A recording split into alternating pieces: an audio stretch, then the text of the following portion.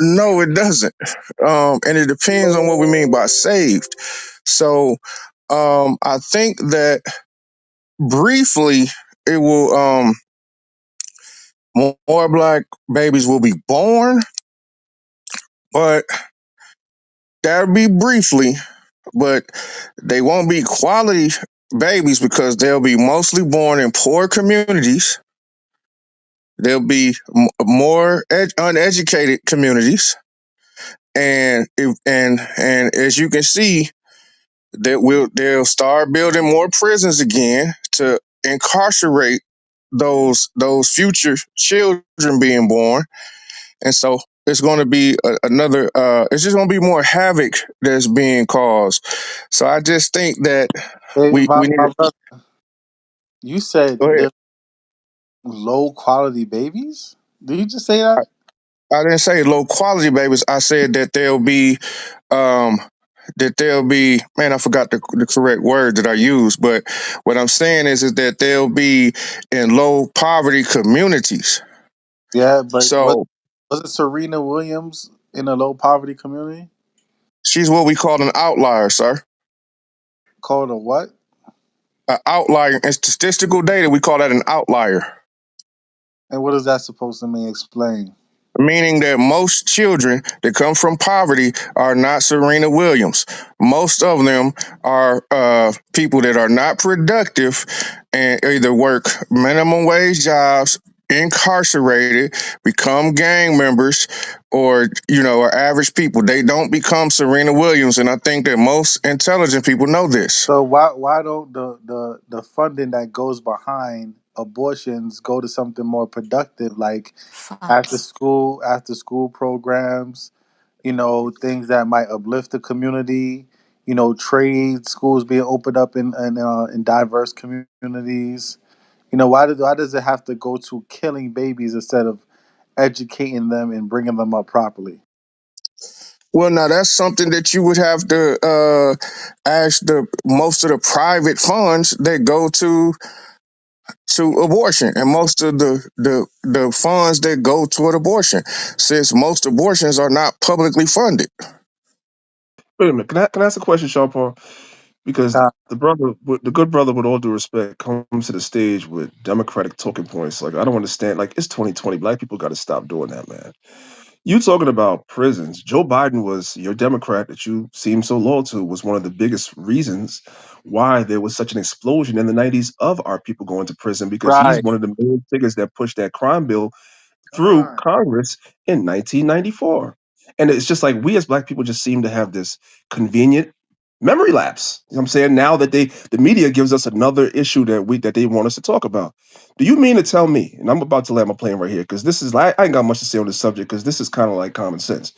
Do you mean to tell me that right now gas prices are at an all-time astronomical high, which affects everybody? Abortion doesn't affect everybody, but these gas prices affect everyone at the pump, in the food store with food prices, materials, goods, everything is going up because of these astronomical gas prices because the economy is in shambles, right?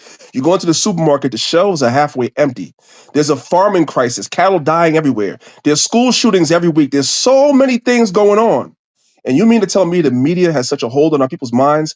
We're going to look past gas prices. We're going to look past all these school shootings. We're going to look past the food shortages, and we're going to vote about abortion? That's insanity. It's insanity. I yield. I So, don't know where so you I don't know where you've been, but the economy is not in shambles. The economy is What? still good. If you you was here are in free. 2007 when everybody was losing their houses, that's when the economy was in shambles, my brother. And guess So what? I That don't was think. under a PhD. Democratic. And guess what? And that was under a Democratic president too, called Barack No, Obama. that So no was matter how not. you, No, no that was matter not. In 2007, that was under George W. Bush when we were losing 800,000 jobs per month. We are not losing 800,000 jobs per month. So let's bring some intellect to the Hold on, room. George Salakius. W. Hold Bush on. PhD, started the PhD, recession. PhD. You're being very disingenuous right now, right? First and foremost, when you're looking at employment data, they're using jobs like goddamn Uber Eats and damn uh DoorDash and Lyft, things of that nature. These are service jobs where people are of course, their own independent contractors. These are not real jobs. These are not high paying jobs. So let's not go there, right? I know. Secondly, wait, PhD, I'm not done. Go ahead. Go Secondly, ahead. right? Go ahead. I'm a real estate professional, right? And I'm in court every fucking month. Why? Because people can't pay their rent. All right. I just had a lockout, all right, where a guy owed $15,000 in rent. And you're trying to tell me that the economy is not in shambles? You are out of your mind. All right. The US dollar is losing steam every single day while the Russian ruble is on the increase. It's increased in value by 35% in the past month when America is so-called putting sanctions on Russian oil, right? It just seems that the Russian monetary currency is increasing. So you're what you're doing is you're spewing the Kool-Aid. We've all heard the same song and dance, right? You are actually spewing white supremacist rhetoric that, oh, these people are coming low income houses, low income areas, and blah blah blah blah. It's the same old CNN, MSNBC talking points, all right, and it's giving very much coon, all right. That's not true. I What's don't not work true? for CNN. I don't work for CNN. I I say don't. you I work don't. for I them. don't. I didn't What say I'm you were. saying is that I'm not a coon of any sort of that. What I'm saying is that the economy is not in shambles, and it's not near what 2007 was, because I lost my job during that time. So what I'm saying is that it's not near that. Just because Now, you are we having? just because you have a job does not mean that the economy's not in shambles, brother. Right. That's very What I'm selfish. saying is, no, I do not believe that the economy is in shambles. Now, do we have some issues? Yes, but I do not believe that the economy was in shambles. Now, in 2007, PhD, we were in trouble. PhD. Let me ask you a I question. saw that because I saw 800,000 people, 1,000 jobs lost per month. So I saw that, and I saw everybody PhD, losing their PhD, houses. PhD, Go PhD. ahead, Stop it, go ahead, stop it. Because just go because ahead, go ahead. see what you cannot do, all right, is say, oh, because in 2007 it was like this, right? Guess what? In 2007 we didn't have, all right, we didn't have gas at $7 a gallon for diesel. Know why that's important? Because trucks who bring in the food that you need to eat, that we all need to eat, they have to use diesel gas to transport stuff. That is why food prices are going out. All right. The elder priest Danya Allah brought out a great point that cows are suddenly dying, food processing plants are burning down. All right. The Midwest has been getting hit with hail each and every plant cropping crop planting season, right? And this is why there is a lack of food, right? So again, this is an economic factor that was not present in the years of 2006, 7, 8, 9, 10, right? So you cannot compare that economic downturn to this current economic downturn. You cannot do that. Right Well, now, okay, let's get back to the topic of abortion, right? okay. Do you believe that abortion is a woman's choice? Yes, Are you I okay do. with people getting abortions? Yes, I Oh, am. okay. Do you Y- believe that Black Lives Matter? Yes, I do. How can you say that you believe that Black Lives Matter when 18 million Black lives have been lost to abortion since the passage of Roe v. Wade, and that's a low number? Well, because what's the difference when, Can you answer because my I'm question? just trying Can to, you not answer my question with a question? because Can you? I don't believe that those lives were lost. I don't believe that abortion is killing lives. So that's a What do you science mean? Is not, debate that I, hold on. Are you telling me that a fetus that's inside of his mother's womb that's growing, that moves, all right, that has a yeah, I heartbeat, believe that the that is not science, life? yeah, I'm saying exactly that, that the Well, science says that that is not life. okay, cool. What's the science? What are the scientific? All right, The standards of science says life. that that is not life, What? No, and no, no, I no, don't no, no. think that it That's is. not true. PhD, PhD. Hold on, hold You on. clearly Well, do that not is have what. a PhD because you wouldn't say such stupid See, things. hold on. Now you ain't got to. We ain't got to resort to insults, man. We ain't got to I know. I resort said to what you said insults. is stupid. No, I said what you said is No, stupid. you It said I isn't. clearly don't have a PhD. We ain't got to go to that. You don't, clearly, because if you had a No, PhD, no, you no. wouldn't See, say something man, as you asinine as that. insulting me, man. You insulting me. I'm just PhD, put. I'm so-called just asking you. PhD. I'm just asking you not to do that. What is the scientific definition of life? The science says that a life is not until a certain amount of time. I'm not up to date on that, but what the science says. Now, I don't thoroughly research that because this doesn't really affect me.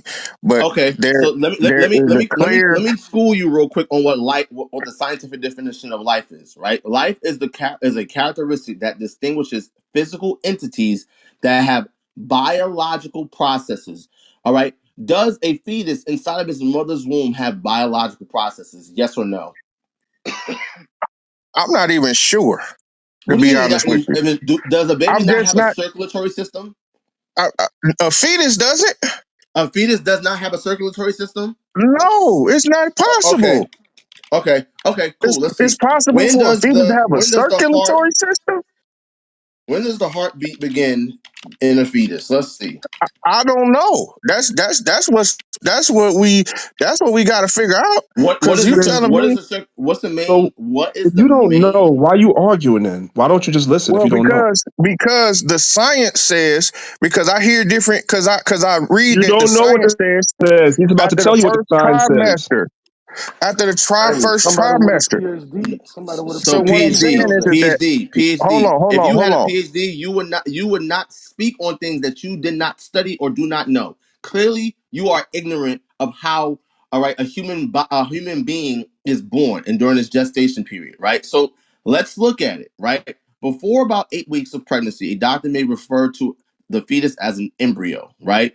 The heart of an embryo starts to beat from around 5 to 6 weeks of pregnancy. 5 to 6 weeks. So that thing is alive. It has a heart that beats blood through its body. It moves. It's growing. It has cells that are that are reproducing. Right.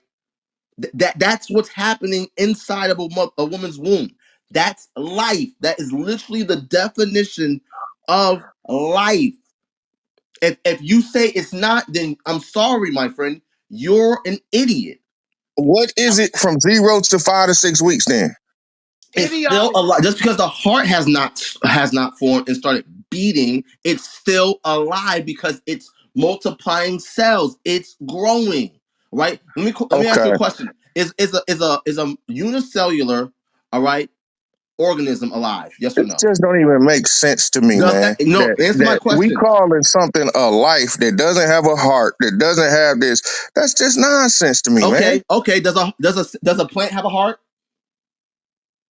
No, but we wouldn't be Okay. Is a saving plant plants fucking when they alive? seeds either.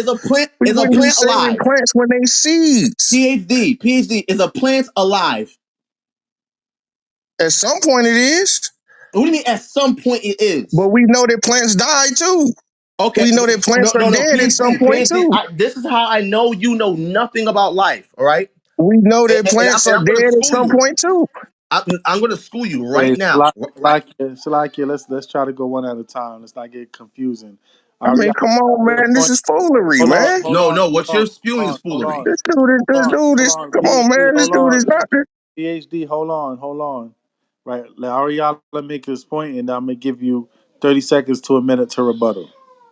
Okay, so clearly PhD doesn't know how life works, right? I currently, all right, am growing plants, right, from seeds, right? You put a seed in an environment where it can be germinated, right? It's going to start growing, right? There's going to be cell division that's going on, meaning cells are growing and multiplying, hence life, right? I have watermelon seedlings right now that have rooted and that have sprouted, right? That I'm getting ready to plant into the ground, right? And guess what? They're going to continue to grow. They do not have hearts. So if having a heart is the definition of life, that means that this seedling of this watermelon seedling that I have is not alive according to PhD. But science will tell you that it is indeed alive, right? When we look at a fetus, right? When sperm meets egg at literally at its meeting, once that sperm head pierces through the egg of a woman, right? Guess what? there's something called cell division that begins to happen instantly. That is life. If cells are growing, it's life. So I asked PhD, is a unicellular organism such as, I don't know, let's say maybe an amoeba or a type of mold, are these things alive, yes or no? Man, it's time for me to rebuttal this foolery, man. Ain't nobody here for no tests, man. Look here, man. PhD, Look answer my here, man. question. We not saving seeds and all of that kind of nonsense, man. And just because you talk loud don't Answer mean my it makes question, sense, brother. bro. Answer I'm my not question. answering foolishness, man, How's it foolishness? because you Refute keep any, talking refute any, stupid. no, refute anything I No, just said. so now it's time for me to Refute strike what I back. just You said. keep talking stupid, man. I'm Okay, talking let stupid, yet you cannot refute anything You that I can't. just said. We not saving seeds and Can you prove fetuses me that don't wrong? Hey, goddamn hearts, that don't have Salakia, hearts and all that, man. hold on one at a Ariala, No, time. One at a time, Aki. at no. a time. Ariala, One at give him hold. give him 30 seconds to a minute to rebuttal. Go ahead, PhD. All right, let's see if he Damn, answers my man. question. I've said no. I'm not answering your question, dummy. Now don't PhD, disrespect you me no more. PhD. Listen, PhD, man. Listen, man. No. PhD. I ain't lying when this dude to disrespect me, bro. Ain't nobody disrespecting you, but you just said you just called him a dummy, so you just did the same thing. No, but Now he he just been all talking. Okay. I'll no listen to all you, he man. all he been saying, brother, is that now you what he said was correct. He's trying to show you that it is a living organ. That's all he's trying to show you, and you're saying no, you're not dealing. He's not talking actually about a seed. He's trying to show you and demonstrate to you that it is a living organ. It's something Right, that's breathing. It's a living I organ, hear that. and you're right. saying that it's He, dumb. That's not right. true. He's No, not. Just Tara. listen He's to what not. he's saying. He's not Tara, you've been disrespecting the insulting brother. me for the last 10 minutes and y'all been letting that Nah, slide. that's an PhD. escape, PhD. He wasn't No, really insulting I you. heard He that. was I breaking heard that. down what a living You organ come I was into and the know how it what it, is a living organ. I understand that. So what I'm So saying answer that. is, so I answered that already. I said that plants don't have hearts and they are alive. That's understandable. However, if a embryo fetus does not have a heart, lungs, and all that, it can't live on its own. Does the Therefore, fetus have a heartbeat? we are not going to force. If I'm carrying a baby or whatever, you cannot force me to carry anything for 9 months. I'm not going for it. You can come get it and carry it yourself. Okay, now PhD, let me show how Now, stupid what you just said was. No, Right? you if I could real quick, Salaki. Now, Go ahead, priest. conversation about whether the fetus is life. Now he just moved the goalpost and said, "Okay, it's life, but it can't survive on its own." That's not what y'all were talking about, brother. Don't think we didn't see that. Go ahead. I still didn't Yeah, say it's it not. was life yet. I still didn't say it was life because I don't believe it's life just because y'all comparing it to damn plants and all that. Yeah, Okay, it's It not life ain't even though it's alive. so That makes PhD, no stop sense. talking. Stop talking now. Stop because you're the man, left. shut up, man. I'm PhD, not stop. talking to you no more. Can somebody Please else stop talk to me, man? talking. Because this dude I'm gonna disrespecting talk No, me. right now. I'm gonna talk no, right you're now, gonna and you're throw gonna it to be quiet. Ariella. Thank you. Yeah, Right. He you're gonna ready. throw it He to ready to hit that ejectocito. So let's examine what this guy just said. Right. I just proved that it is indeed life. Right. He said I don't believe that it's life, but then he said it is life. You see the double talking, and you see how when you put these people's ideologies and logic under a microscope, see how it does not stand. Okay. A plant, he agrees, is alive, yet it does not have a heart. So his standard of life is having a heart. Okay. A fetus has a heart between 5 to 6 weeks of it being in the mother's womb, in her uterus, right? So according to him, prior to, it's not alive. However, when we look at the definition of life, all right, we just saw that it has to have biological processes. Cellular reproduction is a biological process. A biological process. Now, I want to bring out another definition. Let's look at the word organism. An individual animal, plant, or single-celled life form. Single cell life form. Now, if a single cell life form, right, is an organism, it's alive, right? That means that a fetus, an embryo, whatever you want to call it, is also alive because guess what? It has more than one cell that is reproducing at a constant rate. That's what's going on inside of a mother's womb at conception, not at birth. Life does not start at birth. Life starts at conception. That's scientific. See, when people try to talk science, right, what they're really saying is, all right, this is some bullshit that I just pulled out of my ass. I'm just talking. This is what I heard. Clearly, he doesn't understand science. Clearly, he doesn't understand what life is. Because again, if the definition of life is having a heart, then all plants are dead. All amoeba, all mold, all fungi, they're all dead. They're not alive according to this guy. With that, I yield. You want to move Okay. on? Can Can I? I ask him a Hold question? on, P. 1 second, PhD. All right, ask your question. Then Sean Paul. Ari, you want to move on to other people in the queue? PhD, do you believe the Bible? Do I believe in what? Do you believe the Bible? Absolutely. Because I see you got Kojic under your bio. So you Yeah. don't believe that life starts at conception? No, I don't. Hey, hold on, Joel. Hold on one Yes, second, sir. because we got the queue. 1 second, brother. Sean Paul. Ari, Khan, I'm here. you want to continue with the queue, or you want PhD to try to rebuttal that? I mean, I want to continue with the queue. I mean, who was next? All right, hold on, PhD. Get Yeah, back to who's next? we'll get back to him. I think after PhD was I, Sister Mino. yeah, I think Ariana kind of showed PhD where he was trying to Right. be slick and trying to move the goalpost. PhD, no disrespect to you, brother. That's what you tried to do. So we gonna move on. Yeah, Sister Mia. Shalom, family. I'm coming to the stage because I believe the Spirit is telling me that it's my time to speak. Um, my testimony that I wanted to bring up this morning is in regards to the room title about Roe versus Wade being overturned. I believe that it is saving our people, and that's the best thing for our people at this time because birth control, abortions was being used, birth control and abortions was being used against our people, against us women. Um, I was told that I wasn't able to have any more children. I have a 17-year-old son, 17 and a half.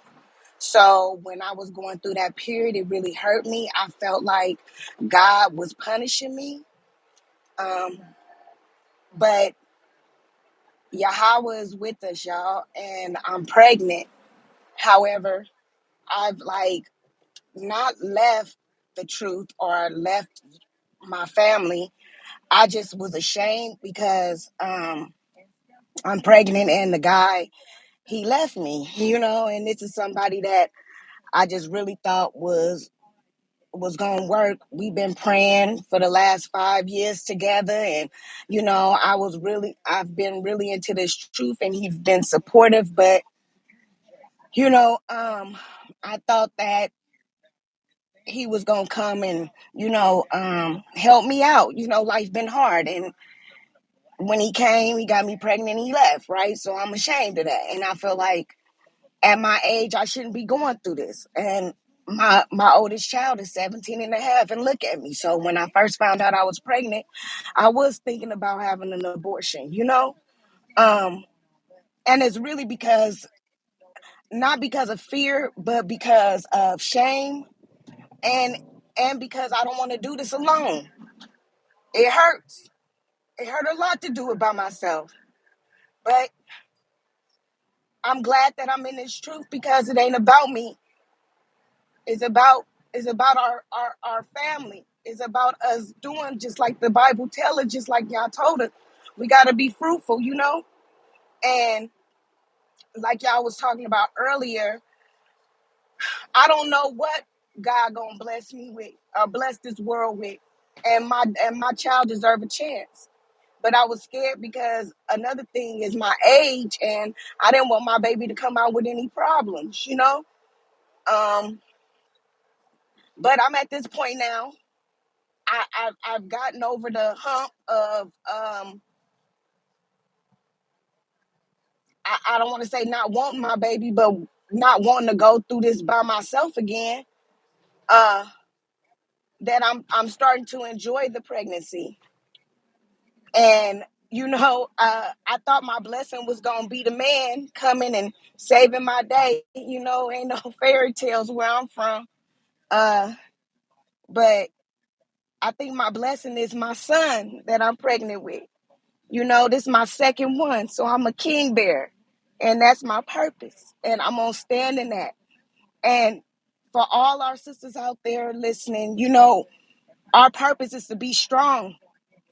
We got to do this because this is our blessing, and I'm living every day with that on my heart and my soul. It keep me going. I got to get up every day and make something happen because I got this baby on the way, regardless to if the daddy here or not. And I did it before already by myself 17 years ago. But God is in God's hand. It's at His time. And when I was feeling bad about not being able to have children, how in the hell am I going to feel bad about being able to? So my son is healthy right now. I got me a job. I'm not so much in the darkness that I feel like I was in when I conceived. He's very strong because I don't know how he got here. I mean, shoot, I was stressed out, lost a lot of weight, no job, no nothing. Like I was really in my lowest, and that's when God gave me what I was begging for, what I was praying for, my blessing, and He in me. So I think the decision ain't on the government to make for us women.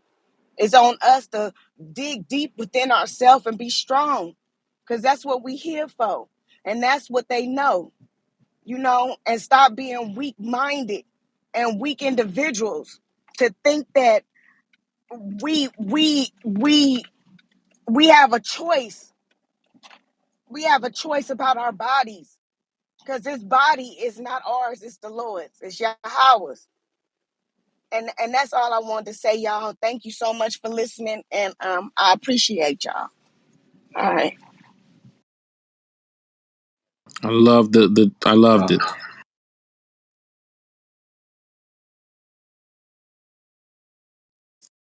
Hey man, can I jump up in here? No, Hey, you got this order on the stage. We're going in All order right. of the queue. yeah, So we'll just get back be to you. patient. But after the sister made that testimony, I don't know what you really want to actually say. Again, you want to say something against that PhD? No, no, no, not against that at Okay, all. okay. Well, we're gonna get back to you, brother. All Just right, one all right. second. So, Daniela, you want to? Yes, you No, I next, just wanted. Daniela. No, I didn't really have nothing to say. I just wanted to thank the sister for her bravery of coming to the stage and saying that because that was really personal. She didn't have to share that with us, but we want you to know that we appreciate you, sister, and all praise to the Most High for you coming to that conclusion that for you to have that child, whatever. And we all make mistakes. The Bible says a just man falls 7 times and gets back up, right? And that man sometimes the word man sometimes is not just talking about man, but mankind. We all make mistakes sometimes, even in this walk. And it's not about the fall, it's about the comeback, right? So continue on going forward with your child. The Most High will bless y'all. And you have a community. Just, my little piece of advice to you, if I could, is just, whether the father is in the life or not, just make sure that there are strong male figures around the child, around your children, right? And your child will be just fine, right? I don't know if if you have brothers, if you have your father, your uncles, whatever. But if you don't have any of those things, you have us, the brotherhood, the Israelite community. Just try not to separate yourself too far from us. Again, just stay amongst us, and your children will be just fine. You know what I'm saying? All praise to the Most High for that. I yield. Thank Right, you. brothers. Right, brothers and sisters. Right.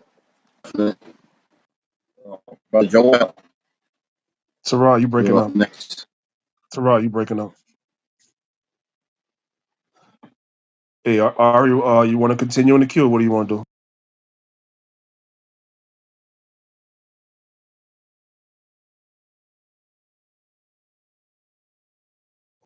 I don't know. Ari's on the phone. No, I mean, Ari's away and Shawpa's on the phone. So I guess we'll continue. Who was next after the sister? She stepped off. It's my turn, man. Don't y'all understand it's for Bro, me? you gotta relax. There's people on the stage that haven't spoken yet. So we have to allow them to speak before we come to you. Why are you being so impatient, bro? Um, Joel, did you get a chance to speak yet? Yeah, I didn't, but you guys said you wanted to cancel the conversation with PhD, so I can yield to that. I had a couple questions for him since he says he's a Christian, and I understand the science. Like he doesn't want to argue the science because he feels like his worldly knowledge is supreme to the Bible. But I just wanted to ask some questions based off the Bible. I wanted to take science off the table because he won't. I don't think he'll yield to science, but I want to see if he will at least yield to the Bible when it comes to this because it's frustrating at times. But I land my plane, bro. Yeah, because I think they have moved away from it because that's going to take us down a rabbit hole. So if the brother's patient, PhD, you guys can definitely have y'all exchange. But I think they kind of wanted to go along in the queue before we come back around to him. So, Ari, if you're there at any time, you can take back over. I'm just trying to hold it down while you and Shahpar caught up. So, Osakemi, I think. Y'all, I'm still in the matrix, huh? No, you good now. Go ahead, Teron. Oh yeah, yeah, yeah. The brother, yeah, we definitely wanted the brother Joel. He said he a yield. So I think the sister, then PhD, sister's next. Osakemi. So Sakibi, you want to say something? Sis, you want to say something? Well, Sakebi going once, going twice. Yeah, your mic is flashing. I can't. You want to say something? I You know what, think you Teron? have She a might be problem having with the mic. problems with her phone. So, sis, sis Osakemi, why don't you leave the room and come back in? Because you're having some type of problem with your phone. So, we definitely want to hear from you, but you might have to leave and come back in. So, yeah. Bill. The PhD, go ahead. Okay, so man, your boy Yeshaya is in the chat talking about I'm a fake, man. And I back channel him my PhD. I'm sorry, my the link to my dissertation on the University of Florida's website, man. I even have in my PTR my degree. I ain't gotta be coming in here. Now I understand there's a lot of people faking on Clubhouse, but PhD is not a fake. I actually graduated. It took me 10 whole years to graduate from the University of Florida. So that's my crown achievement in life. You know Hey, what I'm PhD, saying? what is your PhD in? What field of studies did you It's get in your PhD? higher education administration. I bought Higher. myself a ring Wait. because I'm marrying Slow down. myself. Slow down, bro. So you said your PhD is in higher education and what? Administration. So that's good, and we salute you for the discipline you showed of going to school and getting your degree. However, there is a however. For this conversation we're having today, which is a scientific conversation, your PhD is irrelevant. You don't have a PhD in science, especially not reproductive Well, science. no, So I you're on the just wanted same. to.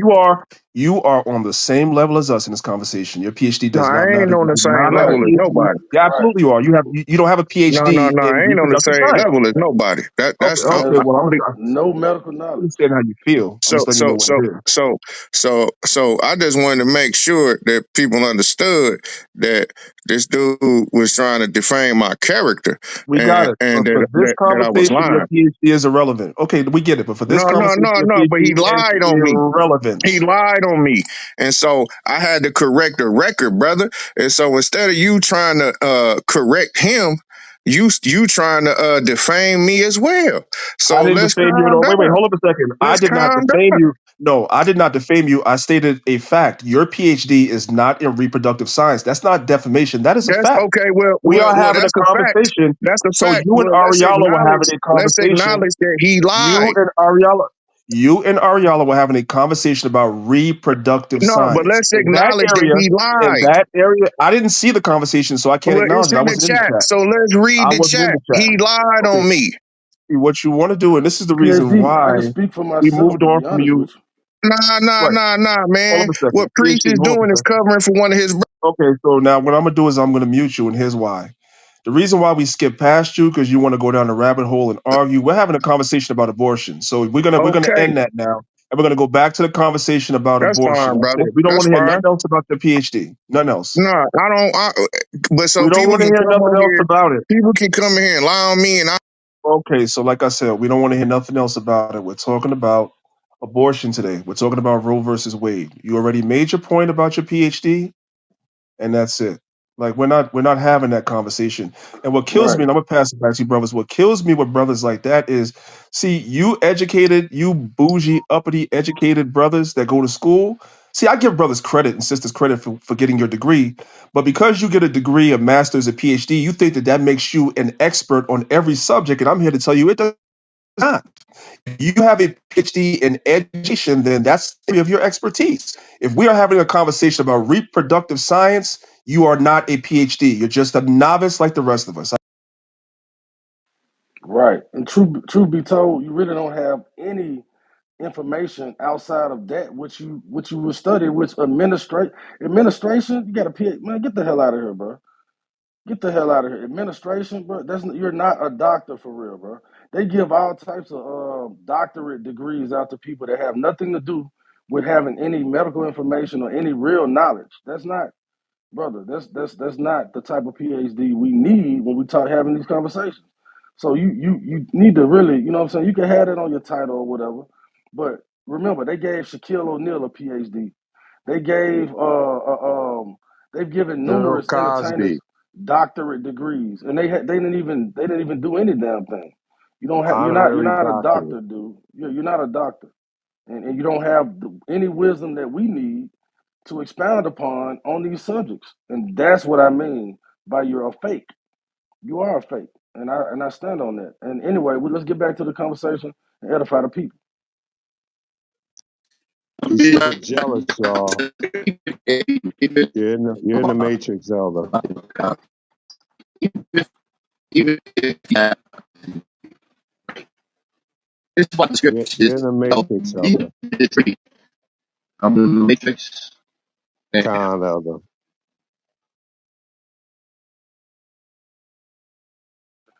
Con, Yeah, con, this guy and you just and called you us jealous of him. yeah, and you uppity Negroes need to They quit, killed me. because if you really want to know, it's some brothers in this room that make more money than you, and they got more degrees than you, and are more credit.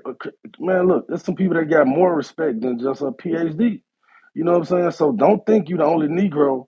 You know what I'm saying? That went to school. You know what I'm saying? I know a fake when I see one.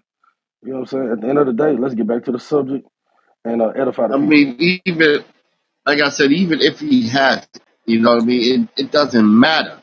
It's why the Bible tells you that the Lord didn't call the high men in the society. Why in the matrix? Because I see the red ball. You can hear me? We hear you now. This is why the Lord said he didn't call the high men or the high Nah, nobles. you're gone again, Elder. Where you at? I got to get. I don't know what. You can hear Yeah, me, you Macau? you you messed up still, Elder. You probably got to go out and come back in, Elder. Go ahead. Go ahead. Yeah, it's like you said, man. You got these people, our brothers and sisters, who go through the system and get these degrees, and then they come and they flaunt them.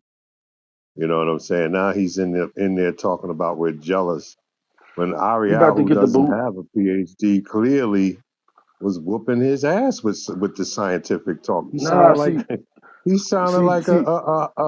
a cat who had a high school diploma when it came to that. You know what I'm I'm gonna be, I'm, saying? I'm, I'm gonna be Salakia, real. Salakia, I'm gonna be Malaki. real with you. I'm gonna be real with you. Can you Hold on can now. you bring out I'm First Corinthians 3:19, Baba Kushah? First Corinthians 3:19. all right. We're gonna bring that out. I'm gonna be real with you, man. I get tired of these people coming in here acting like we just some uneducated people. They don't know what credentials brothers got in here. Brothers ain't bragging about it because we're not carnal. See, you're still carnal and stupid as hell when you do that, because these worldly titles that Esau give you don't mean a damn thing to the Most High, right? I don't know who's reading, but they can bring out that scripture for you, bro. I tell you one. Call that scripture out again. First Corinthians chapter 3, verse 19, Baba Kushar. Yeah, why you getting that? The brother still got low self esteem because he's wearing that as a badge. That's his. He said that's his crown and jewel. He said he married himself. This is what this cat's dealing with. You know what I'm saying? Oh, this is the best thing that I did in my life. Is that the best thing you did in your life, King? You understand what I'm saying? Cat got low self esteem, man. I'll bring it out, Malachiam. This is the book of First Corinthians chapter 3, verse 19.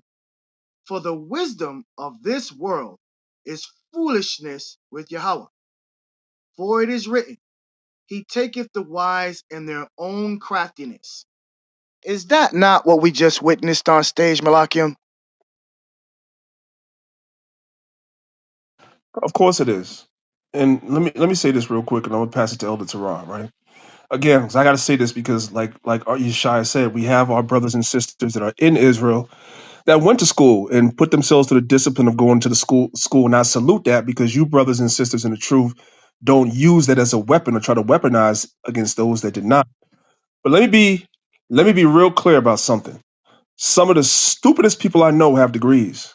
Some of the stupidest people I know have master's degrees, PhDs, and all that. You know why?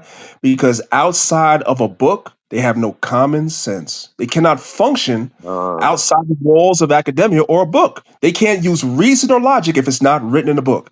And some of the smartest people I know don't even have a high school diploma. You know why? Because they're street smart. They have common sense. So life had to teach them.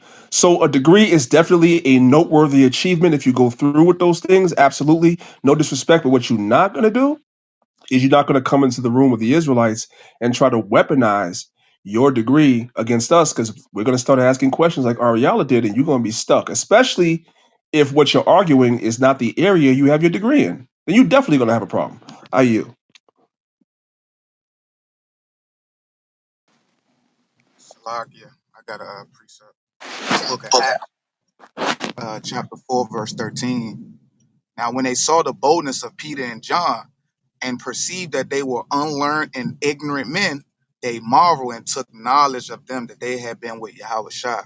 So, when it's saying unlearned or ignorant men, this is like the conversation of having a college degree and not having one. They would consider us, those that don't have college degrees, as unlearned, ignorant men. Yet we still bold because our wisdom doesn't come from worldly desires or lust, but who giveth wisdom to whom he give it to, which is the Most High. So, I yield.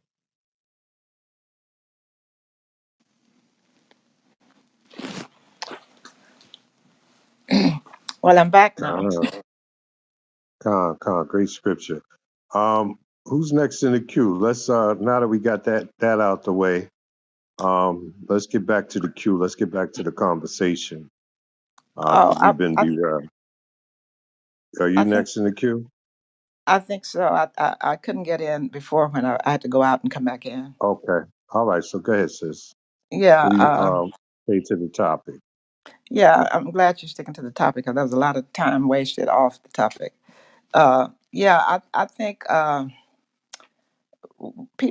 our people don't understand, and I know a lot of time our women are following this white woman, and I wish we wouldn't. And I see how the rappers and giving money, and we putting up so much money for these abortions, but I see a lot of homeless people on the street. We're not doing anything about that. We keep our money and buy what we want to buy. I don't know how we can get so caught up into this system, into this rhetoric that we are talking about killing children, killing babies. Uh, I'm very, very embarrassed at how black women carry on and how we buy into this white woman's way of thinking. This white woman cares nothing about a black woman, never have. When she started the movement of the feminist movement, and I said this before, she said her whole purpose was to separate the black man and the black woman. Because before that started, the black man and the black woman didn't have the kind of problem that we have today. It's horrible today.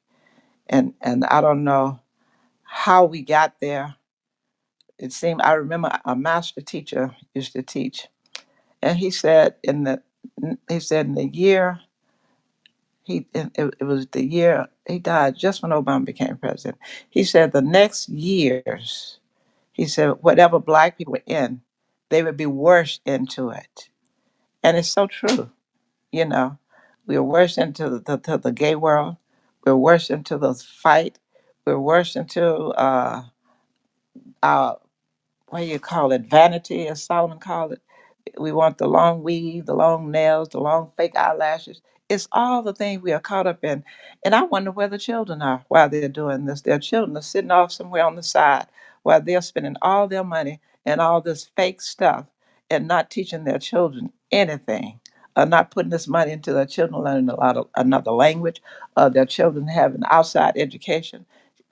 The thing that helped me, I've been an advocate since I was 6 years old. The thing that helped me was, and I've traveled all through Africa, Egypt, and the Caribbean. You know, the thing that helped me was I learned my history, and I was always black conscious, and I taught my children to be that way. And I see the difference when subject come up, they're very proud of themselves. I told them that all these designers' clothes, nobody's name is more important than their name. And I taught them that at a young age. I don't know, the next generation is going to be worse if something doesn't happen because where are these children that belong to these people that are standing out here on the street and on the social media talking craziness? And it's no how it has no validity, it has no substance whatsoever. And I want to say one thing about PhD. Not one time did he write PhD properly. You know, to have a PhD and spend all that time in school, you should at least know how to write PhD properly. I yield.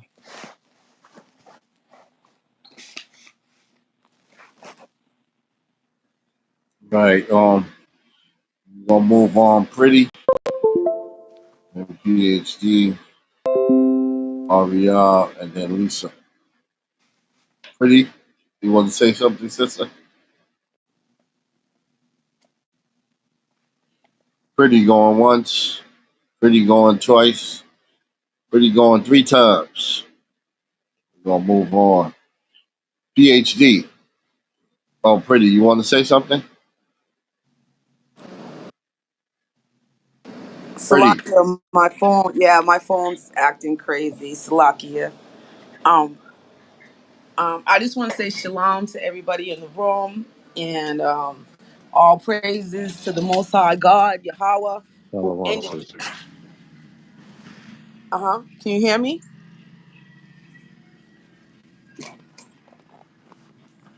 Yeah, we hear you.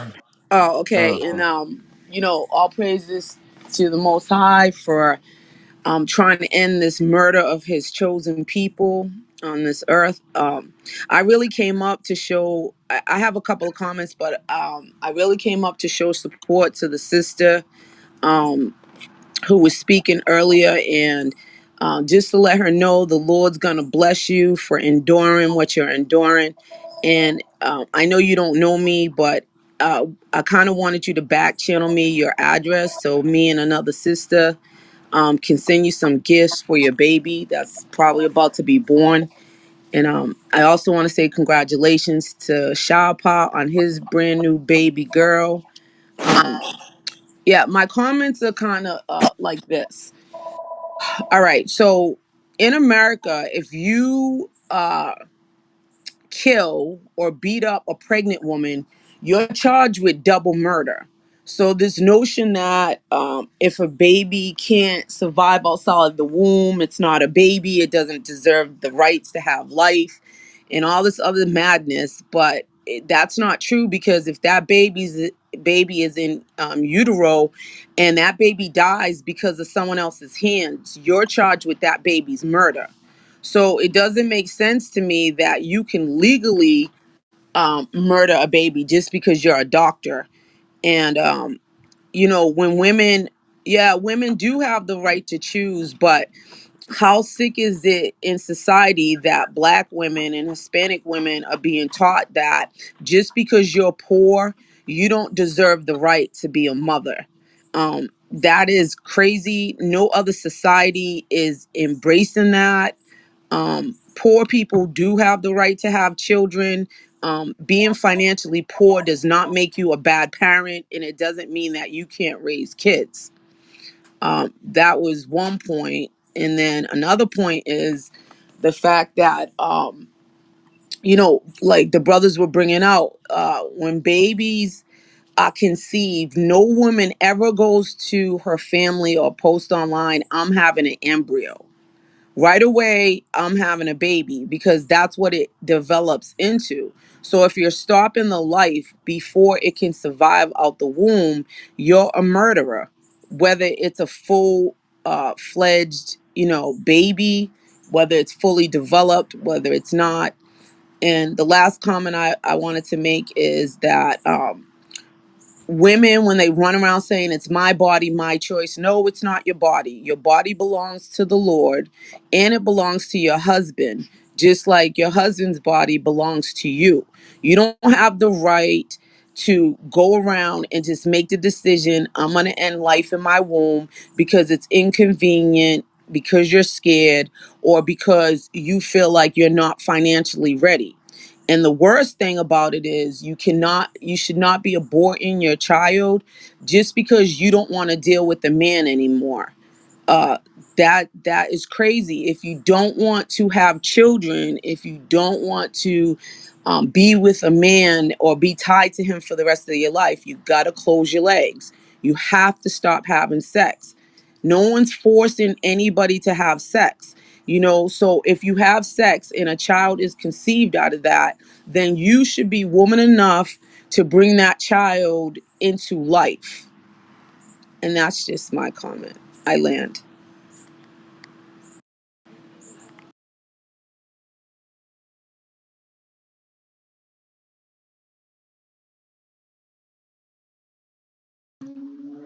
Con, excellent point with the Yeah, double God, murder. that Yeah, was an excellent point. Excellent with the point. absolutely. yeah, with the whole Absolutely. the murder situation. Yeah, because you do get charged with double homicide if you harm a pregnant woman. You know what I'm saying? Why is that the case if that's not a life? That was an excellent point from the sister. Right, right. A brother said that when I was at camp Saturday too. He was like, "You get double murder." You know what I'm saying? If you kill a pregnant woman, so you know what I'm saying? Like, come on, man. It's not rocket science. All these people are talking about you know what I'm saying? They studied something. Obviously, I don't know what the hell they talking about because they ain't studied nothing. They haven't studied the truth. They haven't studied what we talking about. So they need to just stay on mute.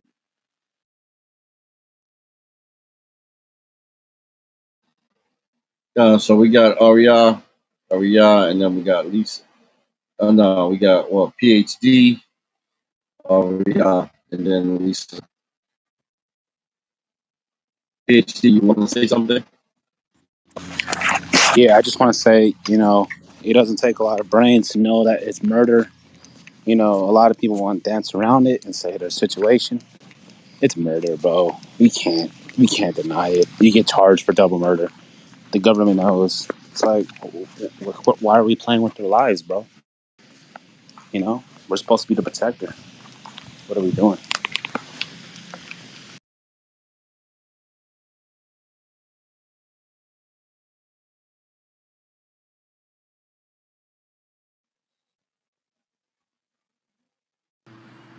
Slocky too. Also too, when you're dealing with abortion in America, we all know it's based off the eugenic studies. And Margaret Sanger, who we know started Planned Parenthood, she was the spokeswoman for the eugenics community. And so when you deal with eugenics, the less desirable, whoever they deem is the less desirable, they consider that those people should not be born. And so black people were considered undesirables. And so when you deal with the eugenics community, just like they spread to Europe, during the Nazi era, eugenics were doctors. These are doctors making the decision on who lives and who dies. And you know if you go to the doctor, right, and you're a black woman, especially a young black woman, and they, they give you the results, you're pregnant, the first thing they say to you is you have options if you don't want to have it. They don't do that to white women. They give white women the due date. And they encourage the white women, oh, give your baby up for adoption, or their source resources to keep your child. But with black women, the resources they give us is the abortion clinic. That's what they give us. They don't give you like an option to say, you know what? Well, here, you're gonna have your child. Uh, you should see the look on their face. I remember when I was pregnant, um, in the doctor. It wasn't a doctor. Sorry, it was a nurse practitioner, a white woman, and she looked at me and she was like, "Well, you have options." And so I was like, well, when's my due date? And she said she had this funny look on her face. She didn't even want to tell me my due date. Like, that's how crazy it is, what's going on with the black woman's wombs in America. Like, and then what they do is they not only with abortion are they controlling our population, but I think I said this, before in a room. When black women are pregnant, um, they let the woman go into the hospital into labor, and then all of a sudden when she's in pain, they're telling her, oh no, you have to have a cesarean. And so if you keep giving women cesareans, that reduces the amount of babies that can come out of you, because they can't keep cutting you open over and over and over again. I think the most times they can cut you open is about 4 times. And then they try to make you uh, decide when you're about to be cut open. You could be wailing into the to the operating room, and then they want you to sign papers that, oh, when you're open up, we could just tie your tubes too at the same time. So that's also being promoted through our community. They're trying to control how many black babies are born. So women, you have to be very careful when you go to a doctor. Ask them questions about, like, well, if this happens, are you going to do an emergency C-section on me, or are you going to try to do something else? Like, you have to stop this cesarean birth that's being um, targeted towards our women in our community. Uh, can y'all hear me? Con. Yeah, I wanted to kind of get, I don't know. She left, Lisa. I wanted to kind of get somebody else who challenged the opposition, or challenge, or is pro-choice. That's why I invited that dude PhD in here. I know he's pro-choice, kind of defend the aspect on it. But yeah, that's some good points you brought out, pretty. Left too. That's some good points. She definitely brought out some good points. So who's next in the queue?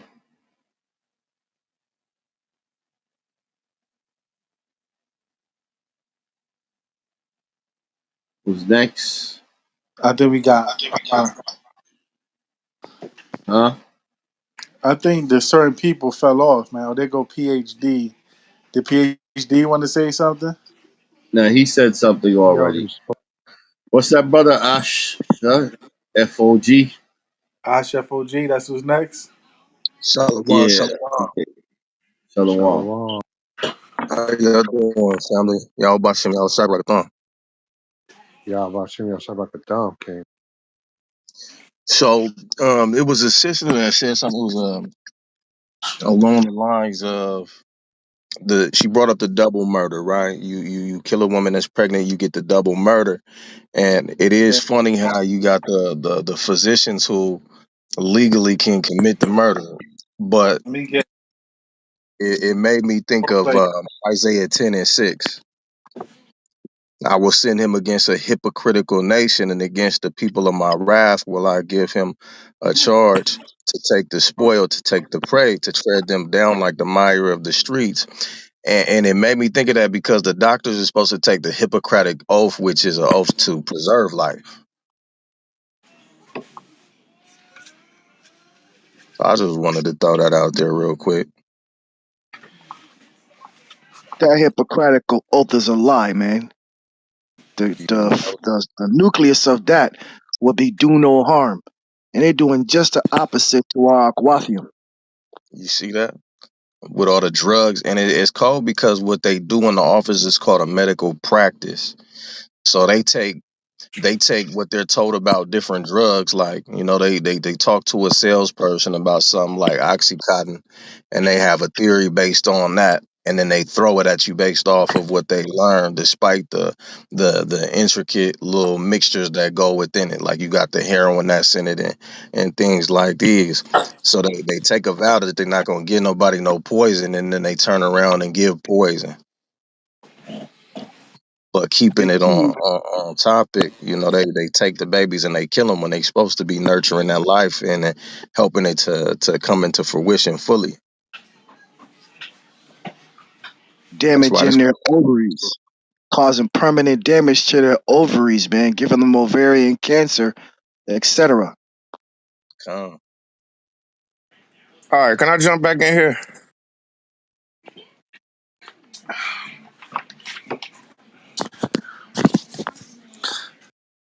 Go ahead, Yeah, you King. can jump back. What you want to jump into? Well, I think that most abortions, man, what I didn't know, because like I said, abortion is not really my thing. I've never had one, and when I mean had one, I've never had a woman get one or anything. But I think that what I just realized, after doing a little research, is that over half of them are by pills, and that's what I didn't even know.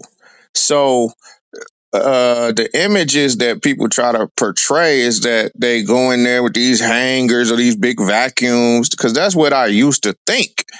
But more than half of them are by pills, two pills. So I think that we need to, uh, and more than half of them are during the first trimester. So I just think that we need to get accurate information out here, and I think that part of the problem is that while um I'm pro-choice, I think that if we focus on the real problem of why so many people have had abortions, it's because we are not promoting enough birth control. When I was, I'm not saying I'm the oldest here, but I'm 41, and when I was younger, the only thing I remember was like pills. And then around, the mid 90s, I remember a shot, you know. But now they had IUDs and the next Planon and stuff that I didn't remember when I was younger. I didn't know what an IUD was when I was in high school. And now they may have had it, but I'm just saying I didn't know. So what I'm saying is that if they had a birth control office in our schools, we could head off some of these unwanted pregnancies early, because most people are getting abortions because of unwanted pregnancy. They you know what I'm saying? And so I think that we need to promote condom use and birth control usage, and that'll cut off probably 80% of the abortions right there. You know what I'm saying? Just getting the birth control out there. So that's what I really think, You're is not, what you're we not, should be focused on, the symptoms not of the problem, yeah, and yeah, not the actual thing. Go ahead. yeah, you're not getting it. You just not getting it. PhD. It's like somebody would have to take up a big bucket of ice water and splash it in your face for you to wake up, and probably that won't even work.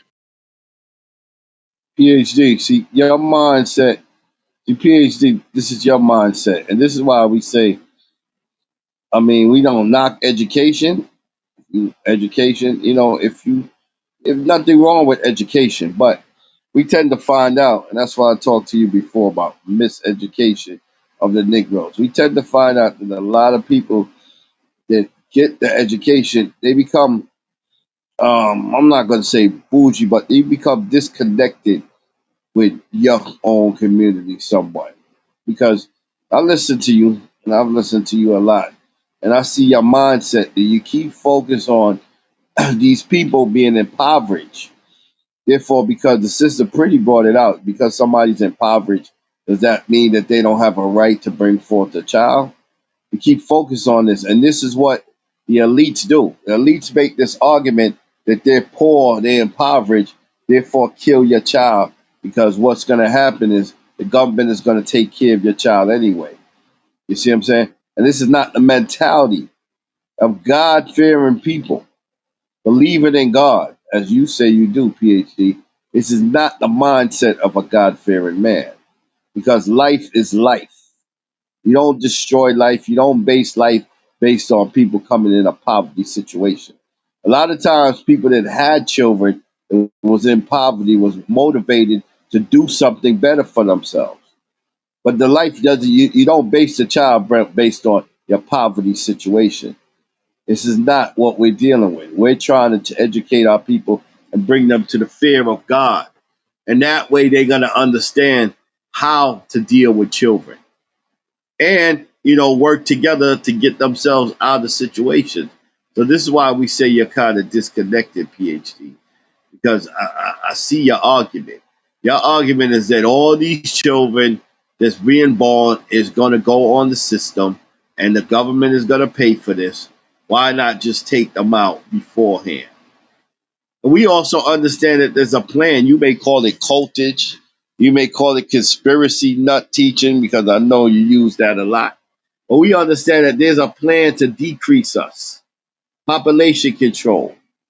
There is a plan, a real live plan going on. So our plan is not to use condoms. None of that is going to decrease us from having children. So, PhD, with all due respect, we're just not on the same page. We believe in God. And you say you believe in God, but then you're pro choice. You don't believe in life. And that's not what God said. Nowhere in the Bible, that PhD got to leave. Nowhere in the Bible, oh, he's back. Nowhere in the Bible, it tells you to kill your children. You can't get that out of the Bible. When Jesus was walking the earth, he wasn't telling people to kill their children. There's I'm no not way. supporting that, Sarah. So What are you Ra, what saying, I'm E? saying is that the symptom we focusing on the aftermath. The symptom would be to promote birth control, to promote condoms. I'm 41 and I don't have children because I put the Jimmy on extra tight, which means it's not mine.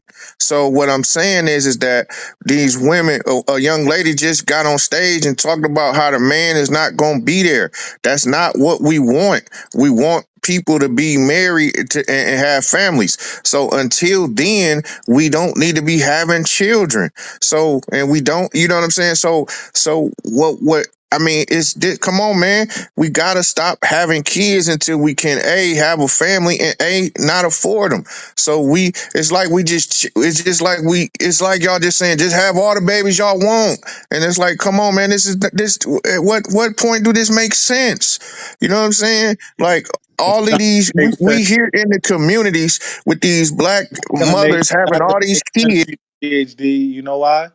Because your mind state isn't fathers raise these children. Your mind state is fathers continue to be whoremongers, and here's an easier way for you not to take responsibility.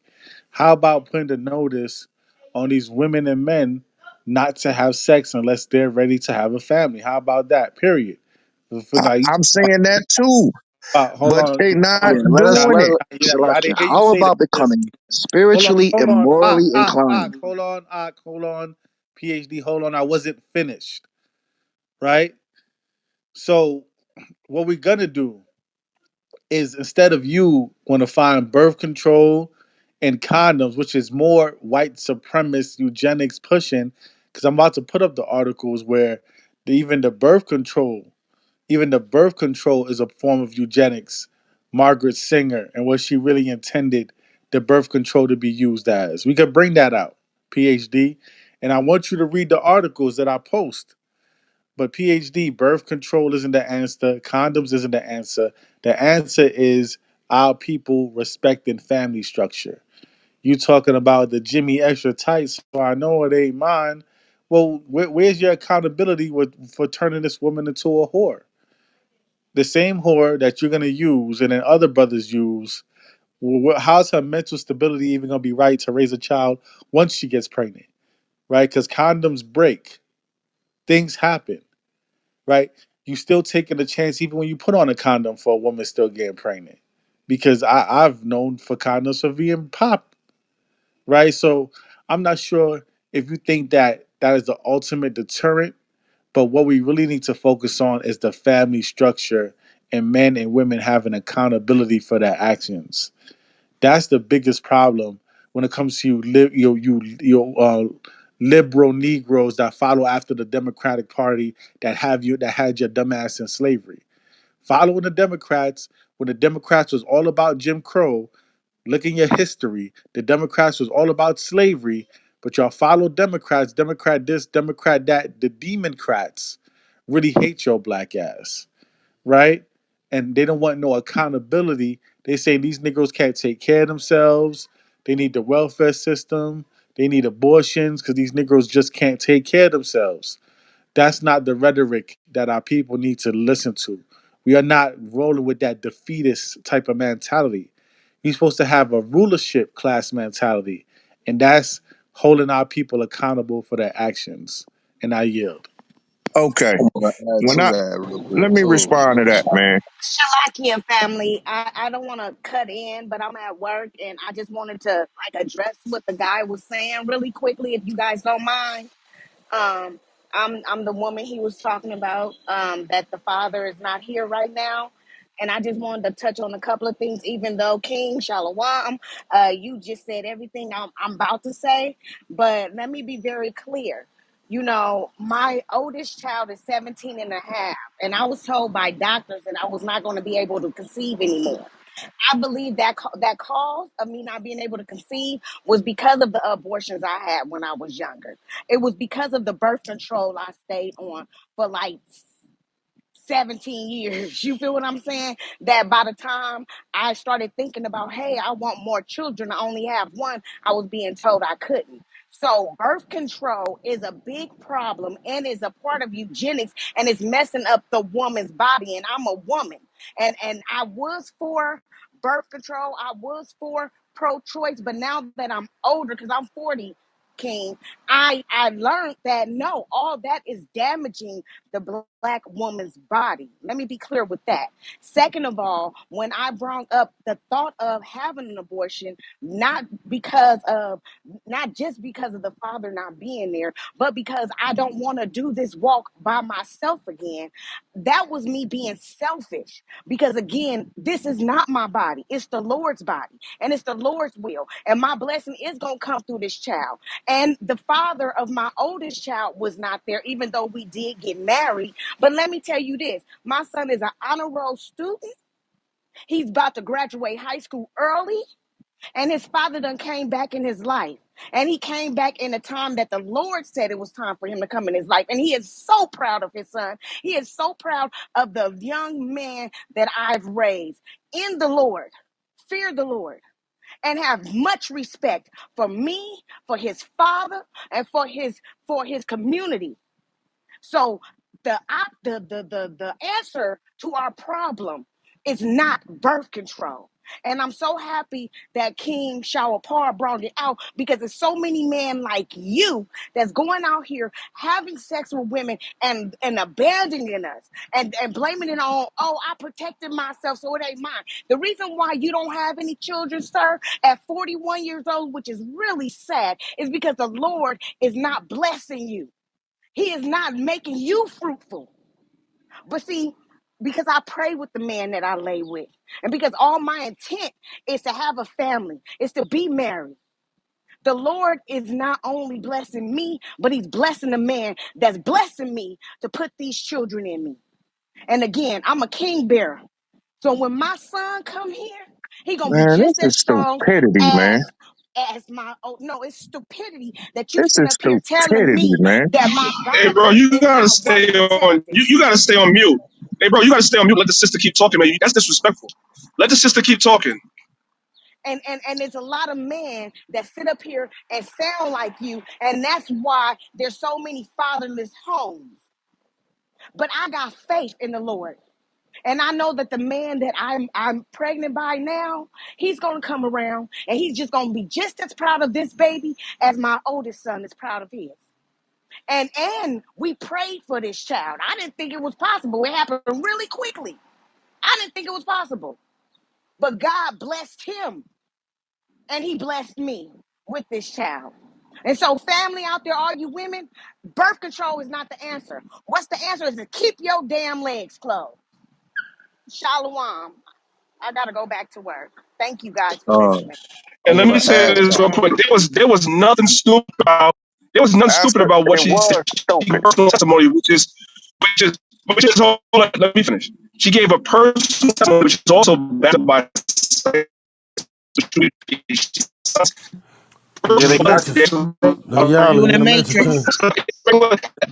They got you in the Matrix, priest. Yo, Zaquan, they got you in the All right. Matrix. Man. No, because she attacked me and said it's men like me that's leaving these women without friend. I don't got no kids. I've been responsible my whole life. So it ain't men like me that done anything like that. So that's the stupid part. So come on, man. Y'all just can't back up everybody saying anything. Yo, you talking Yeah. about, bro? You made her point by saying that. You said, I've been yeah, hold on, responsible hold on, my hold on, entire hold on, life hold on. How you responsible your entire life with no children to watch after or no community to govern? because I haven't been married. So why would I be having kids out of wedlock? I've been trying to go to school, prepare for a family, get my pockets right. And That's 40 called years being later, and responsible. 40 years later, you still don't have a family, and you So still ain't. I'm waiting to meet the right person. So Instead of how? y'all Wait, so saying you're good gonna have you're job, gonna have a PhD, listen. You gonna have a family at 50, like that. That's retarded. whenever it's the right thing to do. That's the You, right thing you, to do when you get your this pockets and right, this is when why you get your education right, and this is whenever why I'm properly and this trained is why to do and it, this is sir. why you Negroes and this is why you Negroes that want to be liberal just only drank the Kool-Aid of white supremacy. What white I supremacy ain't drinking wants you to nothing to white supremacy, hold on. man. What white supremacy wants you to think is that you need to have a bunch of money and they need to be college educated to have children and raise them right. That is a Sir, that is a I false wasn't mentally ideology. mature enough to have That kids when I was. that's a false ideology, and that's something they push upon us as a people, and we got to stop that. But for a Negro to be 40 years old Oh, and God. say, for a Negro to be 40 years old and say, I'm not yet ready to have children or marriage, and I wasn't mature before, my nigga, what? I wasn't.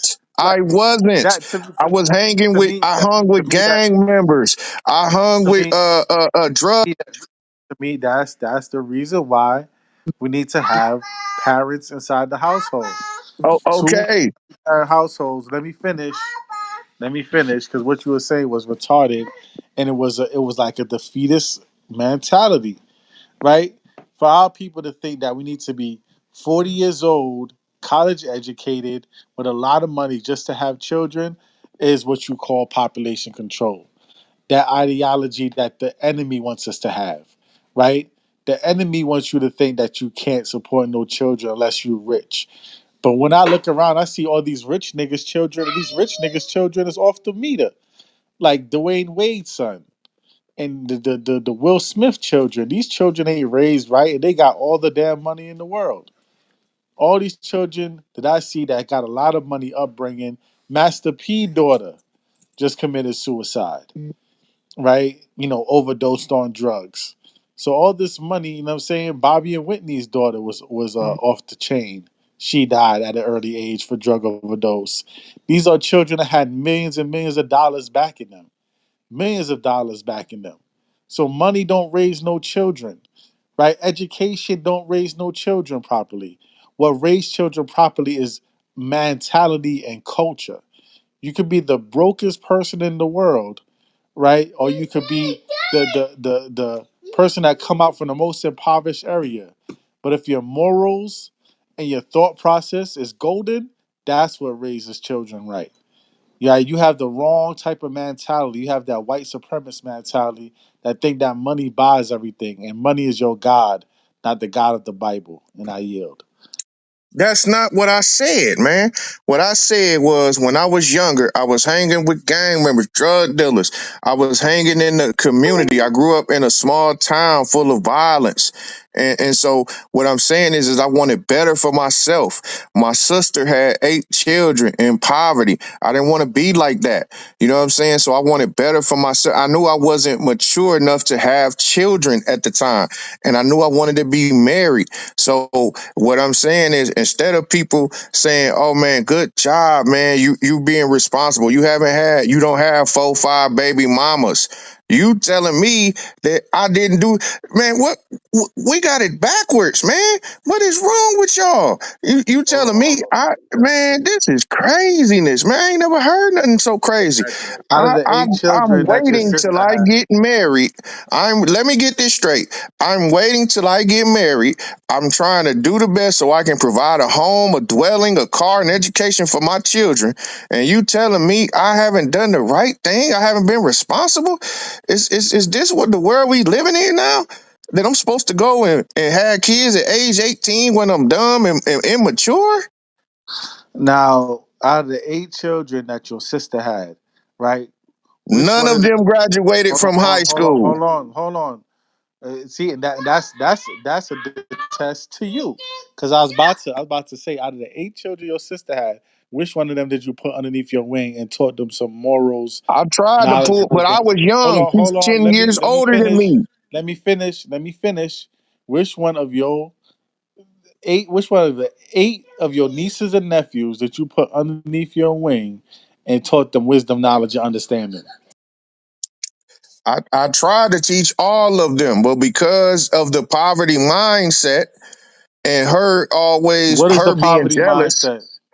What is the the poverty mindset? man, they have this whole thing that everybody was against them, and she was jealous of me because I had a father and my dad who had 3 kids in high school wasn't in her life like he was supposed to. So this started a cycle. That's what y'all not realizing. My father had 3 kids in high school.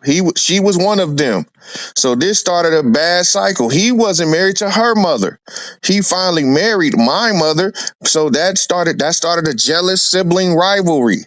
You see what I'm saying? So we got to do right. I wanted to stop the cycle. I said I'm not gonna have kids before marriage. What does any of that have to do with poverty? You said that the father wasn't responsible to take He on. wasn't, and they were in Hold on. Let poverty. me finish. Let me finish. Let me finish. You said no. You said something about the father didn't want to take on the responsibility and marry her mother, but he married your mother, right? So that had Correct. nothing to do, with poverty. That has everything to do with a father in the household. So then she was in poverty. She ended up having 8 children. What part of this is not registering to you? So what Then about she ended up poverty? having eight What about kids. poverty? What about poverty gives her 8 children? No, no. You What can't you said? raise You eight trying to unless you you trying to making you, 200 grand. You can't raise 8 kids, no. man. How about close your legs and don't have eight She children? That's started having them wrong. at Oh, 14. She all started right, having them at exactly. So 14. so the problem isn't poverty because that just had to do with lack of leadership and fatherhood Okay. in the household. But then That she has had nothing to do 8 with more poverty. kids in Am I hold poverty, on, and now all of them am I have bugging y'all? kids. Am I bugging y'all? Am I So bugging y'all? Or come on, let me get a 777 in the chat if y'all feel it's what a I'm cycle, man. right. It is a cycle, and how do you break the cycle? You break the cycle by giving our people the structure of the law, I statutes, and broke the commandments. cycle. Right? No, And you know, poverty is not the cycle. Niggas been in poverty since we came off here in the I slave broke the ship. cycle. No, it's the mentality. It's Congratulate the me. mentality. It's the mentality. Hold on. Let's let the audience decide, right? Y'all listening right now. Let me get a 777. If you heard him out like I heard him and know that the problem isn't poverty, but it was the lack of male leadership in the household. that what happened to his sister? Was it poverty or was it the lack of male leadership in the household for her to get pregnant at 14 and be mad that her father wasn't in her life and have issues and have 8 children by deadbeat dudes? So it wasn't a lack of father leadership, or was it poverty? Let's get a 777, right? Okay, Yeah. even if Do we that. say that, even if we say that, I wanted to be a better father than my father, right? So y'all not congratulating me. Y'all telling me it's something wrong with me. Salakia, Can I Salakia. Hey, let hold on. me Let me say say this something real quick. Hey, PhD. Guess what, man? Guess what, man? We actually proud of you, but guess what? You missed the bus. You missed the bus about 15 years too late. See, you still fall into the. This is what we trying to say. You still didn't win. You still fell into the wicked devices of Esau, because now you 41 and damn near shit. You about to die in 20 years according to statistics.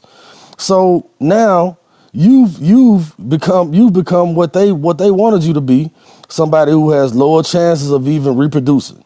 Right? Now you went and you did all that and then you didn't, you know what I'm saying? In the meanwhile, you know what I'm saying, because of the start that the system actually put you and your family off to, because okay, your father, he wasn't he wasn't adequate. All right. That's a lot of us, right? He didn't do this, he didn't do that. All right, we can point the finger all damn day. But what's the real root cause, right? So he had children early, his children had children early, or they were deterred. They were deterred because of the situation to just not have kids at all, right? To just not have kids at all, like you. And you thought that was the answer, right? And then now you sitting over there, you know what I'm saying, 40, knocking on whatever, and no kids, no family, and you in here talking about you looking for a wife. You see what I'm saying? And now you don't look however you looked when you were 25. I'm not saying how you look or nothing, bro. I'm just saying most brothers, you don't look as good as you look when you were in your 20s. You're not as attractive. You know what I'm saying? You're not doing certain things. I mean, the dating market is different when you're over 40. You know what I mean? So you still fell into the wicked devices of Esau. At the end of the day, his whole plan worked. You know what I'm saying? So, and most of us have fallen into these wicked devices anyway. This is what we speaking of. So you can't sit there and be arrogant talking about I won, I this, I that. You ain't did a damn thing, and you need to humble down and get some spiritual knowledge, because the other stuff is not wisdom. It's obviously not wisdom. And I have an old saying when I was in the world, and I still stick to that. Any man that's over 30 and doesn't have any kids had to be involved in some type of gay activity. And that's my saying from the world. You know what I'm saying? Not even just picking on you. I'm just saying, period. Any man that makes it to 30 and you don't got no kids, I don't know. I'm just saying, it's not 100% say. It's not. I'm not well, saying 100% that you was involved in some on the left hand side, but yeah, you wasn't dealing well, with women, brother. You just wasn't getting no ass, or you just didn't like it. You just didn't like it. So I'm No, just saying. You know what I'm okay, let saying? me respond to that. What I'm Go saying ahead. is I got a sister with 8 kids. And that's not I'm not joking with that. I got a sister with 8 kids and I saw the poverty and I didn't want that. I saw kids as the worst thing that could happen to me. So and people think I be joking, but I didn't worry about I mean, STDs was always something, but the worst thing that I thought could happen to me was having a child. You know what I'm saying? And so I have never had raw sex in my life. You see what I'm saying? So ever since my first time, after my first time, I never did it again. And so I keep condoms in my car, my people house. I keep them everywhere because they a $2 box of condoms is worth not being on child support. You know what I'm saying, and not derailing my career. So you know what I'm saying is I don't know how when people tell me they had raw sex, I'll be like, man, you still do that? That's like cigarettes. You remember when they used to have a smoking section in restaurants? Right. I'll be like, damn, man, you still do that? Like, what is wrong with you? Are you just trying to throw your life away? Like, what with this girl? Like, man, that's crazy. Like, you a big dummy. Like, no. Like, I'm not trying to give you every cousin I got, they crying, they lying, they mad Cause they got them in child support court. They didn't got it. They didn't went to jail because they license suspended. Man, no, no. Eventually I want to get married to one woman. I'm gonna have two kids. Then I'm getting a vasectomy. I'm not doing it, man. This is craziness, man. It's I don't this is not rocket science. You do not supposed to have kids that you can't afford with some dumb So girl so that so want to Esau, go ahead. so the so-called white man got you scared to have a family and scared to have kids. That's what I'm saying. No, it Listen, wasn't the white man. It was the girl who was taking the demand of child support court. It was the girl who was keeping the kids from him. I what's the lived root in the cause? What's the root cause of people having that type of mentality I of mean, being that way? I get it. White supremacy is the bigger cause, but unfortunately, we got to deal with the problems on the ground, man. And I think that the problems on the ground was the things that we saw, and we saw all kinds of issues. And I said, no, that won't be me. I want to get a PhD. I want to have money. I want to have a big house and a car. And one of my cousins right now crying every day how he just got he got to pay $1,100 a month because he got 5 kids by his ex-wife, and he crying. I said, oh no, man, that won't be me. PhD, how you know it won't be you? Listen, let me tell you something, PhD. Just because you got a college education and you wait and you may get an educated woman, do you know that the all-time rate of the divorce rate is at its highest level in America than any time before? You realize so-called college educated people, they dealing with child support issues too. So just because you waited and you figured you got your college education and now you're gonna meet your right soulmate, and that doesn't mean that you won't end up in the court system and divorce either. So the problem is that they not following by God's laws. And this is what we got to get the people back to, following God's laws. And that's going to take away all of this child support, all of this type of stuff. But the women are not doing that. We're living according to how America wants us to live. You see what I'm saying, PhD? You still got hopes in America. The brothers tried to tell you earlier that the economy is going down. And it is going to continue going down, because the ones that rule this economy does not care about the economy. They care more about controlling you and controlling you. Somebody give me Proverbs 22:7 real quick. So when you look at 2007 or 2008, which was really when the market did the big crash happen, that was all set up too by the ones at the elites. It was set up because they was giving people during the Clinton administration, they was giving people homes with flexible mortgages, knowing eventually that those people having a flexible mortgage, you start off paying $1,000 and then you end up paying 5,000. Know eventually that it would crash and their houses would go into foreclosure. It was all set up by the Clinton administration to keep people in poverty. That's what you don't understand. So they destroying this economy anyway. Okay? Give me Proverbs 22:7, somebody. Abu Kashar. Somebody get me that? Proverbs 22:7.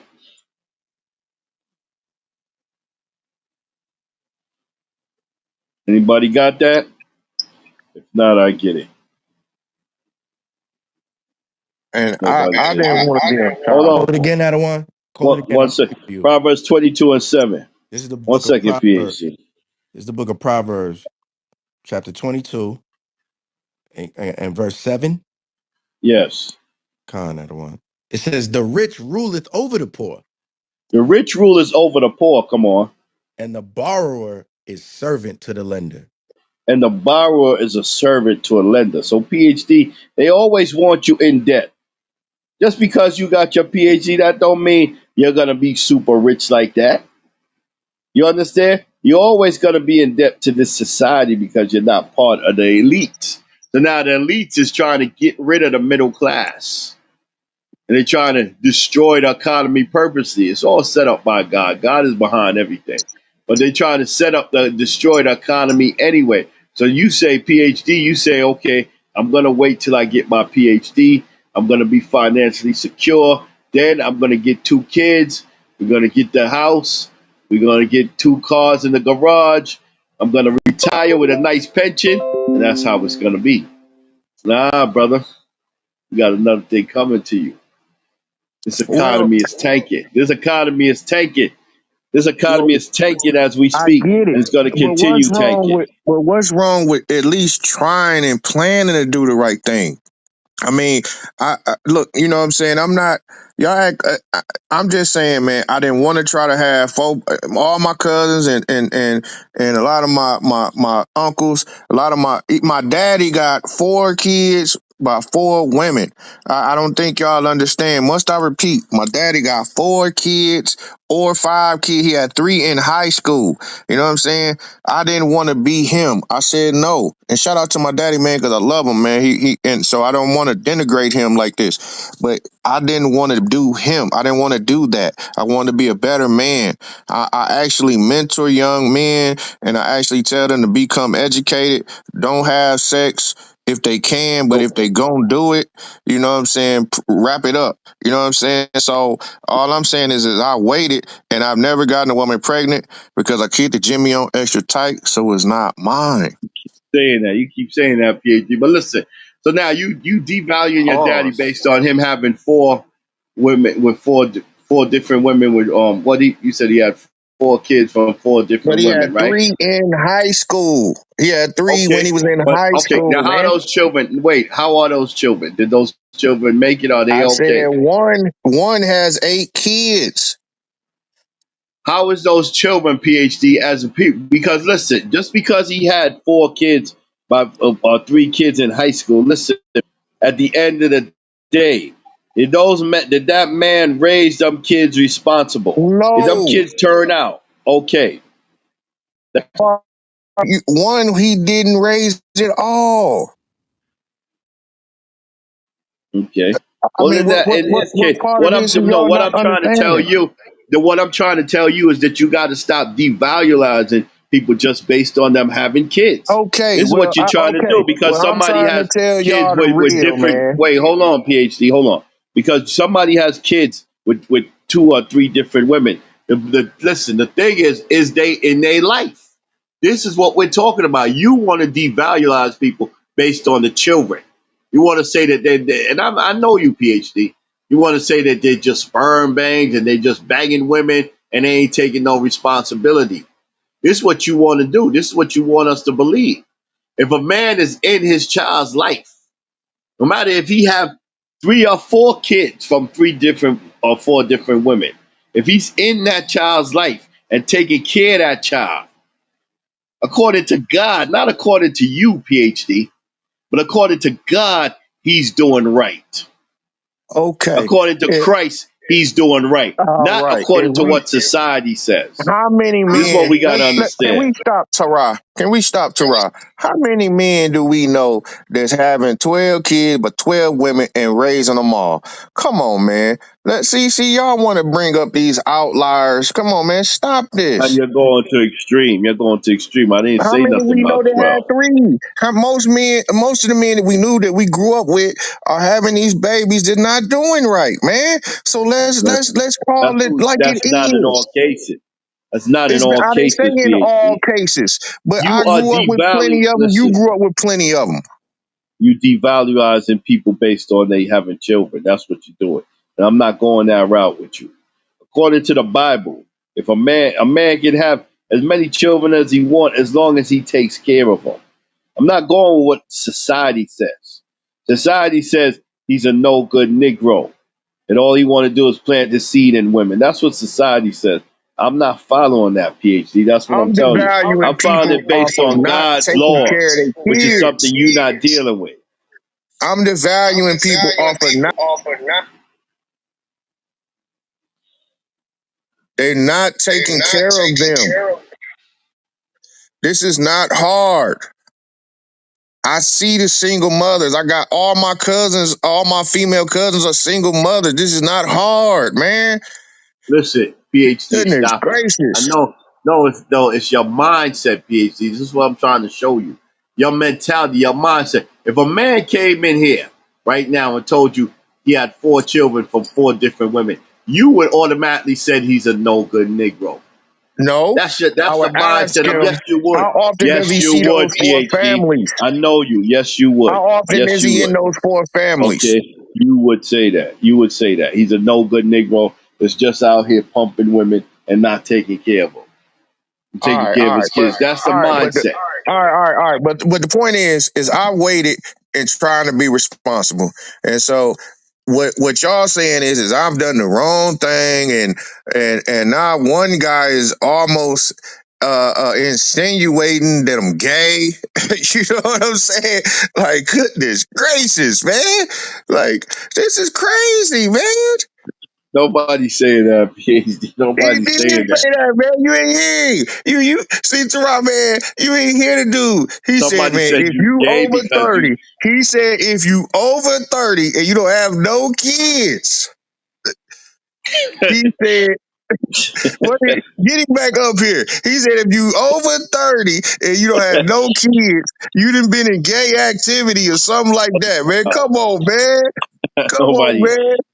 but nobody can say that and prove that. If you say that, But he's that's what wrong. he He's said, man. wrong. Terod, man, But I y'all don't be know saying who said it. anything up I here, don't and know who said it. Terod don't talk against it or say nothing. He just be going along with this stuff, man. No, This is I crazy. just told you if he say that, he's wrong. Point blank, he's All wrong. right, Can't say finally. that. Finally, you finally speak against somebody up in here. Now, all I'm saying is that I've tried to be responsible. Has anybody said good job, PhD? You don't have you trying to look All for a right. wife. Every time I talk to you, don't I say I'm looking for a All wife right. first? Hey, PhD, PhD. Good job, buddy. That's what you need to hear. Good job. And don't I say I'm looking for a wife first, Tara? Don't I say I'm looking for a family? I ain't saying I'm just trying to get a bunch of women pregnant. I say I'm looking for a wife to have. I say I finally got my PhD. I finally got the job that I've been looking for. Now I'm looking for a wife. I ain't trying to have no polygamous relationship with 2, 3 women to play with. I'm trying to find a wife to have kids with and be a responsible father and man. Again, good job. Now what? I mean, it seems like you're looking for accolades. Like you did Nah, everything right. It I seems like did you're do looking for everything right. accolades.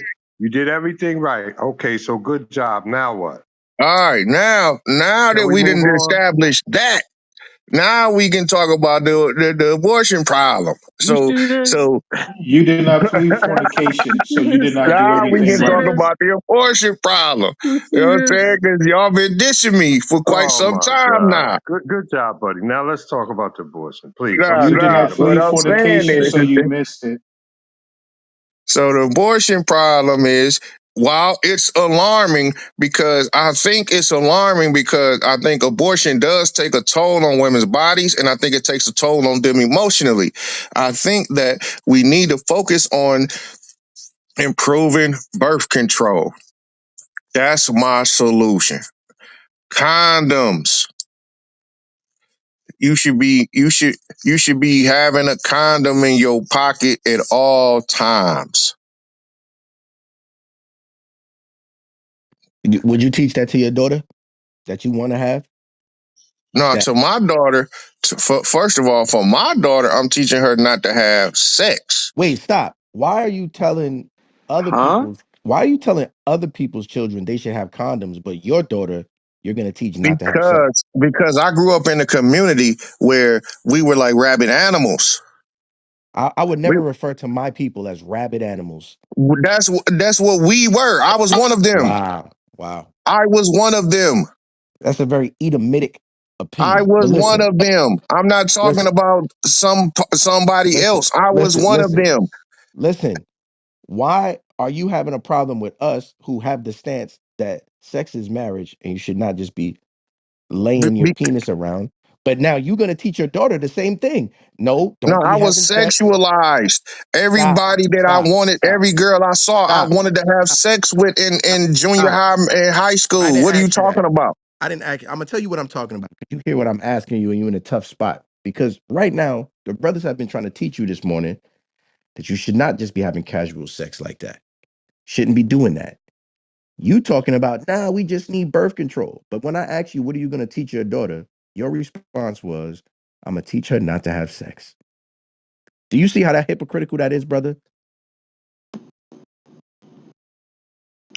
Con. He been on mute, probably talking the whole time. He don't even know he's muted. Because my daughter won't be in an environment that's like a jungle. So I was raised in the jungle. Do you hear me? When you raised in the jungle, you have to adapt to the jungle. You can't try to civilize the jungle or and say, oh man, y'all stop having sex. That's craziness, man. So, beloved, are you saying that people are just having a bunch of sex?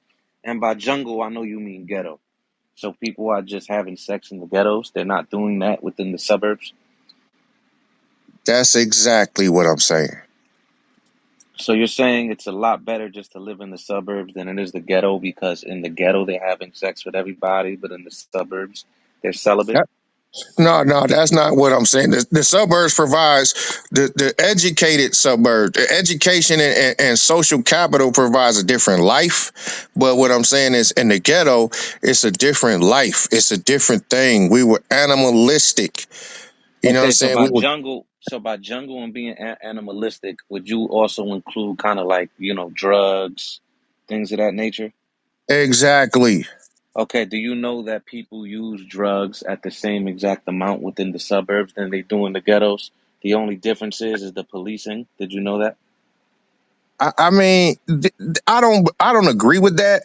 But It's what not. I'm saying You don't is have. that But brother, this is a fact. This is not something to disagree or agree with. This is a fact. okay. Well, I'll let you have that, So man. if they're using drugs at the same amount that they're using drugs in the ghetto and in the suburbs, does that mean that the suburbs is also, animals and why are you drawing this conclusion? Well, we know that the suburbs is not the same as the ghetto. This is what we know. We know that And it's why not the is same that? level of criminal activity. We And know why is this that? And why is that? because the poverty level is not as high. So are you blaming the people or are you blaming the system? I'm blaming the system. But then why do you call your people animals? Because that offended me. What I'm saying is, unfortunately, the system has put us in a situation where we're reacting the way we are. So rest assured, white supremacy is at the cause of this. I'm So always you're putting the saying, blame I on got white you, brother. supremacy. I got you, brother. So you're saying white supremacy is the blame of it, but it seems like you're falling into the white supremacy because you think you moving away out of the ghetto, which is where your people mostly are, and going around white people, now all of a sudden it's better. So I have to blend in within white society.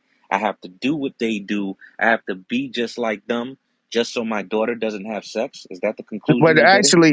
actually, that's not accurate because in Atlanta, in the United States of Atlanta, where I live, we have upper class communities that are all black. So we used to have to do that, where we used to have to live in the white Hmm. communities to have good So are you communities and all of saying that. in those upper classes of Atlanta that are all black, there's no sexual activity going on?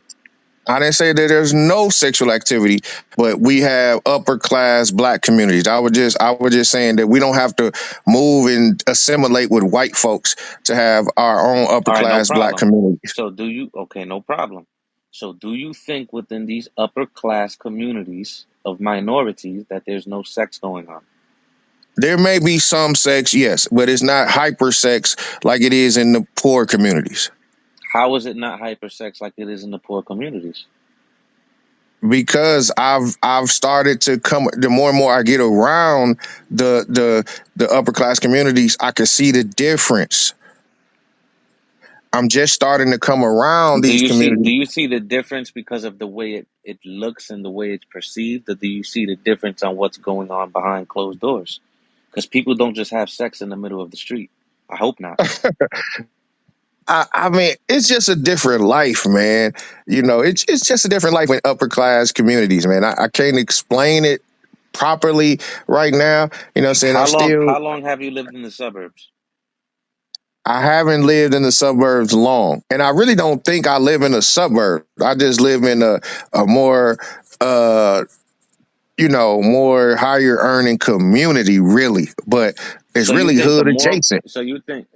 the more money you earn and the better you're living, That the environment is going to be better for your daughter not to have sex?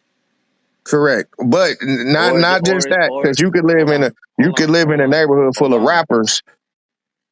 no problem. Or is it the moralities that you teach your daughter? It's education and moralities. Yes, Okay, so can you teach the same education and moralities within the ghetto than you can in the suburbs? eventually, yes.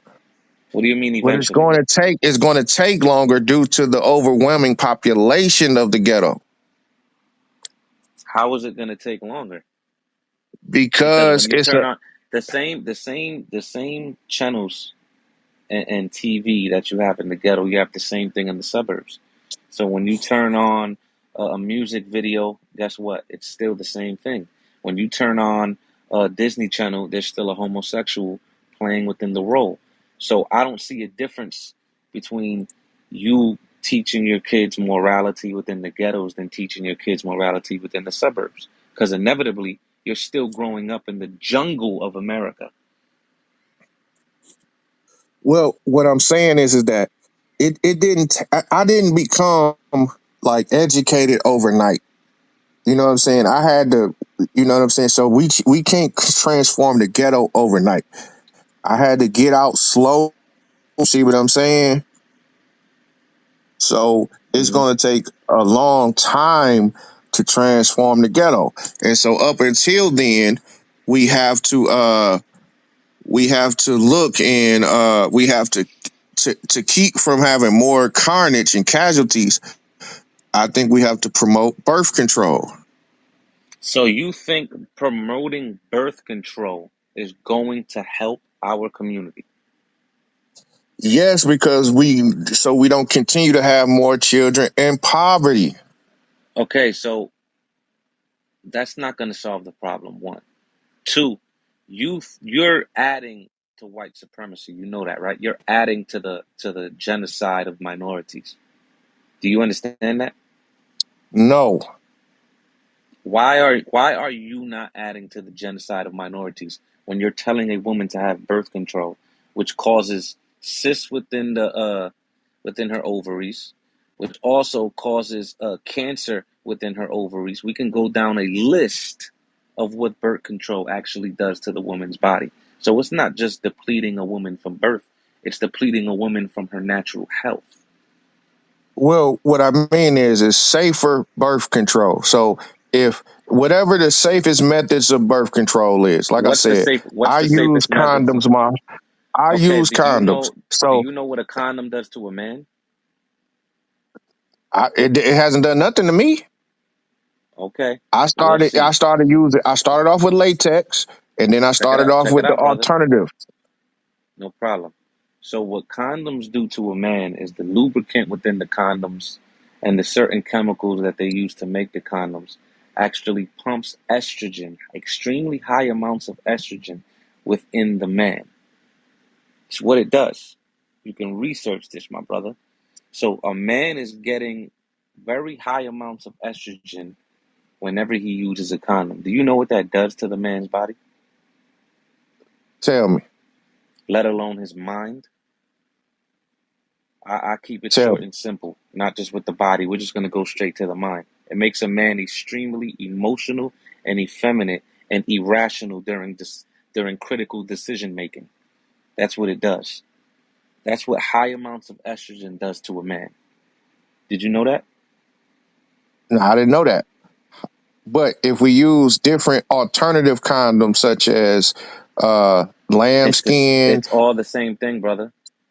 It's all the same I've thing. used spermicidal condoms. Man, Brother, all of it, when I have brother, all sex, of it. Check it out. Check it out. I don't want to hear about when you have sex. I'm gonna be straight no, up. that's not what I Pause. meant. I don't. That's not what I Okay, meant. hold on. Slow down, brother.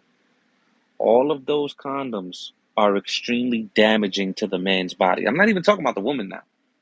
Okay, It's okay, extremely damaging to 1 second. It's extremely okay. damaging to the man's body, no matter which one you use. That's fair. And I think y'all will all pointed out something beautiful because you're being a hypocrite. So 1 minute you're saying birth control, condoms, but then if you have a daughter, You're going to tell her not to have sex. Why don't you tell your daughter birth control and condoms?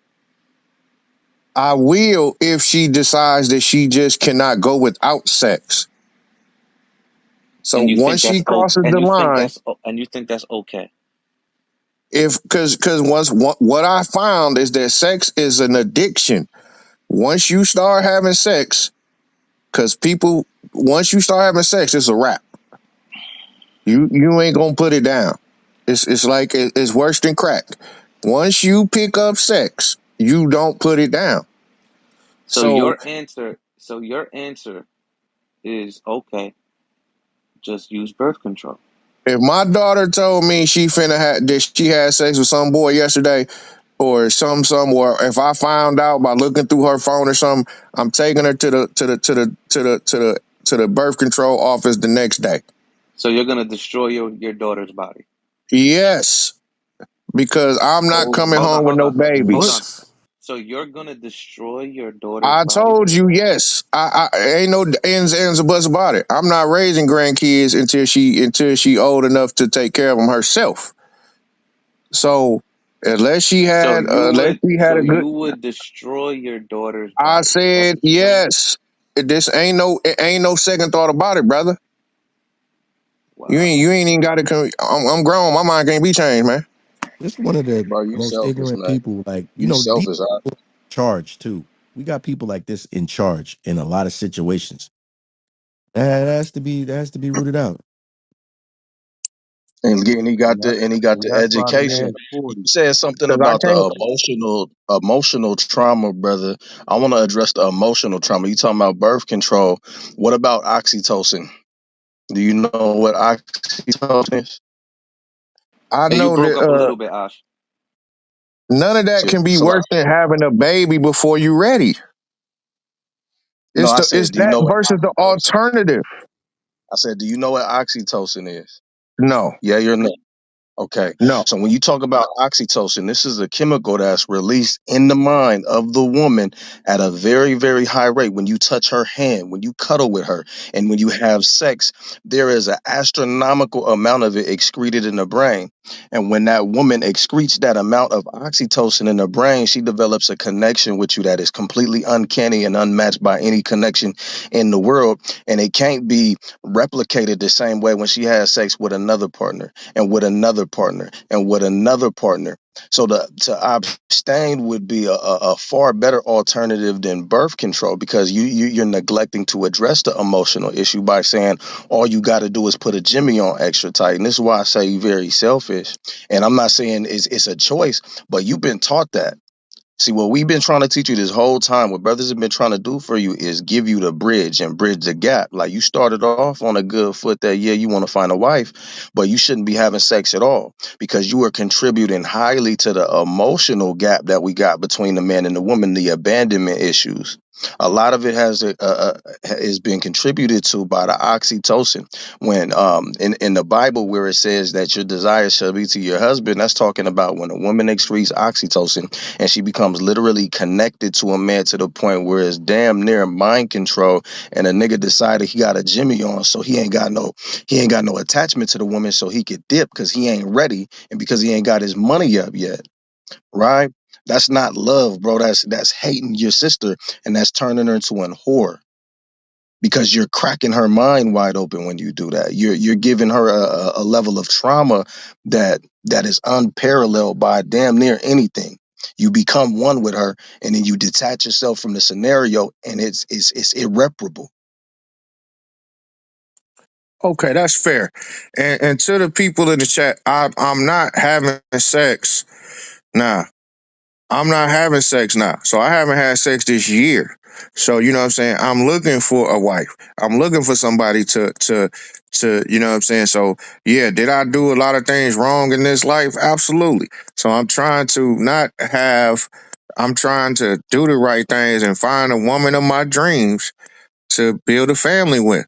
But at the same time, I'm trying so I'm willing to abstain and find the woman for me. But you know what I'm saying? As far as if I had a daughter and she was gone has sex, I'm the consequence of having a child before you're ready is astronomically consequential. So I just can't deal with that.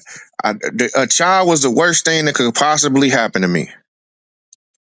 You know what I'm saying? That's called being led by fear. Say that But again. what I will say, I said that's called being led by fear. But what I will say is, congratulations for taking the step that you not gonna keep having sex with women until you find you a wife. What we gotta establish is that sex is marriage, and you can't be teaching young brothers that you need to make sure you strap your Jimmy on extra tight. I did hear you say you teach brothers they need to abstain, and then you added the but if you got to, you gotta strap up. They don't need to be no but. Like we gotta not only be the change that we want to see, but we can't compromise when it come to people who's not necessarily our kids. You know what I'm saying? We start to look at the responsibility that we have to each other. That's providing strength from home, i.e., the definition of love from the Hebraic standpoint that we represent up here. We are teaching our kids that, if you're not mine, there's a little bit more leniency there, and you could do what you gonna do. We gotta stop folding under that little bit of pressure. Like if you mentoring young men, you gotta be letting them know, now you gotta abstain by all means unless you know you want to be with her for the rest of your life. Otherwise, you're going to crack her brain open and you're going to contribute to the problem. The root of it is the mentality, like brothers was trying to tell you, the thought process that I can experiment until I find the right one. And all you doing is souring the dating pool for the brother that might be thinking about it like from the standpoint that we coming from. So congratulations on taking a stance of abstinence, but you got to teach complete abstinence. And it don't need to be no birth control and no condoms, because there's a destructive nature to that. And the scriptures say Okay. that we shouldn't be thinking like, let us do evil that good may come. We don't go with a multitude to do evil thinking we're gonna get some good up out of it. That's You know what I'm saying? And fair. yeah, I'm That gonna is tap out. I ain't fair. really about you like that, all right, but PhD, go he on. made I, some good points. Let him that's finish. fair. Oh, That's fair, but man. listen. But hold on, PhD. Where do we get to? You said that the worst thing you could do is bring a child into this earth. No, Is that that you that really would what you that saying? was for me. That was my thought coming up because I saw nothing but poverty coming from kids. See, it's all everybody be happy when you have a baby. Ooh, look at the baby's so cute. But don't nobody be with that mama when she mad and she crying and she be ready to Yeah, to, but to yelling at the kids all night. Don't nobody be see when everybody go home and everybody leave that mama.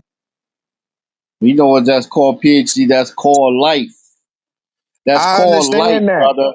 Let me finish, So brother. so so Let me finish, you PhD. Let me interrupted finish. me. I got you. Let me finish. Let me finish. That's called life. Life. Life is about struggles sometimes. Life, you're not always going to have a spoon in your mouth. Even the suburbs that you talking about, it's so great. Them kids is having sex and having abortion like crazy. Those white kids is sniffing coke, doing opium, having sex, and listening to rock music. I know you like to attack the rappers, but they listen to rock music, which is just as wild as the rappers, if you want to believe that. But the media doesn't bring that out because they got to keep that white image going. So they got to make it seem like the white is so pure. But they're doing all type of things in the suburbs. It's just not open about it.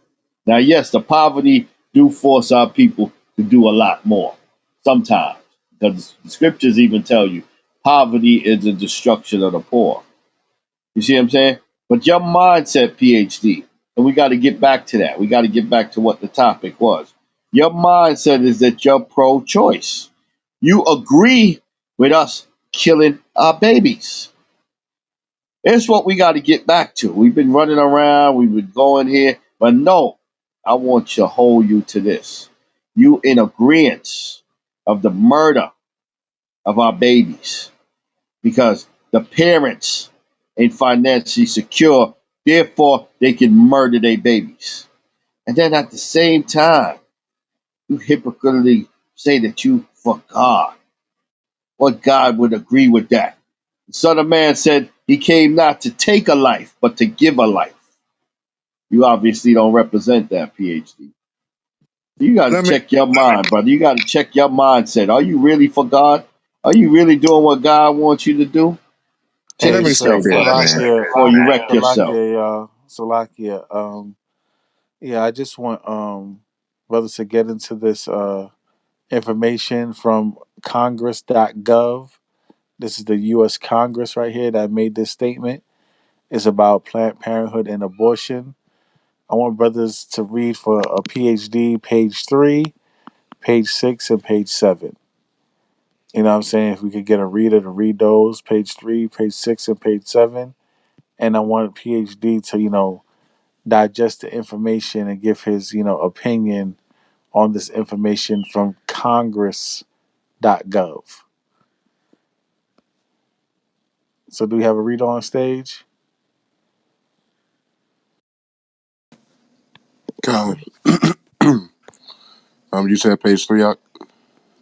Yeah, you start at page 3. Read page 3, then jump to page 6 and 7. Con. The abortion consumer, right? Disproportionately, the leading consumer of the abortionist services is Salaki. I got a call. Is the African American female, according to the 2011 abortion surveillance report issued by the Center for Disease Control. Black women make up 14% of the childbearing population, yet obtain 36.2% of reported abortions. Black women have the highest abortion ratio in the country, with 474 abortions per 1,000 live births. Percentages at these levels illustrate that more than 19 million black babies have been aborted since 1973. Damn, what was that number? 19 million black babies have been aborted since 1973. Damn, gone. That's a hell of a lot. It says, according to the Departments of Public Health of every state that reports abortion by ethnicity, black women black women disproportionately lead in numbers. For example, in Mississippi, 79% of abortions are obtained by black women. In Washington, D.C., more than 60%. In Georgia, 59.4%. In Alabama, 58.4%. In state after state, similar numbers are found with black women aborting at 2, 3, or more times their presence in the population. At every income level, black women have higher abortion rates than Wait, white. hold on. Did it say at every income level? Con. At every income level, black women have higher abortion rates than whites or Hispanics. Oh, hold on. So it's not a poverty thing. Right. It can't be a poverty thing if at every level, income level, this thing is happening. Read on. Except for women below the poverty line, where Hispanic women have slightly higher rates than black women. Wow. So actually, the low income black woman is having least abortions than the higher income black woman. Is that correct? That's right. All right, go ahead. The prevalence of abortion facilities within minority communities serve as a major contributor to the rate in which black women obtain abortions. Accordingly, black women are 5 times more likely to have an abortion than white women. A recent study released by Protecting Black Life and Outreach of Life Issues Institute including included that 79% of Planned Parenthoods surgical abortion facilities are strategically located within walking distance of African and or Hispanic communities.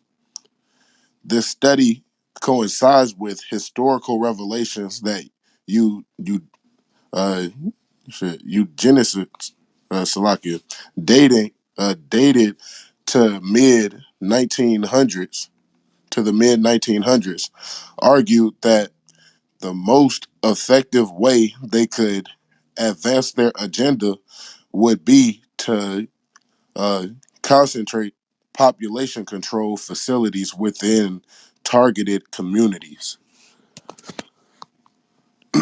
Historically, blacks have been unwitting, have been the unwitting victims of a hidden racist agenda of those behind abortion and birth control organizations because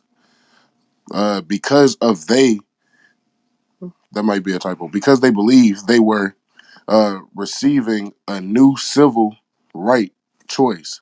In fact, pro-abortion forces have created messaging that reinforces the notion of abortion uh, as a civil right.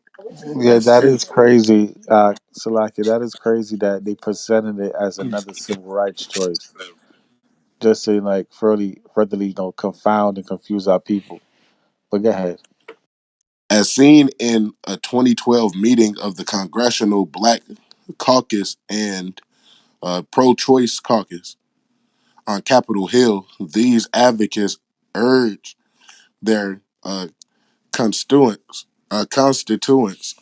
to challenge the pro-life position by accusing them of making the alleged disparity of in healthcare for Black women worse. Perhaps unknowingly, these Black legislators continually damage their political agenda because abortion is destroying their future constitution. Constitution, yeah, continuously. Let me see. Oh, their advocacy for continued funding of organizations like Planned Parenthood demeans and eradicates the concept of natural rights and denies the right to life to the most valuable to the most vulnerable of all, the unborn child.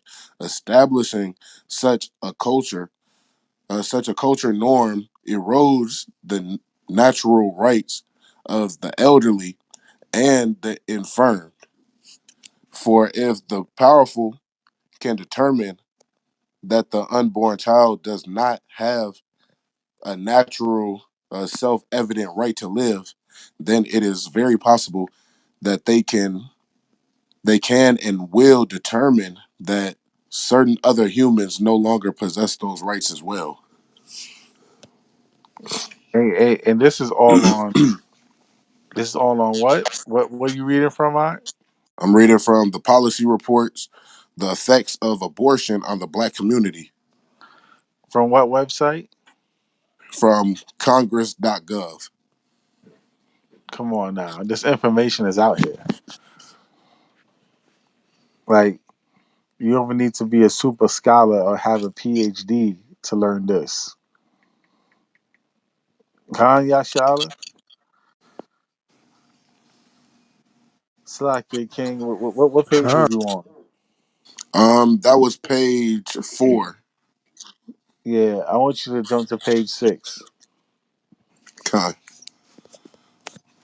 page 6. All right. Yeah, just read page 6, and then we're gonna allow PhD to respond about what he heard, and also, also give the floor to brothers like Yawal, Mahalav, Right. Yeshaya, Ari, anybody else that want to say anything about it. Yeah, is there a queue? I'm sorry for interrupting. I was trying to wait. I didn't know. Is this like a conversation with PhD? Oh, I mean, if you want to give a light on the subject too, you can. You know what I'm saying? Jody, that's you. Yes, After we I'm waiting. read You know what page I'm saying? 6, after we reach page 6, we're gonna see if PhD would like to talk about the information at hand, and then we'll move on to you, brother. All right? Salakia, y'all addressed the fornication issue. Y'all can move me back down to the audience. That's all I wanted to say. Yehokanan. Okay, King. Salakia. Khan. Khan, King. Okay. This is page 6. A majority of people in Colorado voted for abortion. I think a majority of people in Michigan are for abortion.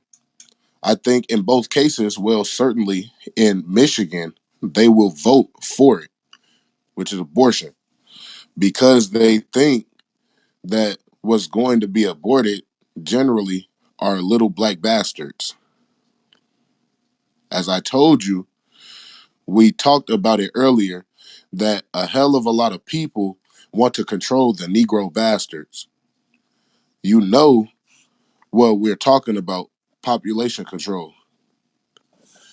We're talking really, and what John Rockefeller really realizes. Look, the people in what we call our class control their populations. Let me read that again. Look, the people in what we call our class control their their populations. Sometimes they'll have a family of 6 or 7 or 8 or 9, but it is an exception. These are only a few of the sentiments Nixon expressed in 1972, So exposing that was the American President Nixon, right? Con. That's crazy. That's crazy. Go ahead. Like crazy, not even the word that I wanted to use, man. But it says these are only a few of the sentiments Nixon expressed in 1972, exposing the genesis of his thinking when he announced the conclusion and recommendations of the 1969 Population Control Commission headed by John D. Rockefeller. It was in the spirit of these settlements that Cecile Richards, president of Planned Parenthood Federation of America, invited the Republican Party to return to its family planning roots.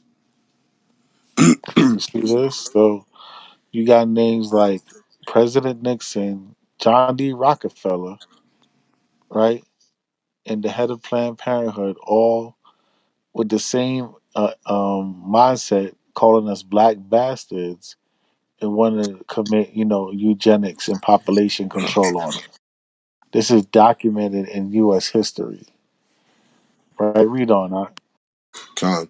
Believing Planned Parenthood hide, uh, no longer needed to hide the population control uh, impetus of her organization. Richard stated a lot of Republicans used to support family planning, and Richard Nixon signed the first Shalakia, and Richard Nixon signed the first federal planning program into law. There's a clear pathway to win Black women report, Shalakia, Black women's support, right? And it's to listen to the middle of their party instead of the extreme fringe. The family planning mantra, euphemism for abortion, is no longer buried in the pages of Planned Parenthood's tax documents as it was in 2008. Planned Parenthood, believing abortion is so entrenched in the culture that it cannot be removed, now now openly exposes what had been hidden, the work of controlling birth rates of those they consider dysgenic. I'm gonna read the quote, right? That, that's it. That's it. We could get back Copy. to it. But, we're going to give PhD. PhD, do you want to say anything about the information brought out? Yeah, man. I mean, I don't know why y'all keep repeating these same talking points, man. We know that Sanger, what her goal was. We know this, but that doesn't mean that that's the goal today. We understand that, but that's not what we talking about now. We know that black women commit more abortions. We understand that. That's not new. That's not a news flash. The point Salakia. is, and let me say this. See, it's two different issues here, and we just got to be honest with what's going on. If everybody was convinced that, and I don't want to go down this rabbit hole, but if everybody was convinced that life was at conception, nobody would be okay with abortion. Let's just be honest, man. But obviously, everybody's not convinced of that. So that's a science debate there. You're an idiot, man. I gotta say So that. so so so So so. you gotta tell me.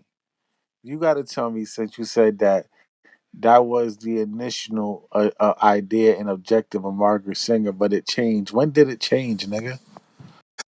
But if everybody was convinced of that, nobody would be okay with abortion. But Yes, obviously, people a are white not. supremacist would be Man, okay. A white supremacist would be okay with the black people killing their what is babies. man? What are you talking Yes. about, man? We're Salakia. talking about what the article said, man. Matter of fact, we're done with you. You're such an idiot, man.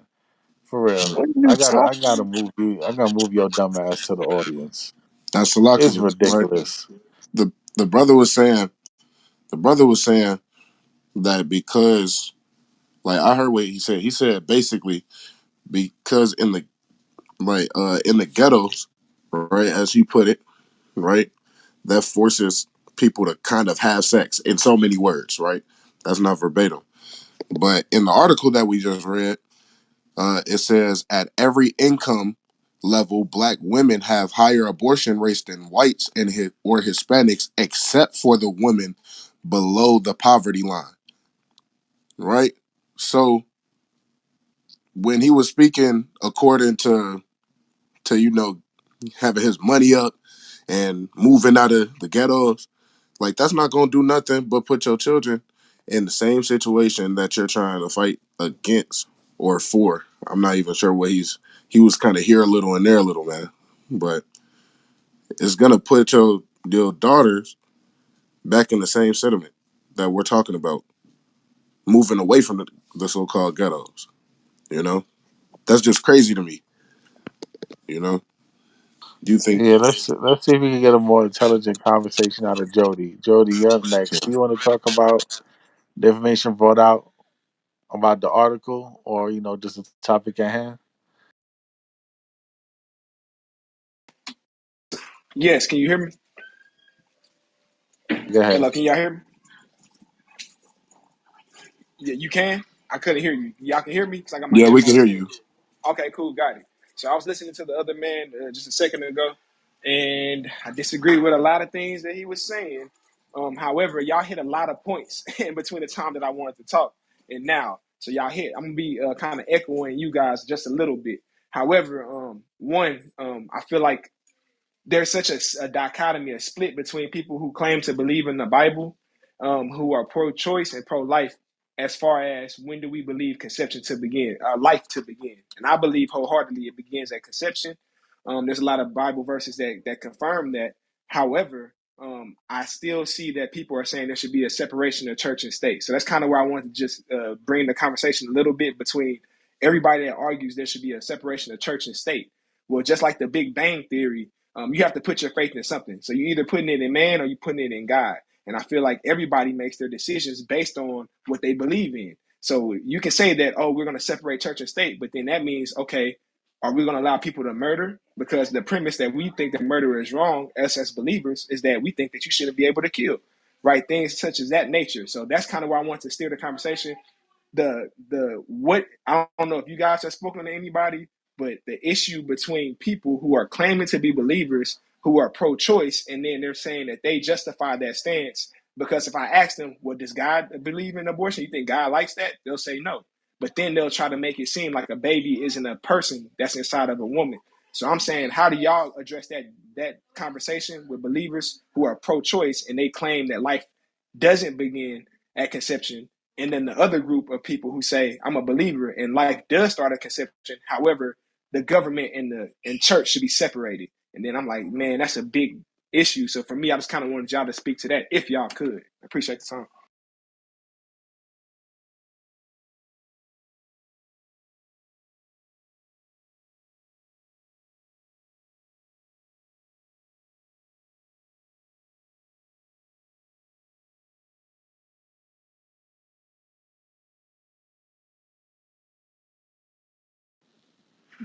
Could you reiterate that question, brother? Yes. So I was more so, and I'll try to make it concise. The believers, those of you, if you come across the believers, how do y'all address the people who are saying that they're believers, but the two things that are different? One is there should be a separation of church and state when making laws, so they vote not based on their religious convictions, but so I don't know what that is. Or two, Wait, the people. brother Yeah. Jody. Matter of fact, we're gonna do things in order. Okay. I want you to answer the question to the room, and then Okay. you can ask us your question. Right? The room says Roe versus Wade overturned. Millions of black babies saved. Do you think that saved millions of black babies? Yes or no? Oh, 100%. We know that over 20 million babies, black babies in particular, have been killed since 1973. And I 100% think that it's a good thing that it's been overturned. Um, we talk all the time about black men getting killed by gun violence. They talk about drugs. And we can add up all the deaths combined, and it doesn't amount to how many babies get killed through abortion. And that's in our community.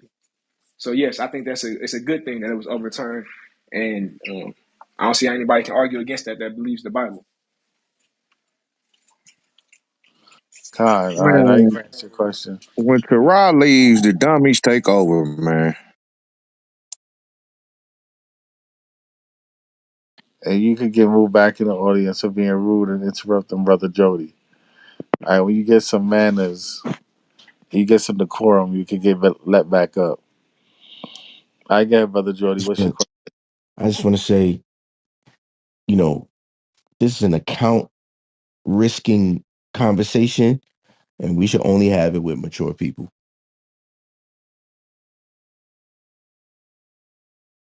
God. Yes, yeah. So my apologies. When I was listening to the brother, I can tell that he was saying that the last brother that was speaking, he was talking more about how he thinks the issue is that we need better contraception, right? Not the fact that we need to educate our youth about the risk of sex and what happens to the consequences of sex and what it's made for. And so I think abstinence is the solution, like you brothers were saying. But my question was more focused on um, the people who claim to be believers and then they're pro-choice as far as, and they try to make the case that we should have a separation of church and state. And so then my thing is with you guys, do you believe that we should vote? And this is my question, I suppose. Should we vote, right? According to our religious beliefs, which I don't see that as separate to our own beliefs, or should we keep church and state separate?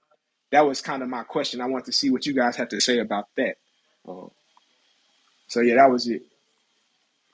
What's church and state?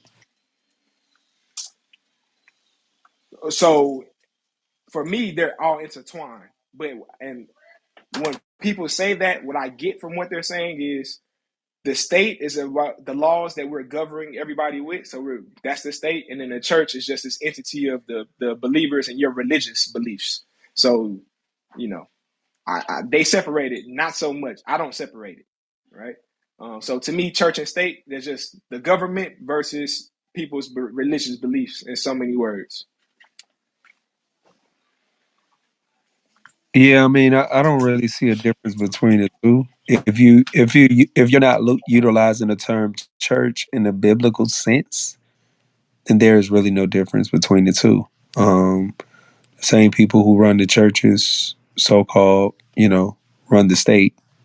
Same ones who run the state, run the feds. It's really a nationality thing when you're talking about abortion. Which I think that's what the room was designed for. I'm not saying you're off topic or anything. I'm just saying that that's all the same party of people who have designed themselves in different factions to kill your babies. I mean, I'm gonna just say it clean. So, Me and a brother Mahala was having a conversation some time ago, probably within the last, I don't know, month, 2 months, in reference to this conversation with some young ladies of a different nationality who was out on the corner in a downtown area pushing for the for abortion.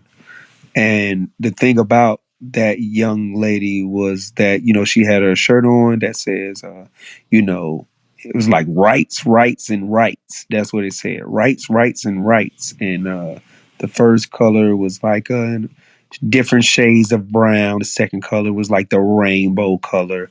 They got to throw that one in there. And then the third color was based on, like, I would say abortion, because it was like the baby blue, baby pink colors of a child coming in, what you would typically see at some type of gender reveal or baby shower, etc.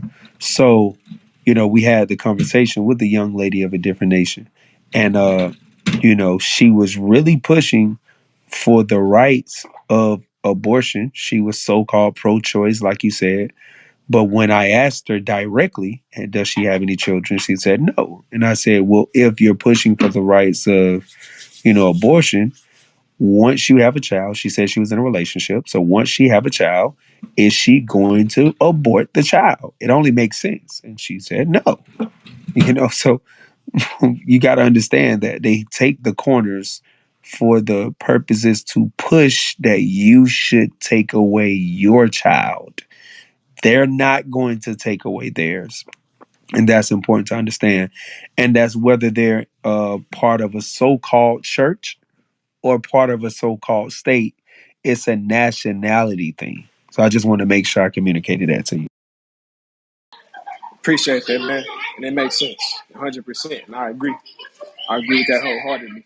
And yeah, I'm not trying to get off a topic either because I think that it's a very productive conversation to have talking about how people feel about Roe versus Wade because it really gives us an insight into how sick we really are as a nation and how people can just justify killing their children that they and then acting like they're the victim when they're the ones who made them. They know what they did to make them. They did it, willingly, and now they're trying to claim it's a right to be able to kill.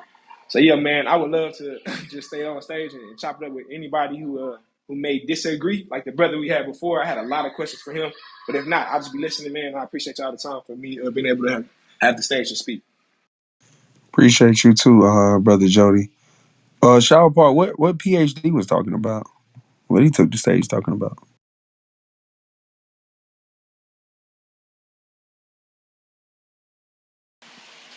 Well, I don't know if Sean Parr there, but I'll tell you really quick. PhD was saying that the biggest issue for abortions, the best solution is to have better contraception. That men should be wearing condoms, and that it needs to start, and that basically that he's not for taking away abortion and overturning Roe versus Wade. He thinks the best solution is just that men just wear condoms and us to invent better contraception.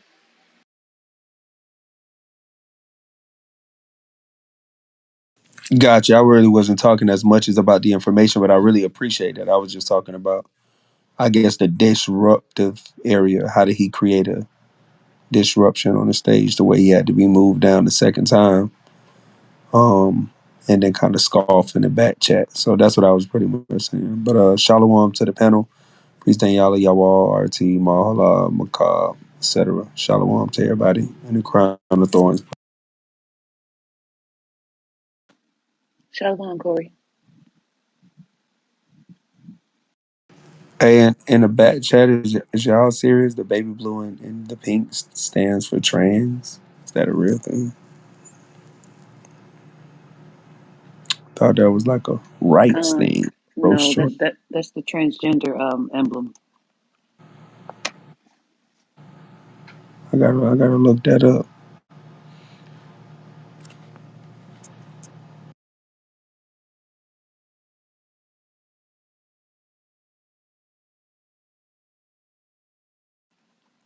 Salakio, yeah, I came up because I was watching the news and there were some brothers in the protest, and I'm thinking, well, maybe they're just, maybe they're just gay. and they're trying to support the sisters that were out there. And one of the brothers said he was out there protesting because the government is taking away his right to choose. So basically, he's saying that they're taking away his right to pay for a woman to get an abortion or to force her to get an abortion because he doesn't want to have kids. So basically, that was his form, a whole bunch of different levels. This black man said they're taking away his right to choose. I'm like, wow. I don't think I'm not playing.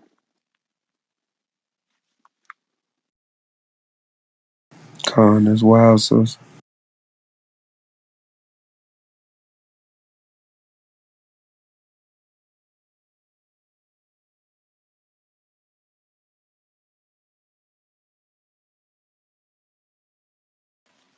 All right. Well, if we can ask more questions, then I would love to ask another one if that's okay, pertaining to the subject.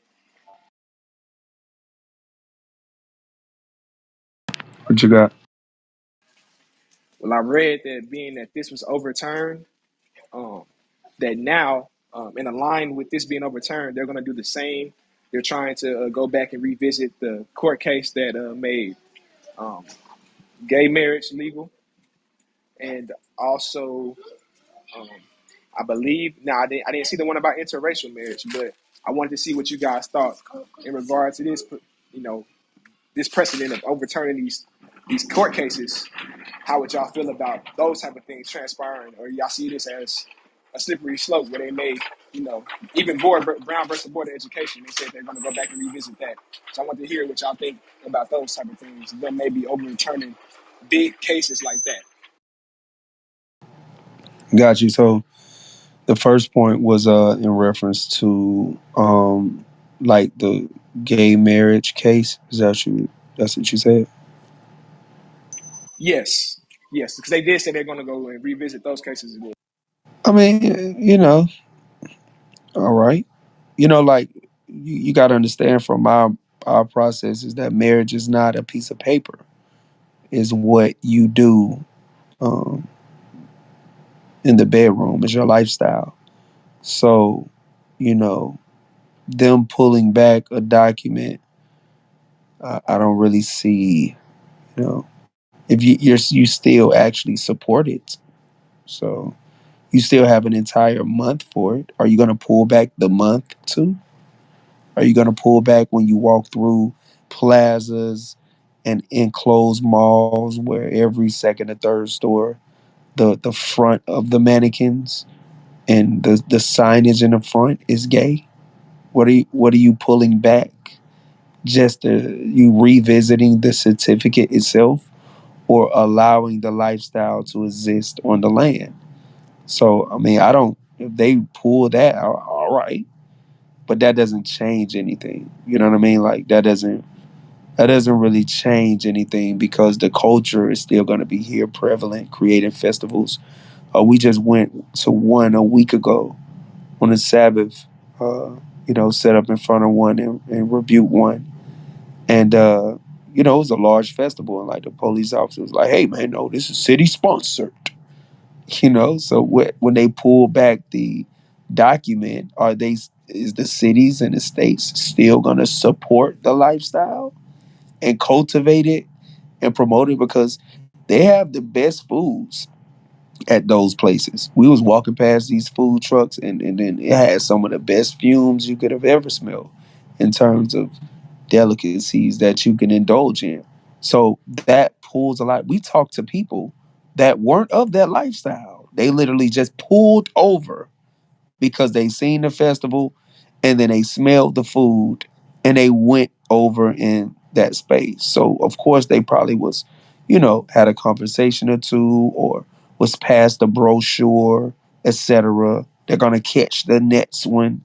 So you still got the lifestyle being pushed on other people that doesn't take part, doesn't partake in it. So I mean, I don't see what revisiting a document would do. I think it needs to revisit it, the allowing of the lifestyle to be prevalent in public and open, and actually shunning it. I think that's when we can really have a conversation about I appreciate that, man. And I would just piggyback and say I agree with that. I think that it's a step in the right direction. right? I don't think a law being made that's aligned with what God would have for us to do is a bad thing. But if it's not fixing it at the heart issue, then it's still an issue, just like Jesus was saying about the Pharisees and okay, y'all doing this, but what about your heart? So yeah, I can see that, and I think that the fact that they putting it all in all these Disney movies, and I just saw the Buzz Lightyear movie, and they have two women kissing and da da da. They all it would do would make them want to do it even more and push it even harder, the agenda. So I can see that, man. Yeah, but I appreciate you taking that question. Yeah, you can't even watch a regular show now. Like you said, Buzz Lightyear got two women. Like, you can't even watch a show. Like, oh man, this is an awesome thing. The FBI chases down this man, and then they gay. Like, what? What did that? What did that plot? They should say that every time. They should say that. Like, implement that in there. Like in the trailer or in the description, they should say, and there's a plot twist. They gay. Like that should be promoted. But it's like normal. Like, you just run into the scene just happens at the 17-minute mark. It's like, whoa, this got different real quick. So, yeah, they've made the lifestyle, they've normalized it. So I think those people will probably definitely be in an uproar because they demanded that certificate. If that was ever to come out, that they revisited that topic. But so it might, increase more bills and more rebuking, etc. But I Yeah, don't know. nah, I agree, man. Well, this makes me think then, and of course, if I'm filibustering the room, y'all let me know, man. I'm pretty laid back on my job right now, so I got time to talk.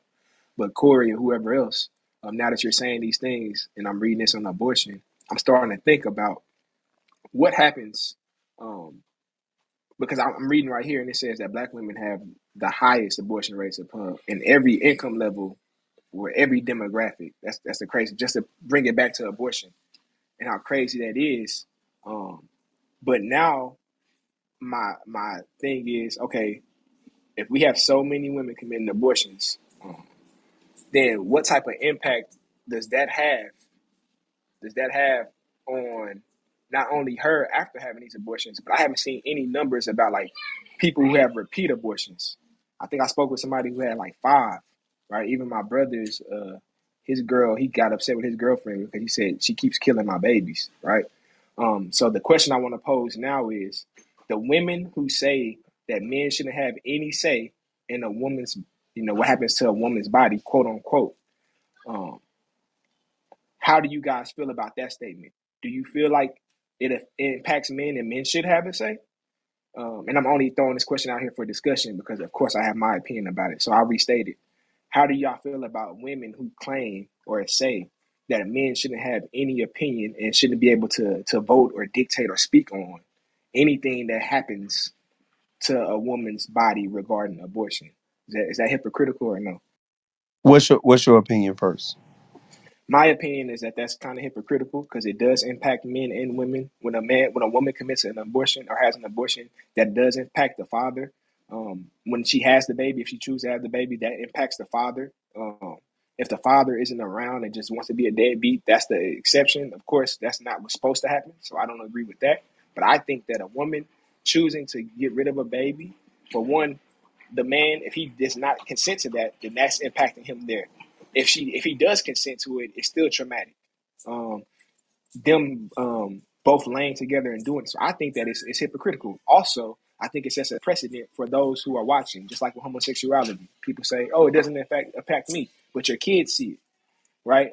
Other people see it, and it impacts their decision, and it makes it normal to where people now are desensitized by it, to so much so that even the pictures of abortions with people ripping the limbs off in those demonstrations, that's not even doing anything to people emotionally to swing their opinion because we're so desensitized. So I think that it impacts men and women, and that men should most definitely have a say as well as women because they also, I mean, if we're going to say that, then that means that women shouldn't say anything about, we should only vote on same sex issues. So I think that it's kind of hypocritical. It's a double standard. That's just my opinion on it.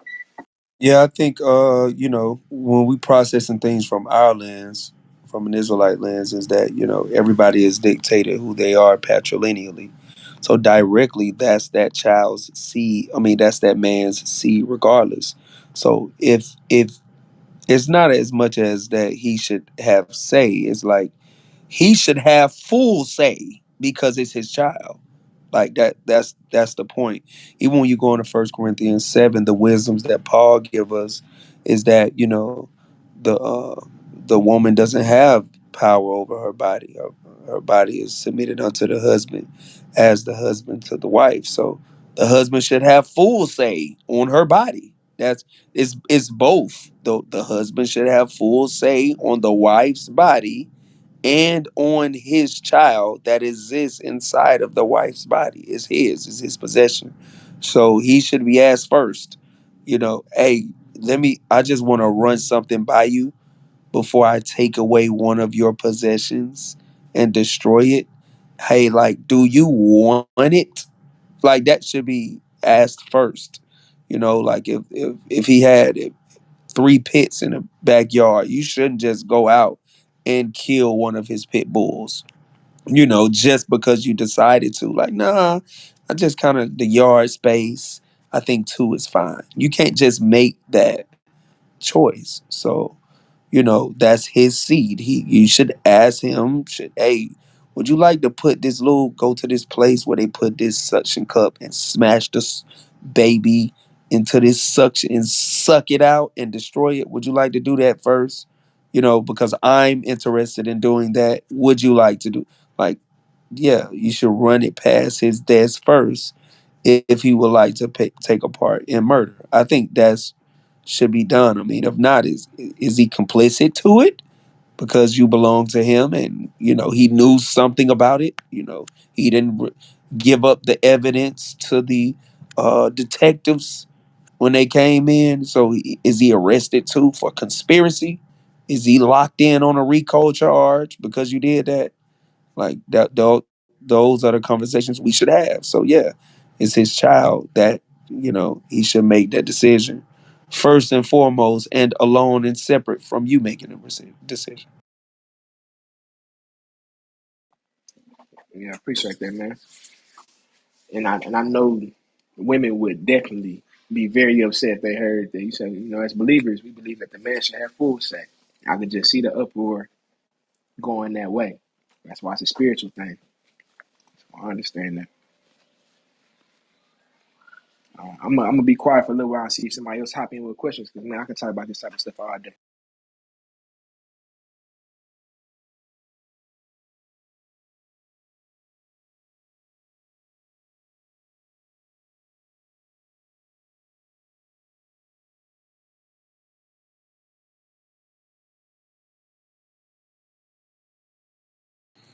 And Oh, quick see, I question. see that. So Corey, I just seen it down there.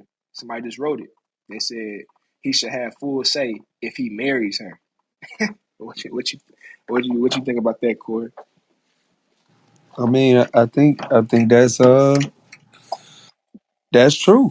Let me read something. I agree 100% with that, sister. This is read.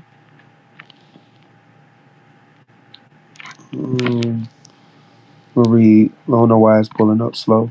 This is Genesis 24. And I'm gonna read a verse out of here.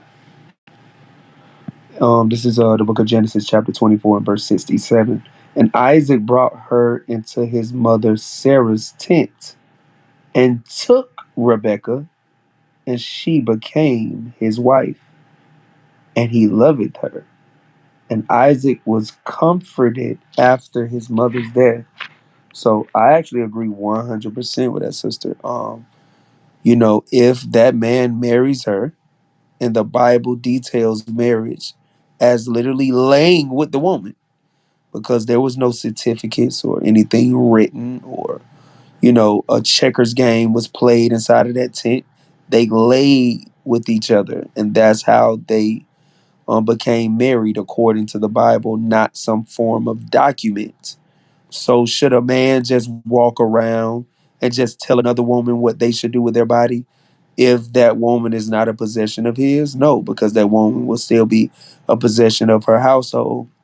meaning her father. So another man should just walk around and be like, "Hey, go do this." And no, it doesn't go like that. But now that woman comes from her father's house and becomes a possession of that man. So, and she becomes a possession in that man during marriage, which is intercourse. So, yeah, I actually agree with the sister. I don't think those when the sister posted that message, she actually meant what the Bible meant, but I agree with the statement. So, yes, if a woman lays with that man and has intercourse, he has full say on whether that child should live or not. Um, but most likely, that woman meant that if he gives her a certificate, then he should play a role in whether the child lives or not, or whether the child should be murdered or not. And that's what I think that's a huge thing. What's wrong with our people, to be honest, is because they say, "Hey, if you don't give me that paper, I'm gonna kill this baby." That's what she said in the back chat. That's what she meant. She meant you don't have any say on me murdering this child if you don't go to the courts and put my name on the document. That's what she's saying. So she's comfortable with murder. And that's what a lot of our people is. They're comfortable with murdering children because you didn't take the trip down. You took the trip to the Olive Garden to make sure she was fed, but you didn't take the trip to the courthouse to make sure she had an additional document that is binding by the state. Therefore, I'm murdering your child. That's how they make things equivalent, Jody. I just wanted to make sure I said that.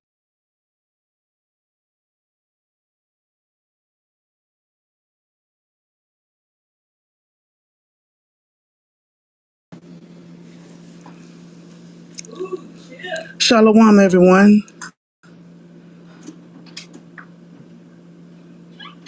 Shalom. Shalom. Um, this is Tilda. I just wanted to speak on one thing because I'm that sister who said that in the back chat. By no means am I on the side of murdering a child. Once conception is made, you lay, the baby's made, that baby has a right to live. I don't care what the mama say. I don't care what the daddy say. People do things the opposite because mostly because it's inconvenient for them, or that man done hurt them, or he won't commit to them. You can't get rid of what God has created because it's inconvenient for you. So that's not what I was saying. I do not agree with that one bit. I raised all of my children. I have 4 children. I raised all of my children myself. It doesn't matter whether that man helped me or he didn't help me, because God was there for me always, always. So, no, that's not what I was saying. That's not what I agree with. That's not what I would tell my daughter. That's not what I would tell my son.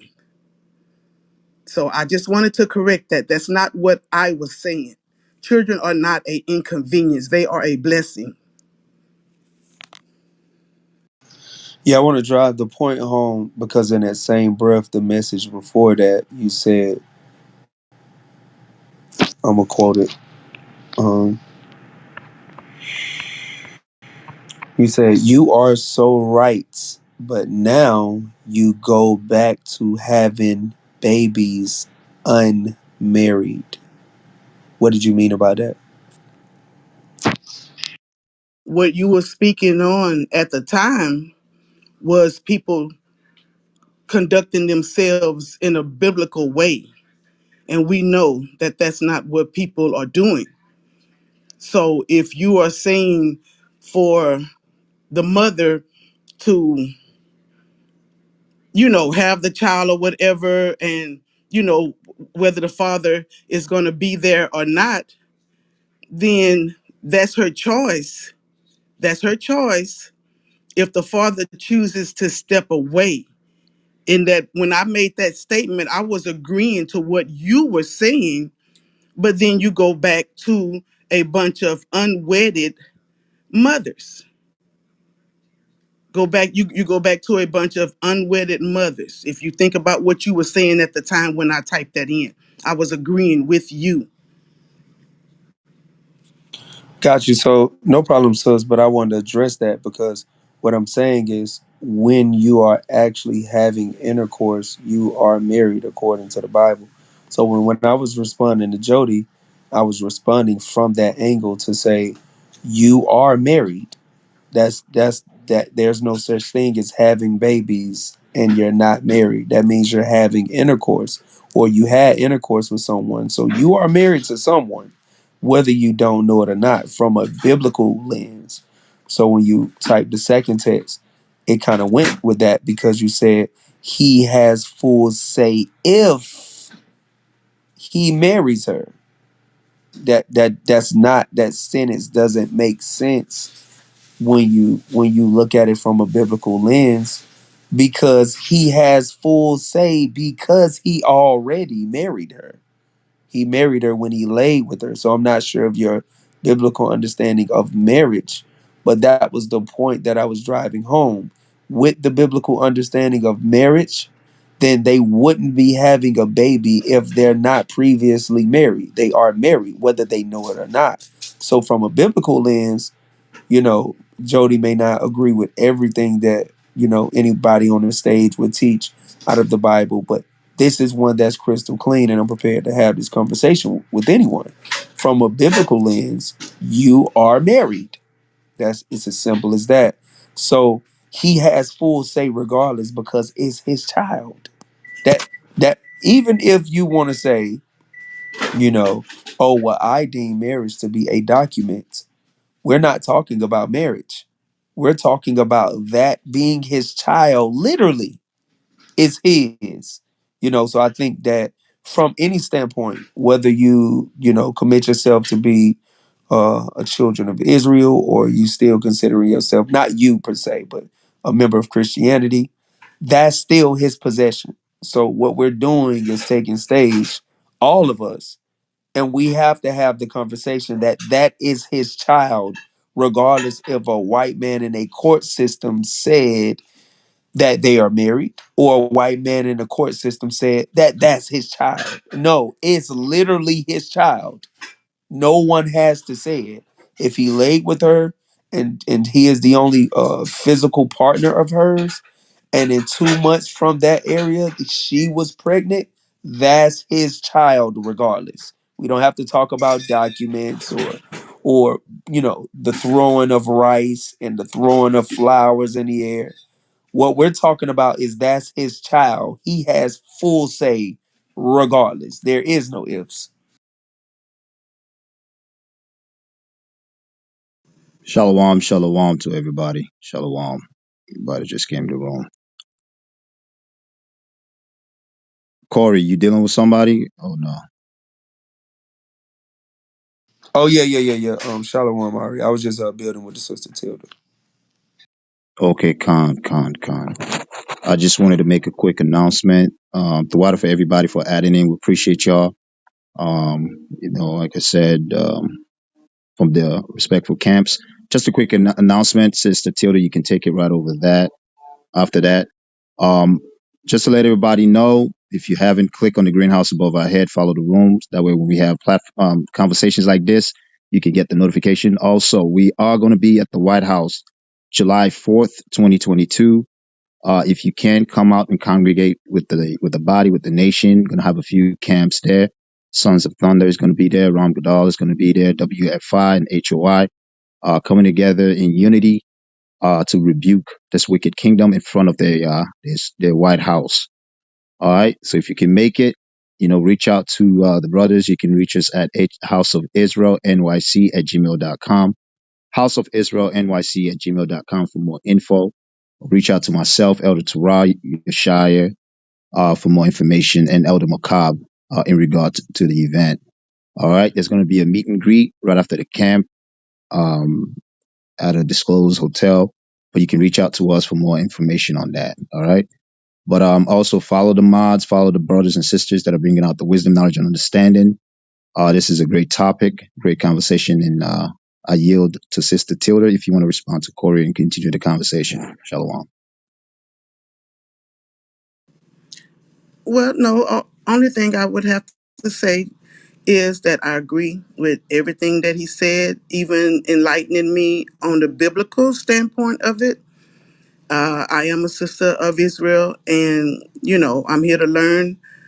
And on that standpoint, I think you can say that on that alone, the biblical part of it is a lot of people that don't understand that, a lot of men and women that don't know that, and that was just one thing that you had said about what you thought that I may have thought, but I just wanted to make clear that those were not my thoughts. All praise to the Most High God. PhD, what's up? What's up? What's going on, bro? One mic on PhD. Do you hear me? Nah. I'm glad brother Tarai is back, man, because when Tarai leaves, y'all get to acting crazy, man. Hold on, So PhD. They just brought you back up. Somebody brought you back up. So Tarai if brought you me back up, man. nope, So don't try to cover for people who've been disrespectful, Corey. You haven't been here, with all due respect. I'm So not covering for so them. I'm saying so start no, we not. fresh. So I'm not respecting people that don't respect me. Wait, So PhD, just wait, be easy, brother. I'm not these right. brothers. They direct it well. Re, Shia, Corey, so whoever's there, they're gonna make sure. Priest Daniel or Joel, whoever's there, Real gonna make quick. sure you get treated with respect. One so Hey, I second, real, brother. don't real, Yeah, real, all right. So don't even play that. I hey, don't real quick. respect people The who brother's don't not. Hold respect on a me. second. Hold on a second, brother. Because I've been in and out of the room, and I'm gonna keep it tall with you, brother. You kind of not being truthful right now, and I'm gonna tell you why. Because even when a sister was speaking earlier, you unmiked and disrespected the sister and basically said that what she was saying was stupid. That's what you did. You have been just as quote unquote disrespectful as you're accusing others people of being, brother. So you have to be fair. Stop being disingenuous. She Nobody name outright dropped me disrespected. Let me first. finish. Let me finish. See, even you're doing it now. You're even doing Right. it now. Let me finish. What I'm saying to you is this. Every time you don't agree with what somebody says, you basically deem it as being stupid. That's disrespectful also. So if you want to have a good build, we can have a good conversation. Stop unmiking and saying that people's viewpoint is stupid, and the conversation will go a lot better. It's not like people are just unmiking and being disrespectful to you for nothing. That's not what's been Right. happening. I've been in the room the whole time. You have been just as disrespectful as you're saying others have been. We can have a fresh start right now. That We can have a that fresh start right Salakia. now. Okay, go ahead. Salakia. That was the point that I was saying, PhD. I wasn't saying that you didn't get All right. into hold on, PhD, just mute your mic. Just mute up. I wasn't saying that you didn't have any type of verbal disputes or altercations with anyone prior to right now. I'm saying those brothers, like the elder shower part, elected to not bring you back on stage. So if you're coming back on his stage with his congregation and with his elders, you're not gonna say, "Oh yeah, appreciate it, brother Ari. The rest of these cats is tripping. Oh, appreciate it, Mal Halab. The rest of these cats." There's no division on the stage. We all move as one unit. So you may have a brother that treats you with a better hand than the next brother. Regardless, we're all one. So there's no separation. So if I treated you well and Priest Danya Allah kicked you off the stage, I kicked you off the stage. It's that simple. We all one, brother. So it's no separation between the Elder Torah or the Elder Shower part. You're not pulling that game. So I wanted to I'm not just make pulling no game. No, no, PhD. no. You I talking ain't right now. going for You're that. emotional. You're emotional. No, I'm not. I am emotional All because right, so I'm gonna sit you down right here to let you know it's no separation in what we do up here. I'm trying to communicate. So I'm saying there is no separation. So just start a fresh build. You don't have to say Tara brought you on stage and Shower Paul was tripped. You don't have to do that. It's just start a fresh build.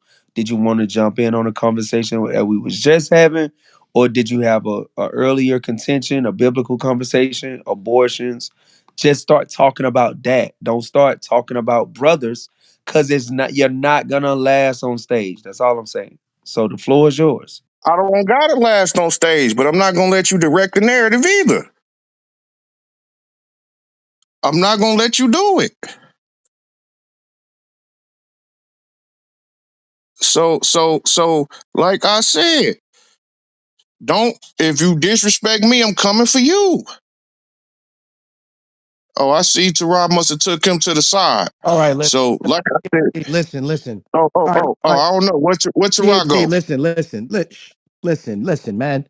Listen. Earlier, you described our people as behaving like animals. Show us that you better than an animal, man. Forget about it and let's move on with the conversation. We grown as hell, bro. We're Okay, not gonna no all right. bickering like We that. can truce it up. I'm all for truce, All brother. right, so it's I'm all for done. All truce. right, so it's done. Now All let's right, get back to the edification of the room. Now, come on, man. all right. I'm all for truce, brother. So what I'm saying is this. What I said about abortion is that, and Jody was, because Jody was making my point earlier. Where he was reiterating what I was saying is that the main thing is that we need to. My view is that we need to increase birth control and condom usage, because what I've always felt is that having a child was the worst thing I could ever have done. You know what I'm saying? And that's why I've waited till I'm 41 now, and I haven't had any children, because I didn't want to mess up my life. Because all my friends, my cousins, they had kids, they on child support, they done went to jail, they done got their license suspended because they had kids with women that they don't want kids by. It's a mess. I don't want to do that. I wanted to be responsible and wait till I was married. So, and had kids by somebody that I knew I was in love with and married to. So I didn't want to just have irresponsible children. So uh uh I don't know. I guess that's not the thing to do now. I All don't right, know, but narrative. We heard your narrative, brother. so Now so what? hey so that's what I'm doing. So that's what I'm saying All right. is Don't that's the what we reproduce. should be doing Don't going forward. reproduce. Don't reproduce. Stay single. Okay, we good? Yes. So Okay. so that's what we should be All right. Well, doing. here's what we're gonna do. Here's Anything what. other No, than no, that, no. Don't tell us what and we you should are do. wrong. Don't tell us what we should do. That's That's what what you want. that's what we could be doing. That's And we what you will want to stop do. abortion. That's what you want to do. Stay We'll stop single. abortions if we just do that. Listen. We had to listen to you tell your life story again. Now somebody's gonna respond to And you. that's what you should do. Stop antagonizing me, man. What's wrong with you? Shut up. We heard your whole story. Now You you shut up, man. You shut up. now you're gonna listen to somebody respond to you. We don't want you said I'm that four not times. listening to you. You have to, because I'm the mod. Come on.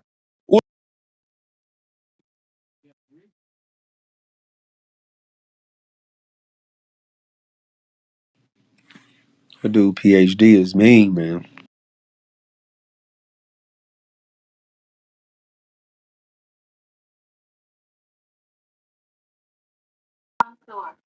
Listen, man. Y'all all, what was you saying? Listen, man. I wanted to tell the dude PhD. You didn't have to kick him down. I was gonna bring him in a subjection. No, You know? I don't know who did it. I didn't do it. All right. Well, I didn't do it that time. I did look. it That's the what you want first. to. What we are gonna do is teach our people according to the law, statutes, and commandments, so they don't have to be like you and 41 and finished up here with a child's attitude.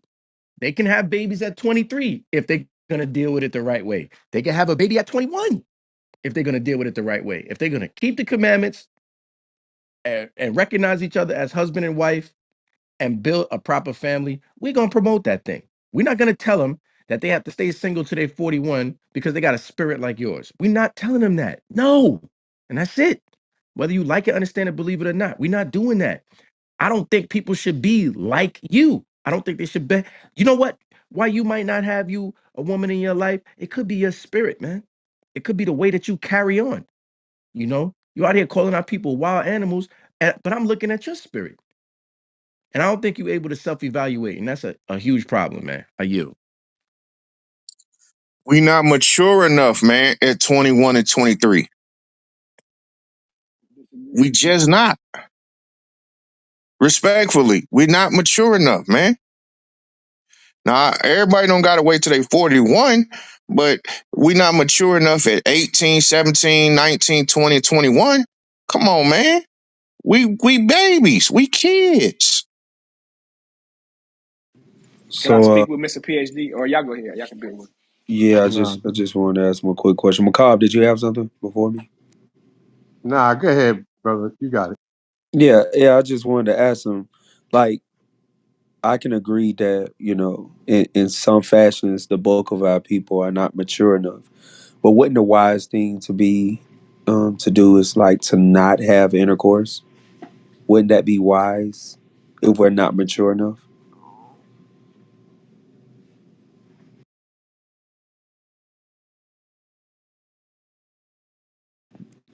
Mm. Call somebody on that question. 100%. I agree with that, Corey. The wisest. I think that was Corey. But I don't know why we're saying 21-year-olds aren't mature enough. If we want the claim that you made, Corey, is that a lot of people aren't mature enough at that age. That's correct, but that's correct for any age group. Just the way that we're living in the world that we're in. There's a lot of people, no matter what age, that's not mature. But we can't act like 21 is too young. We had kings that were way younger than 21 that were ruling. We have kids going to the military at 18. I mean, I don't understand how we can say that people that are 21 are not mature enough. I think that's just a very recent thing. Yeah, I think he's much more having a reflection of his own life and then superimposing it on everyone else's because he's not mature enough. He's 41 plus, and we're having a conversation with him, and he still is a little erratic. So I think that was a wise choice for him to not bring any children in the world, at this point in time. But I don't think it's a reflection of every single so-called Black, Hispanic, and Native Americans lifestyle in terms of they're mentally not mature enough. So I think it's other things we can talk about, but not necessarily that one. And if they are mentally not mature enough, which is the reason why they shouldn't be having intercourse, or should be choosing a better spouse that's holy or righteous, etc. But that's tied to other things, which will take us into a different conversation. Agreed.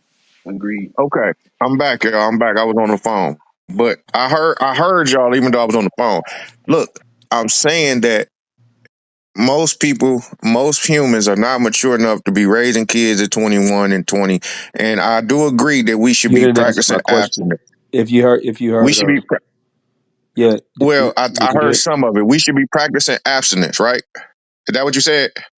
I ain't really used the word abstinence, but we should not be having intercourse at all until we're married. Correct. That's correct. But that's not reasonable So got you. So what's not reasonable?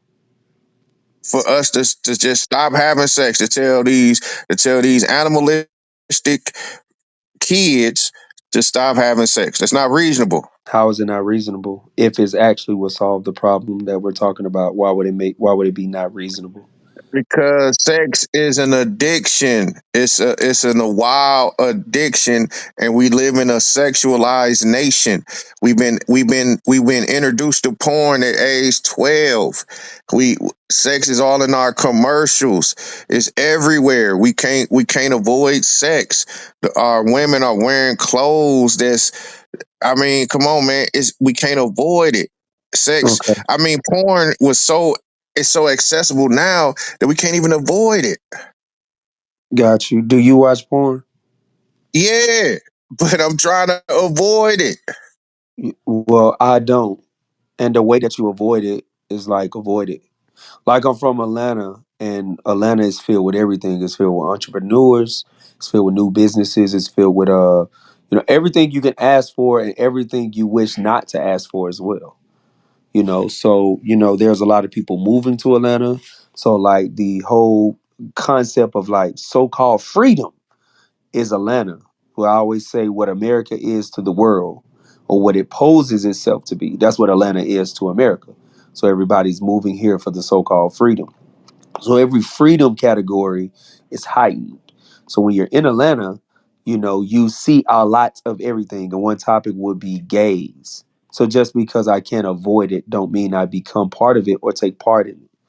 You know, every fifth or sixth quote unquote nightclub is a gay nightclub. Well, I can't avoid it. I mean, damn, I just turned left and the GPS just dropped me here. I'm gay now. It doesn't go like that, PhD. So you can avoid it by avoiding it. So why do you click on the Well, website? I think that that's not fair Why do because you click on the it's website? not cool to be gay. It was never cool to be gay growing up. But part of Why do you click on the manhood, website?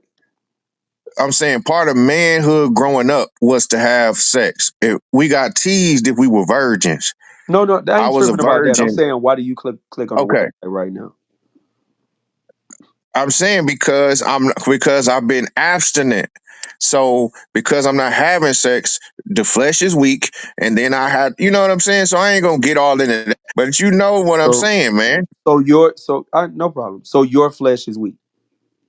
Correct. So that's why we all shouldn't like get married and have children. I'm confused. No, Why are I you didn't say super we should get married and have children. That's what we should be doing. But what I'm saying is that most people are not waiting till marriage. They going out and just having sex all the time. And so Mhm. if everybody's gonna get married, then that's fine. But that's not what I saw most people doing. Most people were just going out having sex, creating multiple kids by multiple people, Mhm. and that was the wrong way. Got you. So what can we do about it? Because like the Bible teaches us to do something about it. You know, in the laws of God, it lets us know how to, what marriage is in a righteous way in the first five books. So what can we do about it? Can we Well, employ that people should keep the laws of God, or what do yes. we do about it? So what I've done in my personal life is you see Besides the those three porn. young men in Besides the porn. my personal life, Yeah. those three young men, I was dating their mother. I've never had sex with their mother. I bought them all suits, brought them to my graduation, told them they could be somebody and try to motivate them to graduate school, go to college. I've never touched their mother in that way. So Mhm. I'm actually on the front line practicing what I'm talking about.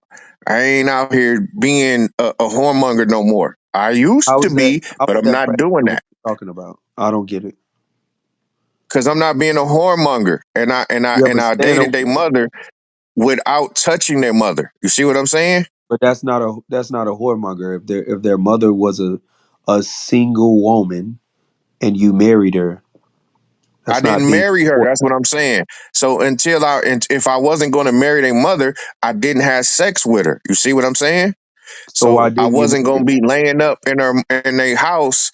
I didn't spend the night at their house. I wasn't having sex with their mama. I wasn't doing none of that Why didn't you marry her? because she wasn't ready to be married. I mean, she wasn't fit the profile. She didn't fit the credentials. Mm. She wasn't doing Salaki. what I needed her to do to be married. Mm. Salaki. If I could just say that, because I've been listening for a while, and I think a little bit of the disconnect is, the way in which we go about instructing, our community about sex. Because the brother said, he's about abstinence and things of that nature. But, Hmm. it's not just enough to say, don't have sex. And that's not what any brother up here is, alluding to. Just flat out say, don't have sex. No, don't have sex, and this is why we don't have sex until we get to this point and actually go into the consequences of if you do and what that looks like. So, for example, I heard you say, like, well, if I find out my daughter is having sex, then I'm gonna automatically put her on birth control. And Yawasop took tremendous offense to that because what birth control does to the individual. So he said you're just going to destroy that individual, and your answer was yes, and you was emphatic about it. But the reason why he was so incensed about it is because that the scriptures outline what we are supposed to be teaching our daughter. You're teaching your daughter just to not have sex right now. Well, how about if you taught her that this is the responsibility that you now have. If you do, you have to stay with that individual forever. That is now your husband. If you decide to have sex, that's further training up the child. It's not just don't have sex, it's teaching that child, okay, these are the consequences. This is the steps that you would need to take.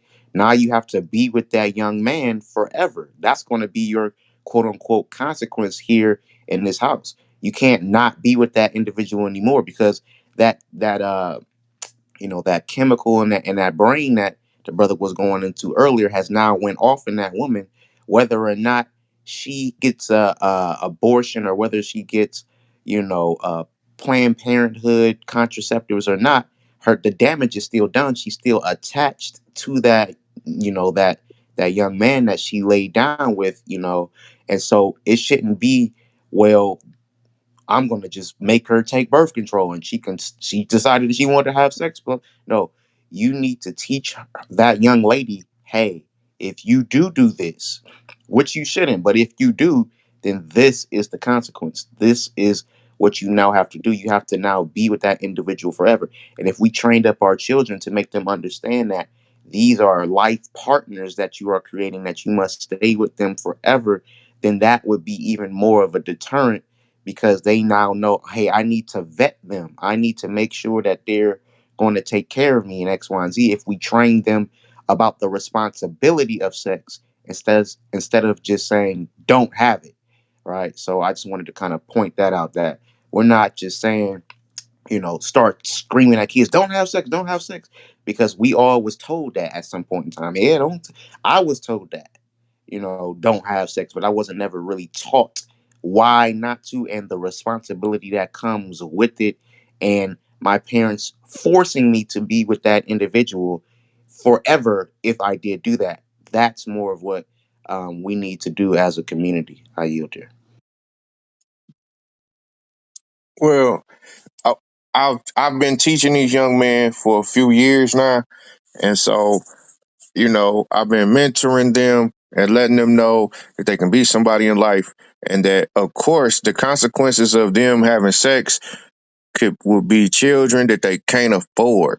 So I try to tell them that I've been waiting to get married to before I have children. So uh I can't do it no better by an example. So, you know, unlike a lot of people, I practice what I preach. So I can't do it no better than this. If I say don't have I'm abstaining now, I'm not having sex with their mother, I've waited to have children. I mean, I don't know what else to do. Yeah, I'm not saying, brother, that you see. I think you misunderstanding the point. What I'm trying to show you is a better way, right? You're saying you're doing the best that you can. I'm trying to further help you, right, by just also instilling the responsibility in those individuals, right? By saying, look, you need to honor whatever choice that you do make. I'm telling you what the best choice is. I'm doing my best to demonstrate what the best choice is. But if you actually lay down with that man, or if you actually lay down with that woman, if it's a brother, then you are required to stay with that individual and make it work. So choose wisely, because that is what I'm going to tell you to do, is to stay with that individual and make it work, and don't have sex outside of that, because that is who you're with now for life. So kind of going a little bit further by demonstrating what you are going to consider the consequences or the marriage that you know comes out of potential sex. So I'm just saying, it's good that you're telling them not to have sex, and it's good that you're living the lifestyle that you're living. I'm not taking that away from you. I'm just saying you can go further in training up the child, like the Bible says, in the way that they should go, by putting that further emphasis on, okay, if you do this, then this does happen. Because the reality is, like you said, children, they grow up and get to a certain age, they're going to make their own decisions. But when the decision is made, now they should know the lifestyle to live once the decision is made. Don't continue to make the same decisions or make decisions now that's going to harm your body. You have sex with an individual, okay, now stay with that individual. That should be the next thing that you further teach your children so that they don't become further whoremongers or feel like, well, now I just need to, harm my body or take some type of other drastic measure if I do decide to have sex, if I do get caught up in the moment. Now I just know I have to stay with that individual.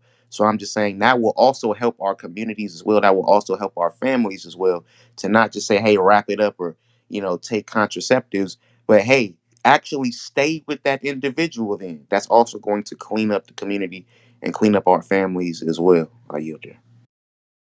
Okay, that's fair. That's fair, man, and that's something that I need to think about and implement that in my teaching strategy. So you know what I'm saying. I respect that. Count all praises to the Most High.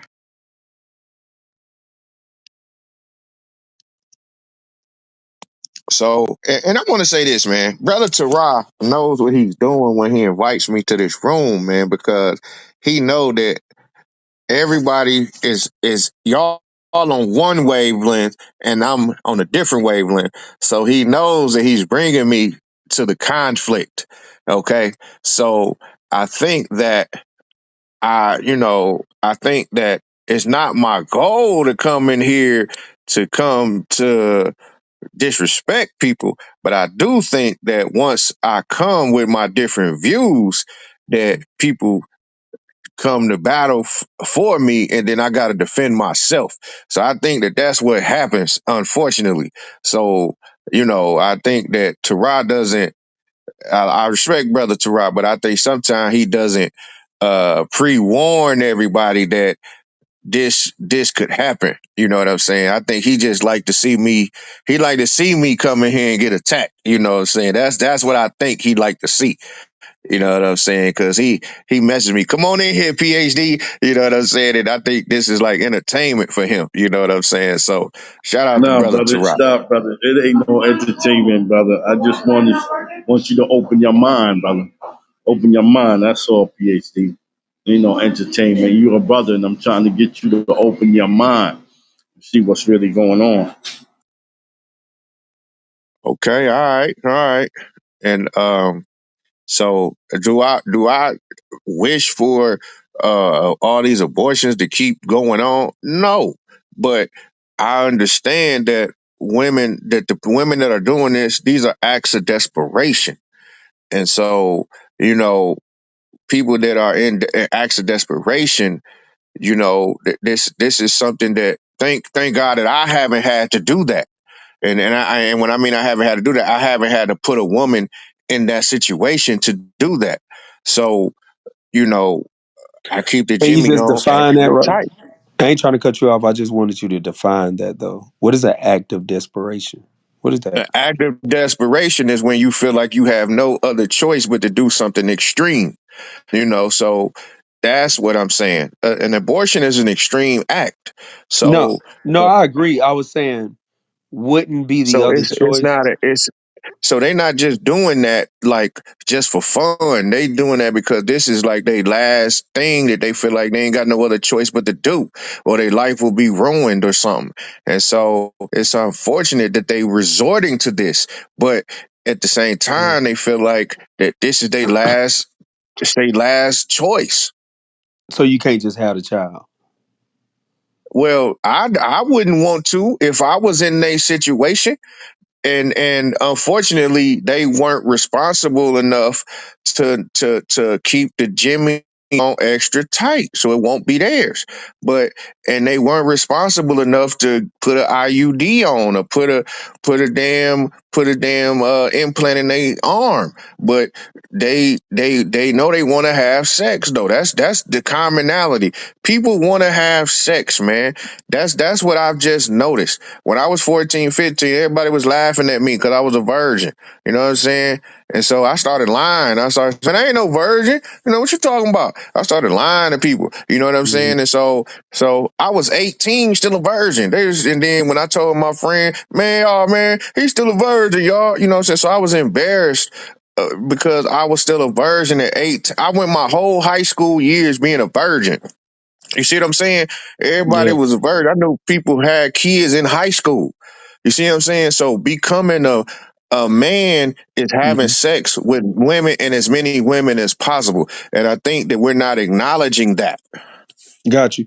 So I just wanted to ask you a question because if they was laughing at you for being a virgin, that means that let's just say I wasn't an eyewitness, but let's just say per your scenario, they weren't. They was actively fornicating. So if they was breaking the laws of God, and then while you weren't in that category, but then you resulted to breaking the laws of God of lying to them to say that you weren't a virgin. So both of you guys were sinners at that time. Wouldn't it just make sense for both of you guys to like keep the commandments so both of y'all are being right standings with God? Yeah, but as a kid, you're not thinking about that. Got you. And as a kid, you're not around your parents all the time. You not you know what I'm saying? As a kid, you trying to impress your homies. You know what I'm saying? As a 17, 16, 15-year-old kid, you trying to impress your homie. Now I'm 41. So Hmm. I can say, look, man, I wish I could change those things. Got you. So okay, so let me ask you this. If is that do you think that's applied to every child? Like for an example, like you say you were a virgin your entire high school stay. But I was a virgin, I guess, like half. I first had intercourse when I was 15. I was 15 in the 10th grade. So I was a virgin all the way up into the 10th grade. But that woman that, I was active with, which the world will call, hey, you're first, because I definitely wasn't in the truth then, but I still, had certain like a moral code as a so-called kid as 15. So that woman I married. It wasn't like I smashed her and she was gone. So don't you think that other kids can do the same thing that I did? They could, but that wasn't happening on a vast scale. And No, I don't know but let's nobody say who let did me that ask this. actually. Let me ask this. Fuck the rest of the kids. Could you? Could have did it? I could have if, but that wasn't the probable thing, and I think we can't speak in outliers. Oh, okay. So it was probable for me, but it wasn't probable for you. Correct. That's exactly what I'm saying, and Yeah. I think you know that I mean, I don't know it. because That's it why I'm didn't asking those happen at your questions. school. In your school, did that happen? Did what happen? Did most of the kids that had sex around your time, did they marry those girls? I think you're missing a point. So I'll answer the question clean and then I'll expound. No, most of them did not. Some of Okay. them did. Let me finish. No, most of them did not. Some of them did, but I couldn't control most of them, and I couldn't control some of them, but I can control myself and my thoughts and my actions. So while I'm having a conversation with you, I'm talking to you, which you are one of the ones that didn't make the choices that I made. So I don't have to have a conversation in bulk. Like all the brothers on stage right now, by and large, believe sex is marriage, and they won't actively have intercourse with a woman outside of those realms. But I'm not speaking for them right now. I'm just speaking for myself to someone who did something totally opposite of what I did way before the so-called truth. So I'm just saying, you said it wasn't probable for you to do it, but it was probable for me to do it in the midst of everybody who wasn't doing what I was doing. So why was it probable for me to do it in the midst of everybody not doing it, but it wasn't probable for you to do it in the midst of everybody that was not doing I can't speak for that. I can't speak for you. it? You can speak for you though. I'm asking you. I get Why what wasn't it I'm saying is that me, for me, my situation and the peer pressure that I was under and my animalistic instinct that wasn't gonna happen. Got you. So you was an animal. Absolutely. I said that already. And Got if I would you. have came What's home, are you if still I an would have animal? came home and I would have said, Mom, I want to marry this girl, she would have been like, Man, is you crazy? Are you still an animal? No, Why you still watch porn? because I have weak moments at times. Now I don't even watch porn all the time, man, but I have weak moments at times. And I'm being vulnerable here, you know what I'm saying? Why you trying to make light of that? But I'm actually having a vulnerable conversation. I said I shared the same with you when it comes to being a virgin. It just wasn't the distance as long as you. But yeah, I had a couple of friends saying, you hadn't done nothing yet. You know, like that happened. I'm saying I'm being vulnerable with you too. I don't think you you really pay attention to the conversation that you're having. I'm saying I just made different choices than you. So even in the weakness of being picked at, okay, what does that have to do with your choices? That's what I'm trying to say. Like I'm trying to get you to realize that you may still be weaker than just the porn. If you still mentally is processing things, how you're processing things. I'm trying to get you to realize that. And that's like brotherly because we're having an open conversation, but it's one on one. It's just in the midst of everybody else so they can learn as well. But I'm not picking at you. I'm just talking straight to you. Don't take it as mocking. okay, that's fair. All right. So if you were a so-called virgin, I'm saying that's a good thing, brother. That wasn't a bad thing that you was a so-called virgin all the way up. I just think at some point in time you lost your way to where in your mind you said, I don't want to have children out of wedlock. That's a bad situation. I don't want to have children. But you then still wanted to be like actively sexually aroused or wanted to deal with women, pornos, etc. You still wanted to deal with those imaginations of a man. So what I'm saying is, and pause the way that came out. I mean, imaginations that a man has. So what I'm saying is when you process how you thought at first, it was the right way. It's the way that we teach. Don't have intercourse. Those things that they call in the world like abstinence and what's the other one? Is celibacy or something like that. Be that until you get with the person that you're trying to be with forever and then get active with them forever. That's what we teach. So I just want you to know it's clean across the board right there. And then the other part just being a brother, I'm saying you making excuses. You saying, hey man, but look, we just wanna, what I mean? We just wanna see the tits in the midst of no, you can't do that. That's what I'm saying. You can't like try to add that element in. You actually got to be a man and be stronger than what you are, and then move forward. If you've been abstinent, okay, high five, cool. But drop the pornos. You don't need that. It's going to throw your mind off from selecting the individual you need to select. That's why you was dating somebody that wasn't even prepared to be married or you didn't deem to be prepared, but you were still dating that individual. So I'm saying you need to just clean your mind, come into this truth, yield to the law, statutes, and commandments, come under an elder that's very wise and know the scriptures, like an elder Torah, and then yield, brother, and then learn some of the ways that you performing right now is good. You said you abstinent. All right, cool.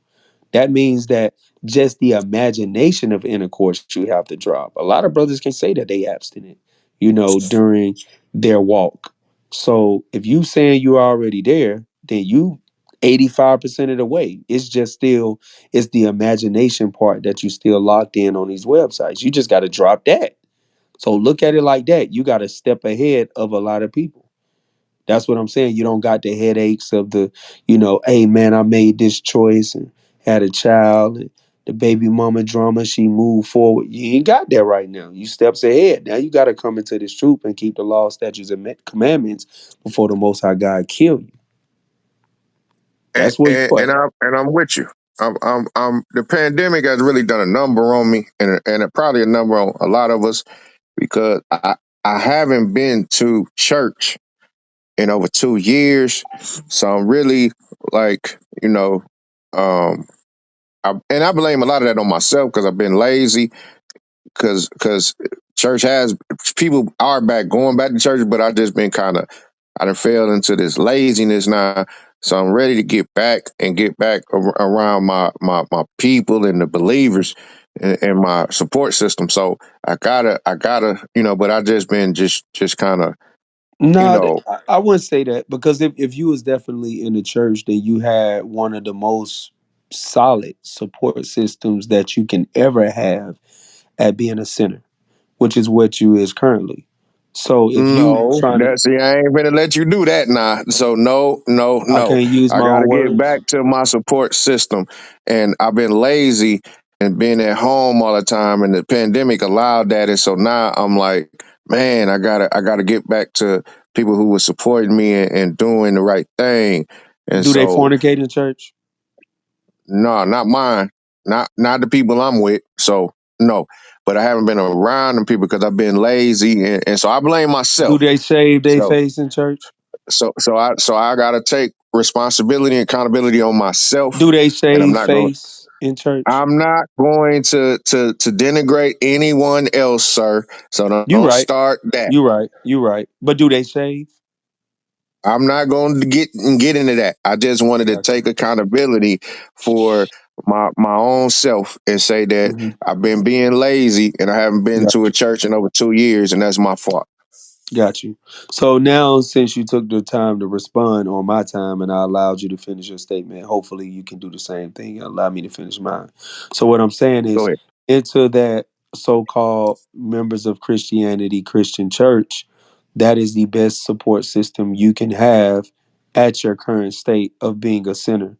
Because that same building of 30 people or 300 people or 3,000, depending on the size of your church, they're all sinners. They're nice people, they say hey, they'll pull up to the Popeyes like you like doing, that's not a shot. That's just the facts, right? So that's cool. But then they break the law, statutes, and commandments of God, shave their beards, break the Sabbath, don't keep the feast days, and don't marry properly. They do all of those things consistently in your church. I'm gonna be that bold to say that. Because if you say they don't, then I'm gonna ask you questions. And then you're gonna say, nah, I ain't gonna answer them questions. So then let's not go down that road. So what I'm saying is your personal church that you go to is a terrible place. It's the worst place you can go to for your so-called addiction because the pastor is just gonna start talking about his addictions. And now y'all both gonna be talking about addictions that y'all both share, and then y'all gonna start promoting it and pushing it and making it a positive thing like church does. It's the worst place. So all I'm saying is hopefully you can come into your Bible and come under an elder that's gonna point to you what the papers say, and then you can yield to what the papers say. That's my position. Okay, and that's fair, man. I'm gonna let you have that, but I was really just all about holding myself accountable because I beat myself up a lot because even my mama getting upset with me because I've been lazy, man, and sometimes I think I fell into a depression or something, but I've been lazy and I ain't I just want to get out of this laziness, man, because it's like the pandemic gave me an excuse, and then I still be like, "Oh man, it's still a pandemic going on. I ain't going this Sunday, So I need to, I just need to, I really need some positive brothers to motivation, man.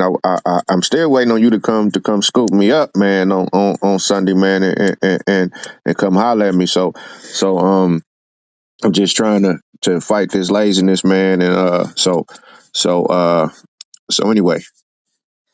It's a good way to fight laziness, Bring that right? out. Read your Bible every day.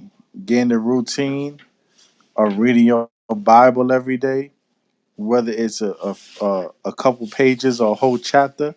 I think you should read your Bible every day and let that be your beginning routine. Reading the Bible in prayer and let that be the beginning of your routine. And then you can add some other things. Probably take a walk around the block. You know what I'm saying? And 25 push-ups. You know, there's certain things you could add on to your routine so you're not as stagnant and not so complacent. But I think reading the Bible and praying, you should make part of your first steps to your routine.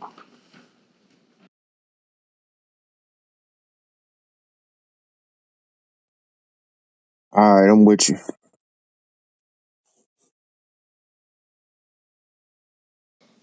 All praises to the Most High. And I ain't coming to pick you up because you said you wanted to go to the Popeyes when I picked you up, man. We can't go to the Be Popeyes. real about it, brother. Be real about it, PhD.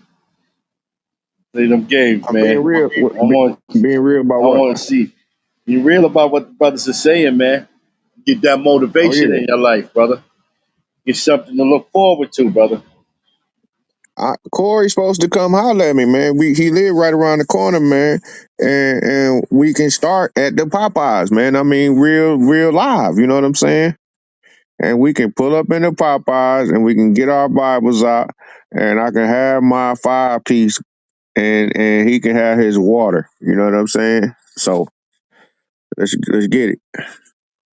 Yeah, brother, but like I was telling you, I If live around the anybody's corner. still eating Popeyes, y'all need to repent. Uh, like I was telling you, I live right a corner from you in Atlanta, but I'm on the road right now. I'll be in Myrtle Beach for a while. So, yeah, when I come back to Atlanta, I can pull up on you and see you, and we can actually sit down and talk about this Bible. But I just want you to know it's gonna be over the Bible, though. It's gonna be biblical conversations, brother. But that's another point that Shower Paul was making because you can't be lazy, brother. You can't say because Corey didn't, because this other person didn't, I didn't. You can't do that. Fuck Corey. You got to get up and do them 25 push-ups that Shaw Paul was talking about because you desire a better life, a better quality life to keep what the Most High God told you to keep according to Genesis to Revelation. So you got to do that. That ain't got nothing to do with me. Trust me, I haven't. This is a realistic thing. I got so much going on in my life that I have not processed you. And that should be motivation for you to say that men don't process other men that's not on their mind, not in their congregation, etc. So you can't be like, damn, Corey ain't came see, he's lived 2 streets down. I'ma just stay in the bed and be unmotivated. No, bro. Get up, drink water, move around. You know what I mean? Get in your Bible, read some scriptures that's gonna talk to you about being lazy. I can send you some, and apply it. And then once you start that application process, then hopefully you can start applying all other things that the text say as well.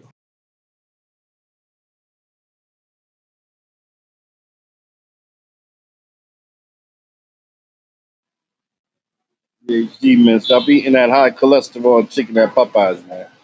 Another one of white supremacy to kill you, brother. Hey, man, I don't really cook, so I gotta eat somewhere every day. So How you about find me. how about you add to your list, learn how to cook, right? Right. I'm not Because doing. I'm not doing shower that. part. Shower part. This the issue. Pay attention to his conversation. That's why I gotta be honest and clear. I don't cook, therefore, he's not even processing the cooking process and how that can help him, save funds and not eat, that high cholesterol stuff. So that's the issue. Even when we're saying, hey, don't have sex, you're saying have sex, wear condoms. This is what you're saying. Everything is backwards where you're not processing the first stage of nothing that'll actually be able to help you, come up with a better solution than where you are mentally. Okay, that's fair, but I'm not finna cook. I ain't cooked in 6 years. What I'm waiting on is a woman that's gonna cook my meals for me. So I'm looking for my wife, Huh? my queen. I yield. You can't just cook for yourself, brother. Yeah, that's I crazy. don't. I This don't this want is why the to. Bible. So This is you, why the so you, Bible is important. so you want to be This is why the dependent Bible is on a woman? important. Once I started making money, I can buy what I want. So I'm looking for a woman to cook for me. So you could buy a cookbook, brother. You could buy. Oh my! You could look at a recipe and buy all the ingredients, my brother. See that? I mean, respectfully, man, I want a woman to do the cooking. I mean, is that what's problematic I mean, about that? I don't want to do it. it's not problematic, my brother. But if you lonely right now at this point in time, just learn how to cook. Yeah, you. Let me drop a little game for you, brother. Right? What women like is a man that's self sufficient. You know what I'm saying? If you're saying you need a woman to cook, right? That's actually a turn off to a woman. But a turn on to a woman will be like, I know how to cook, so I want my woman to know how to cook because I like my food a certain way. Right. You know, you got to be self sufficient. You can't be like, oh, my house is messy because I want a woman to clean. You know, be like, listen, I want a woman, to come in my house and make my house a home because I'm myself. I'm not a dirty dude. I like my stuff clean. And this is the way you can set standards for your woman because you are keeping them standards to yourself. You understand, brother? Yeah, but isn't hold on, man. What happened to a man being a provider and a woman taking care of the home? I mean, Well, what? you could provide some cooking, brother. It's all good. See, What's wrong? What's wrong? y'all. What's wrong with a man cooking? I'm providing the dwelling, the cars, the clothing. I'm not cooking too. No. But brother, you don't have a woman right now, and maybe it's because you don't know how to cook. Right. Well, all right, man. Y'all don't get it, man. You ever thought about that, my good brother? No, I don't have a woman right now because I'm waiting on the right woman. Well, how do you know what if the Lord sends you a right woman that wants a man that knows how to cook? Right. That's not the natural order. We already know this. A woman's So it's supposed to not. take care of the home. So hold on. It's not a natural order for me to turn on a stove and cook. I can turn on the stove and cook if necessary, brothers. Come on now. I just don't You believe in do the it. Bible, brother? Do you believe in the Bible? Yes, but I don't cook. Okay, That's so all I'm saying. who? Okay, so who had to cook the sacrificial lamb during the Passover? I'm not up to date on all of that. I'm not well It versed in was. all of that. It was. It were. Put it like this. It was men. Okay. Okay, so there's nothing wrong with a man cooking. Learn how to cook, brother. Hit up I Halab in his know back chat. how. I Every know time how, man. hit up Halab in his back chat. Every time Halab's on Clubhouse, he cooking something. Hit up Halab. I know how to cook if I need to, man.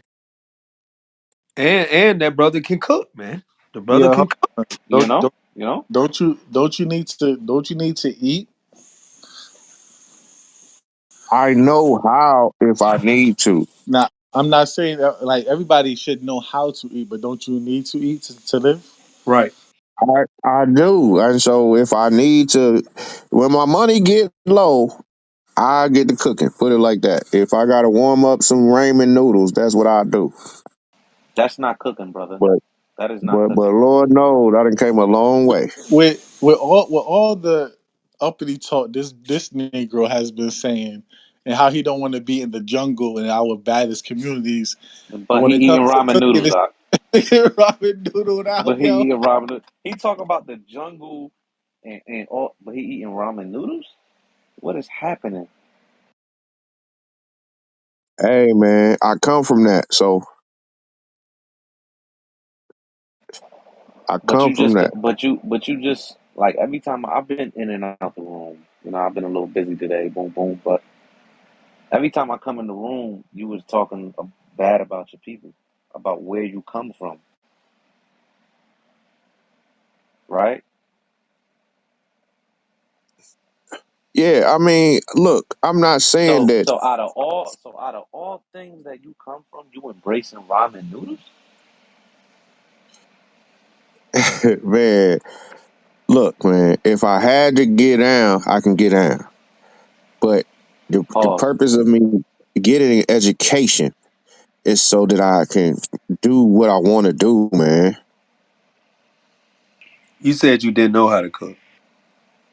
Well, I do You know literally how. said I that. mean, So okay, well, that's now not you what I mean. changing. I do know how, man. I just don't want to. Stop I being don't lazy, do it. brother. Can I ask you a Why you being question? lazy? Can I ask you a question? Sure. What's your favorite restaurant? Popeyes. How long has been your favorite restaurant? That shit is not a restaurant. No, I just want to ask him. How long has been your favorite restaurant? Years, man. 10, 20 years, man. Are you overweight? Who, hold on, Salaki. Who No sweat. who Yes. who created the recipe in the restaurant? It was the first cook of Popeyes. That food you enjoy every day. That was by some black people. No, Popeyes was started by black people. no, Uh-huh. Now KFC wasn't, but Popeyes was started by black folks. no. Okay. All right. Are you saying that because it's a black woman on a commercial, or do you actually know facts? Damn. No, it Hmm. was started in New Orleans by black people. No. Okay. So do you All right, know? man. Do you know if the first cook slash owner was a man or a woman? I'm assuming it was a woman. You're assuming, but it was actually a man. He was the owner and the first cook for 4 years before he expanded. Did you know that? Okay. So I'm the recipe that you enjoy for the last 10 to 20 years is a man's recipe. hey, I So love it. men cook, and that same recipe you've been enjoying for 10 to 20 years, a man has cooked it for you. I love it. And Shalakia, and for brothers like myself that worked for a fast food corporation before, you should know that most of the cooks in the back, when you're talking about frying burgers or messing with the hot grease of the French fries or just that type of labor, are usually men. It's Right. usually the women that's in the front as the servers and greeters because they have a prettier face and they're more appealing to the public. And they usually have men in the back, frying up the wings and messing with the hot oil and stuff like that. Like I don't know this brother. His whole premise is finished right now. Okay, man. I respect y'all views, man. I really do. It's not our views. We just deal with facts. We're not smart, brother. Don't say that. We're not No, that's smart. not what I'm saying. I respect y'all view that I should be cooking or whatever. I just don't want to do it. Yeah, yeah. So that's all we're saying, brother. I mean, especially being by yourself, you should definitely eat more health conscious meals, especially when Yawasab just asked you, are you fat? And you said yes, cleanly.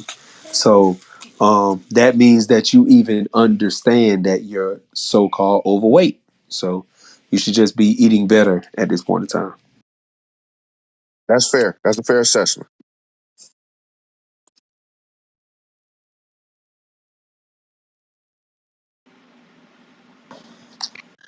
Yeah, let me welcome Panad to the stage. Panad jumped up here. Where he at?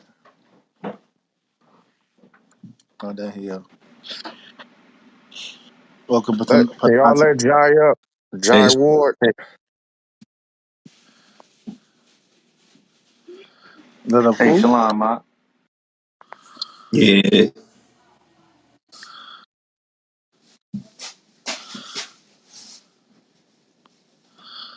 Jay Ward. She's trying to get up. Yeah, she. I'm up, PhD. Thank you.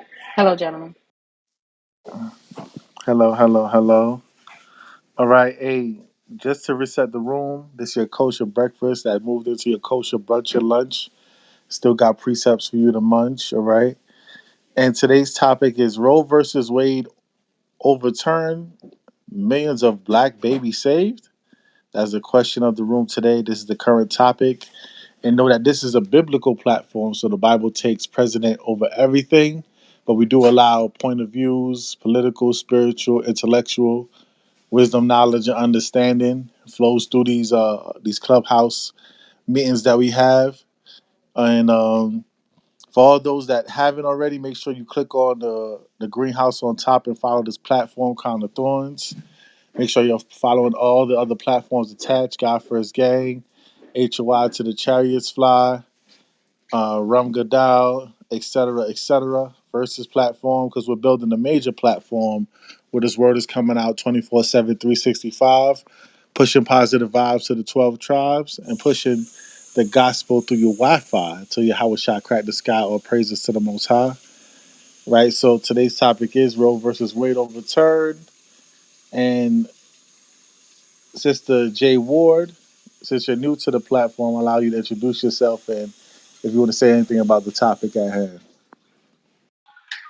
Hi. Hello, gentlemen. I must say before I start talking that I'm being in my later 40s. I'm very impressed with the conversation of my young Black Kings and what you guys are about and what you're speaking of. I just found the group because I follow PhD.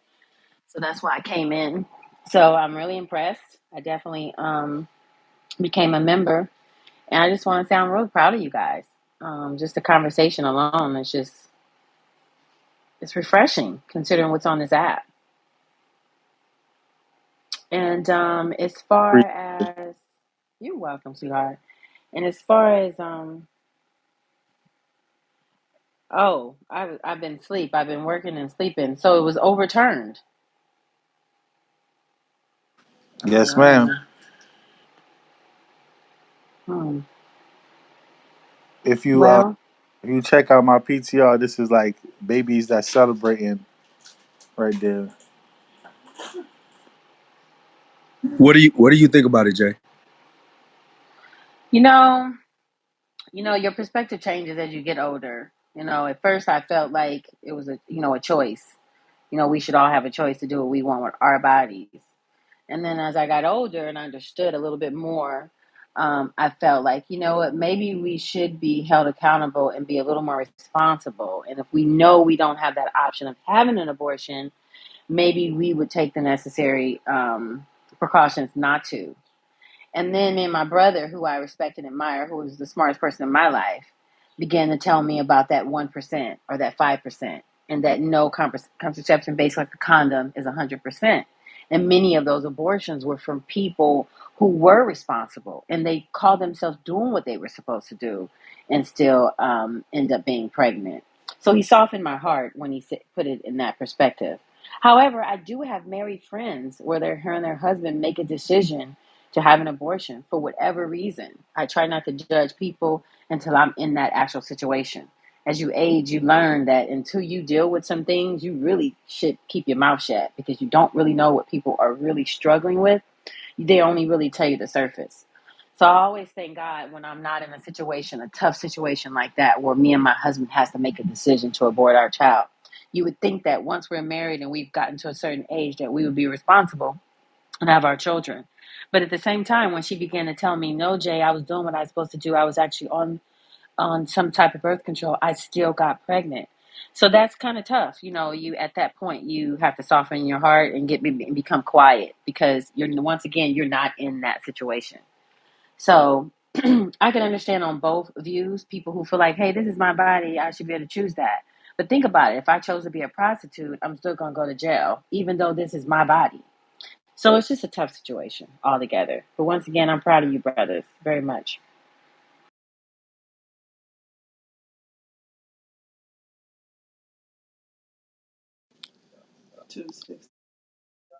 The water, Damyad, Most High gets the glory.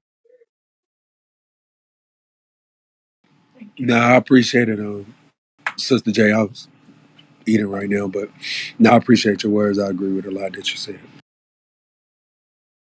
Thank you. And PhD, he's Sister J, he's one Sister of a J, kind for sure. What'd you Sister say, J, babe? Yes. Sister J, I want to ask you a question. So, do you feel like younger women are targeted in that demographic? Like, because a lot of sisters that I talk to, especially of our community, a lot of the sisters feel like they had their abortions while they were young, and if they were older, they probably would have made a different decision. So, you think that young women are targeted in that demographic to lean at having abortions? Yes. Me, myself, because I don't care when you get to a certain age, I had an abortion at 17. I was in the 11th grade. He was, because I graduated at 18, and he was in the 12th grade. We were both scared. We were both 17. I think now looking back, that should have been illegal for us to, have an abortion. We weren't as advanced as you guys are as far as like with social media, it definitely advances you. But it was definitely a decision that I made that now, 48, I struggle with that. Every day, I would be lying if I said every day, but I definitely think about it often that was a mistake that I made, and I came from a two-parent family who were doing very well in life in many many aspects, and I still couldn't come to her and tell her that I made a mistake, because I knew in my heart she would she wouldn't be open to me keeping a child, because in my generation Brenda had a baby. It wasn't okay to be young and have a child. So, but for my child, my 17-year-old daughter, come to me and talk to me about anything, because we gonna work it out, and we gonna have that child, and we don't give a damn what anybody thinks and what anybody says. So as we get older, we get better. And my parents were the silent generation, and the silent generation children didn't have the voice that you all have now. So we were scared to tell our parents about just kissing a boy, just anything that was out of the ordinary. It wasn't okay. Even though our parents did the same shit, they were just hypocrites. But it is what it is. But no, I do think they're younger women are targeted. And listen, on this app, I hear a lot of older women my age arguing with these young girls in their 20s, and they calling each other bitches and hoes. And I just feel like, excuse me if you guys don't curse, and I just feel like we as older women, we have to soften ourselves to these younger girls, and teach them that all these different men are not okay. And I think many times us as older women, even us as our mothers, we're teaching our daughters the wrong message. And we have to soften our heart a little bit and kind of take ourselves out of our situation and how wrong we were done, and try to have a brighter future for our younger girls, even girls we don't know. I went into an entangle with a younger girl yesterday, and I end up having to just swallow my pride and say, it's this, I'm sorry. I didn't feel like I was wrong. But at the same time, why am I arguing with a stranger that's half my age? Like, that just doesn't make any sense. I'm sorry, and I probably should have addressed you differently. And it took her a little while, but guess what? She came off her mic and said, I accept your apology, and I'm sorry too. And that's what we need to do as a Black community. We need to start apologizing to each other and giving out some hugs. I know I might sound all cliche and corny right now, but I just think we should give each other a little more love, especially for the sisters, because I can't speak for the gentlemen, for us to just be a little softer to each other. I would say that a lot of people, when they discuss love, they forget the fact that love is correction too. And I think even though our sisters, they do need genuine tenderness and how can I say, um, affection from elder sisters, because a lot of elder sisters I see, man, they're in competition with the young girls. Like Hot Girl Summer, it ranges from 15 to about 55. Like Right. we got 55-year-olds that's out here trying to have Hot Girl Summer. You know what I'm saying? So they're in competition with the young women instead of guiding them and making sure the young women don't make the same mistakes. They're too busy that the young women are going to take all the attention away from them. So they're like 40 years old getting BBLs and, going out and twerking in front of young dudes, and one dude just throw money at him, and like, come on now, man. Like, you older women had your Freaknik era, man. Y'all ain't get enough. Like there used to be a saying that women were more mature than men, but now this is the first generation I've seen where like 60-year-olds, 50-year-olds are still trying to keep up with the young girls, and that's sad. Like, come on now, go home and make some rice or something.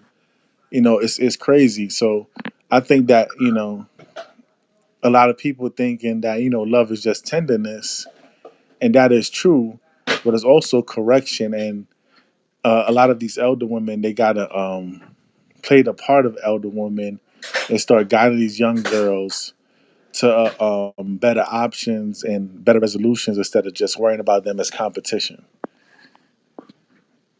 Sister, do you agree on that? Oh, of course. I was once 21. I thought 41 was old as hell. Of course. I thought my age was old once upon a time. So I do understand that. However, when I was 22, a 42-year-old chick couldn't compete with me. So I'm confused really on that. I hear that a lot, and that's what I had to tell these young girls. Are you kidding me? Everything on your body is still perky. It is no way at 22 a 42-year-old woman intimidated me in any way, shape, or form. So y'all need to laugh at some things.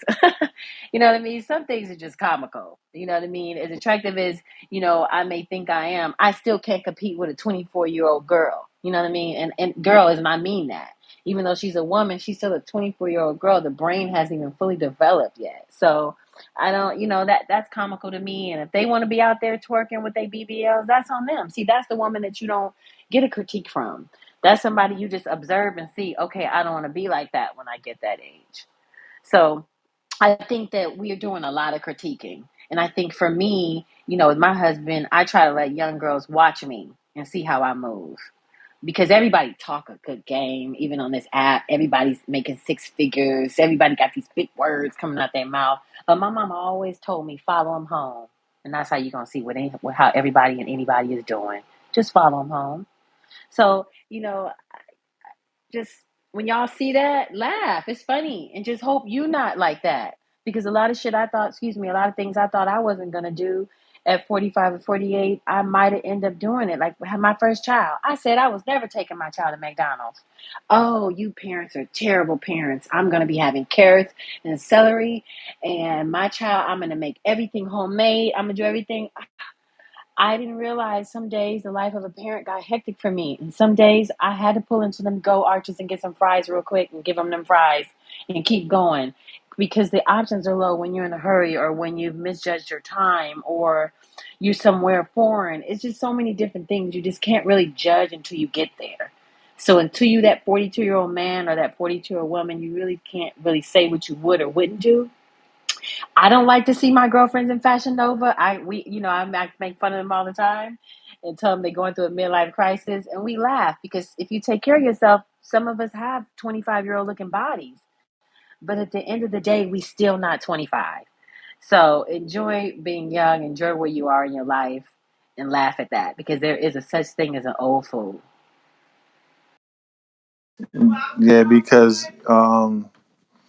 the main thing I wanted to focus on is not the BBLs, right? Is the mentality why they get the BBLs, the mentality why they you know hanging out by colleges trying to get younger men to date them and get them pregnant. You understand?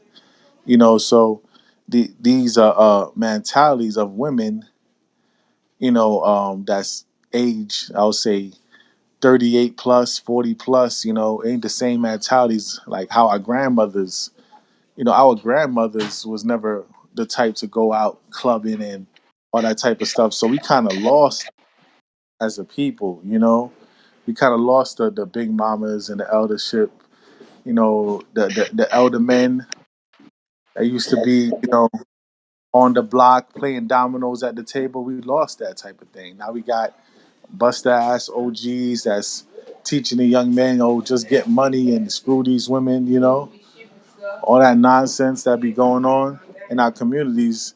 We have a lack of that, the eldership and the leadership on both ends.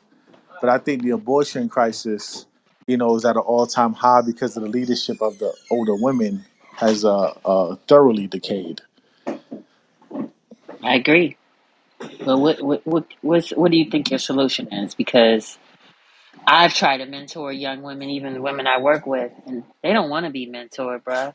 You know, them big mama, they don't want them big mama hugs. They don't want them days. They don't want that reprimanding, and they don't want you to tell them what to do and tell them how to do. And when I tell them how I did it, they look at me and be like, "You old," as if I wasn't 24 one day. You know what I mean? So I still met my husband as a younger woman. You just got to, you keep living, you're going to age. So I don't think they want to be mentored. I try to tell them about credit and FICO scores and all kind of stuff. And I lead by example. But out of 10, one will stay there listening to me. The other nine are going to walk away. So, that's from my experience. So I'm not saying I'm giving up, but I've definitely walked away feeling beat up or feeling like, you know what, I feel stupid. I shouldn't have said nothing. And then my husband got to build me back up. No, get back out there. No, what's your purpose? What's your goal? What'd you tell me when I first met you? And then he gets me right back in line. But many times I feel discouraged, little bro, because they don't want they don't want to be told. They don't want advice. You know what I mean? So, and that's just the truth. You So can't make, you know that old saying about a horse. You can't make him drink. You just can't. And I'm at that point in my life where I'm never going to give up. But some people you got to pray for and keep going. so I'm a younger guy. Like I'm 21. I Hold on, don't think hold on a second. I'm gonna get to you right quick, but my advice for you, right? And Itazawam, let me get Isaiah 58:1, right? My advice to you, sister, is continue to learn and build upon yourself and the information that you have for the younger women that's beneficial to them, right? Still give it to them whether they like it or not, because the Bible refers that is to getting the blood off your hands. All you gotta do is relay the message and let them know what time it is. If they're not receptive, then keep it moving. But if they are receptive, guess what? You just helped the person out that wanted the help. So let me get Isaiah 58:1 right quick, King. This is the book of Isaiah, chapter 58, verse 1. Cry aloud, spare not, lift up thy voice like a trumpet, and shew my people their transgression, and the house of Jacob their sins. See, we got to show the house of Jacob their sins, right? So wherever our people are doing that, are transgressing or being a detriment or being toxic into their own culture, their own lives, and their own nature, just correct them on it. But if they don't want the correction, hey, you got the blood off your hands. Leave them be. But if they want the correction, that's just another person that's breaking the cycle. You understand, sister? I sure do.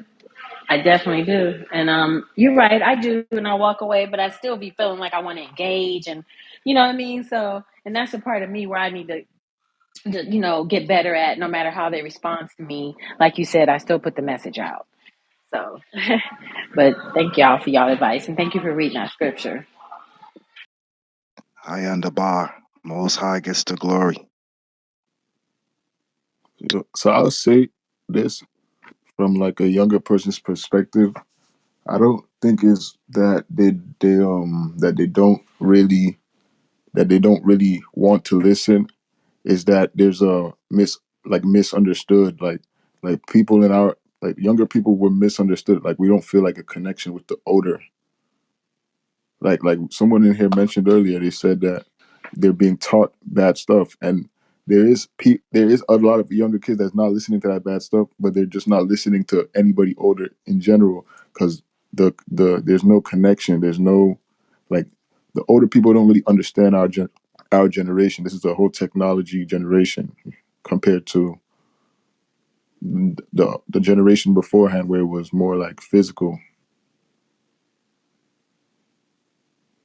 Well, then you're not reading your Bible then, because history just repeats itself, baby. Nah, it's not even about the Bible. It's more of like a like a respect thing. It's more of like a, we literally don't respect our elders of because of that hypocrisy that somebody mentioned earlier.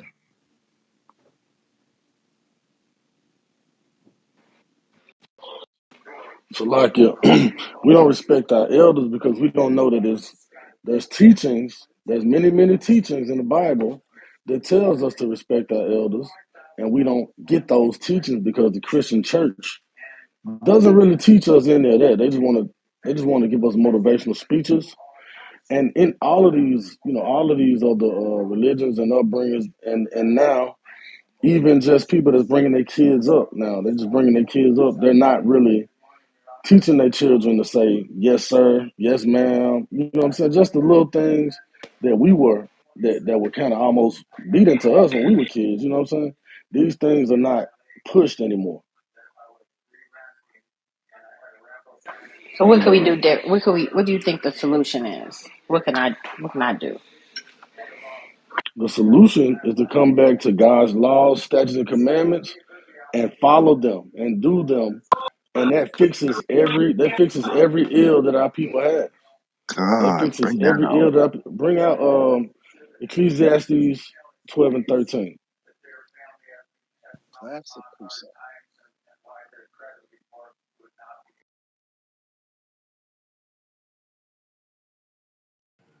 You got that, Barzal? Khan, I'm getting it, King.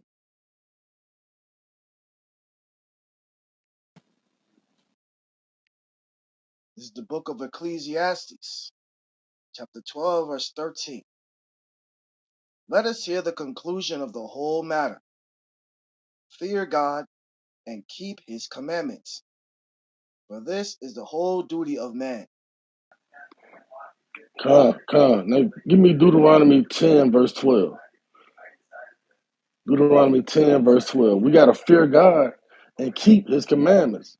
That's the whole reason your spirit was even allowed to come into another vessel, another body, and come into this earth. That's the whole reason that you even here, to fear God and keep his commandments.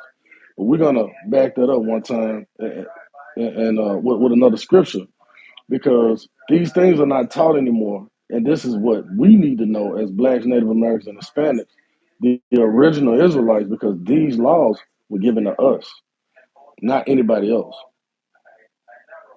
This is the book of Deuteronomy, chapter 10, verse 12. And now, Israel, what doth the Lord thy God require of thee, but to fear the Lord thy God, to walk in all his ways, and to love him, and to serve the Lord thy God with all thy heart and with all thy soul. You're right.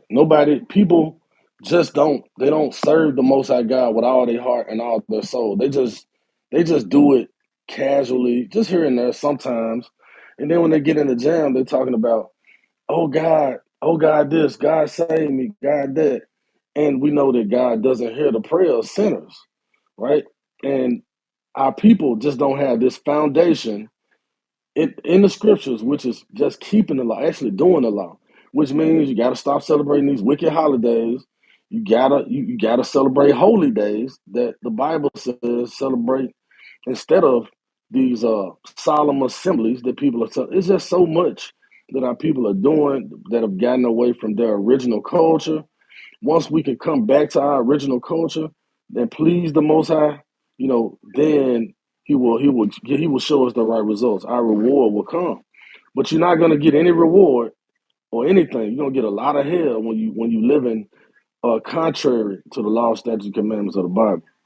That's what we got to do. That's the solution.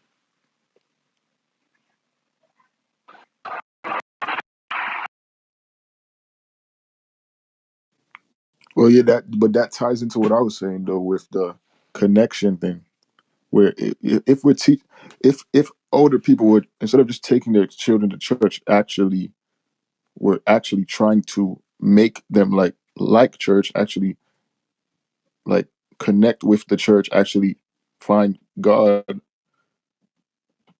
then that would also that naturally, that respecting would just naturally happen if these kids are actually, if these older people are taking them to church, and not just sending them to church and having them sit there, actually taking them to church and connecting with their children, and praying with their children, and that connection is there with the adults. Whereas adults will just take their kids to church and just have them at church, like there's no connection, there's no, like, you know Nah, first of all, the problem is church is not for us. Period. Church and the religion of Christianity is, see, when I talk about the Bible and the law, statutes, commandments in the Bible, that's not connected to church. But see, we've been lied to and told that it has something to do with Christianity. No, the Bible was written aforetime for our, for us to have a set of rules and standards and basically standard operating procedures. It wasn't written for us to be religious, which is man-made doctrine, right? So the church is white supremacy on steroids. The church teaches white Jesus. Jesus was not a white man according to the Bible. We could prove that emphatically. The church teaches a Trinity doctrine. The church teaches an immaculate conception doctrine. None of these things can be proven in the biblically or even historically, right? These things that all of these falsehoods that the church bring people into. So older people bringing children to church is not gonna make them grow up and go the right way. Actually, older people teaching their children the basis and foundation of those SOPs, those standard operating procedures, those laws, statutes, and commandments. The older people teaching that to the children is what is going to, for one, make the children become successful, stay alive, and for two, that's what's going to actually get us our blessings. You know what I'm saying? The children right now are really our oppressors, as the scriptures say. Somebody get that. Children are our oppressors. The children are the ones that are Chapter that'll 12. yeah.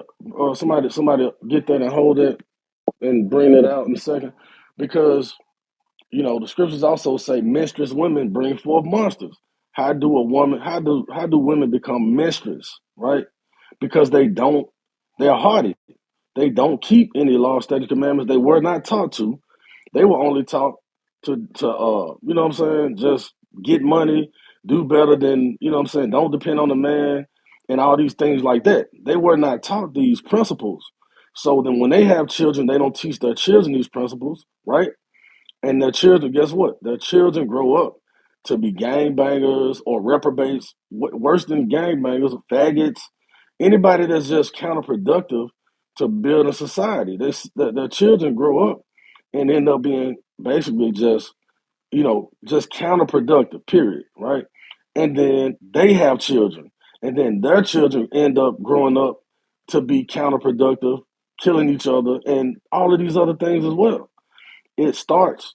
It starts because we are not bringing our children up in in the righteousness of the Most High God, in the law, in the light of the scriptures.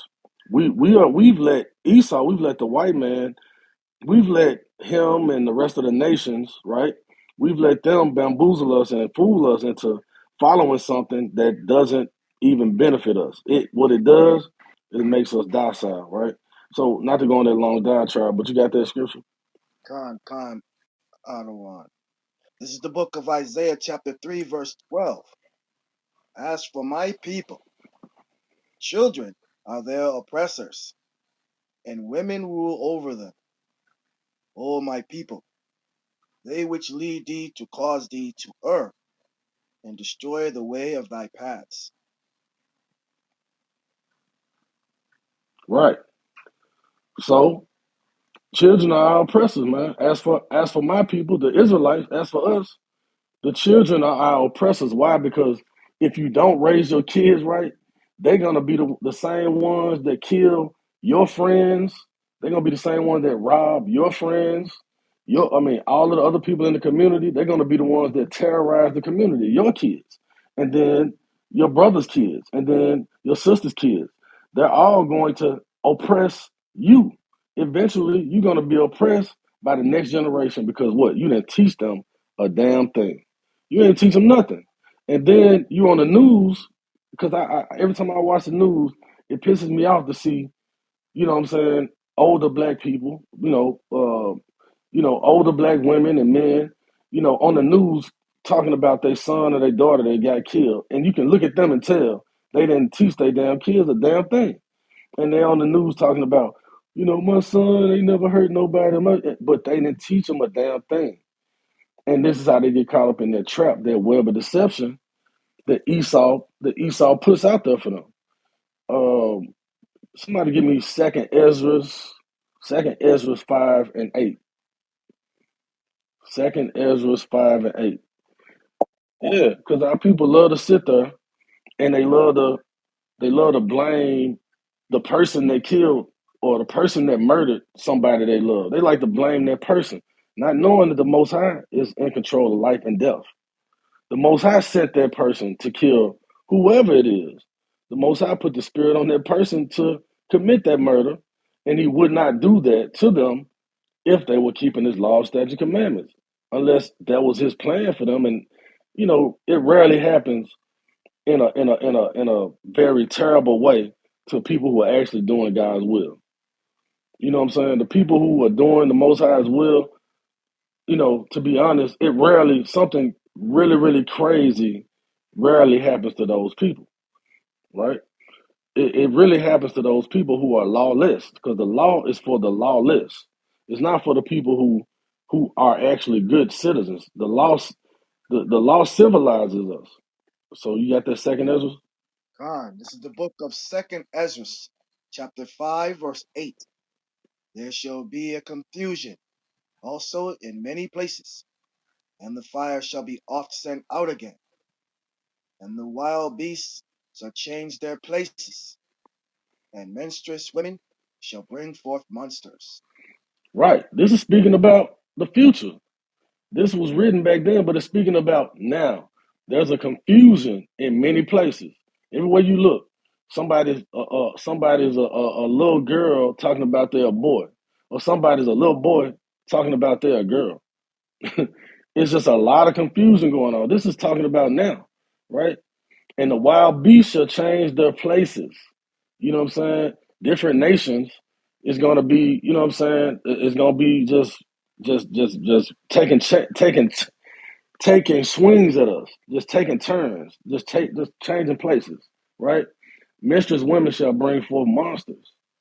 Mistress women that just they were not taught, they were not taught, so they cannot teach the truth. No matter what, they can try, but all they're gonna do is reproduce someone that's just like them. Mistress women bring forth monsters, right? So we got to come back to these laws, statutes, and commandments, and exhibit our faith through actually doing them, through actually keeping the commandments, and then that shows the Most High that we have faith in Him because we keeping His law. But with that, I yield. So, like, yeah, brothers.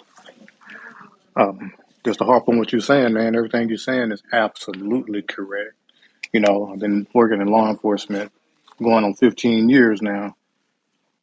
And when I was on basic patrol, uh, now I do missing exploited children, but when I was on patrol, a lot of the calls we went on in the neighborhoods just dealing with pick up the call, and it's like, hey, somebody has an unruly child that they're trying to control. Hold on, let me step out. Am I breaking up? Yeah, you breaking up a little bit. You mentioned a Let me little bit. let me step out here. Just a second, brothers. Let me step out. Oh, how about now? Yeah, it's better. Is that a little better? Okay, sorry about that. I'm on the plantation. I'm on patrol right now. I'm trying to get outside my area, but yeah, but I'm going a lot of these calls, and man, you see a lot of these kids. Mama's in the house. Mama can't control them. Mama's scared of them, and I'm like, how in the hell are you scared of your 10-year-old son or your 10-year-old daughter?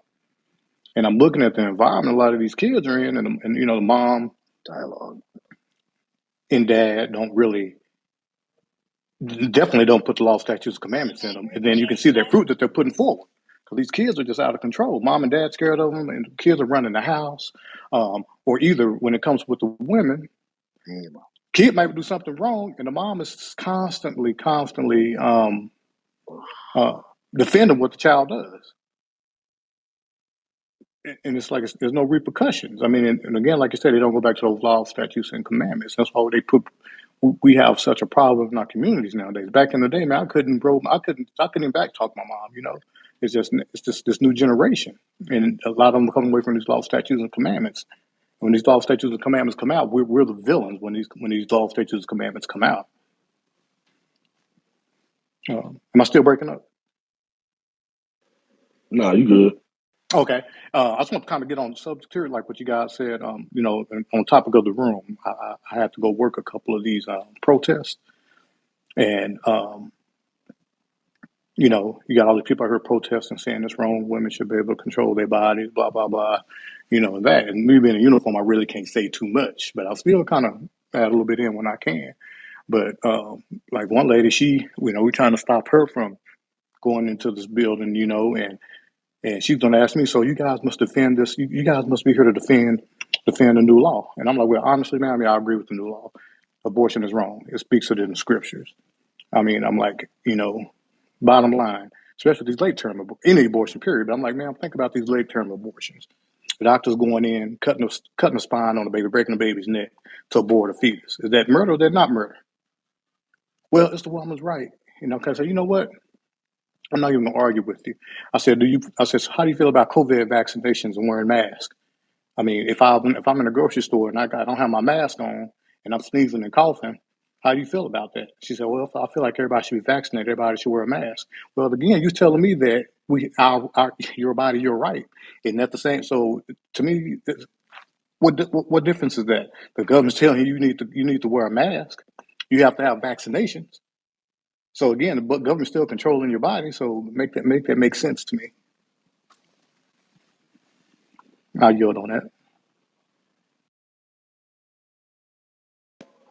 Man, it's an old saying that says you can't make sense out of nonsense. You just can't. You can't make sense out of nonsense, and that's what people are living in.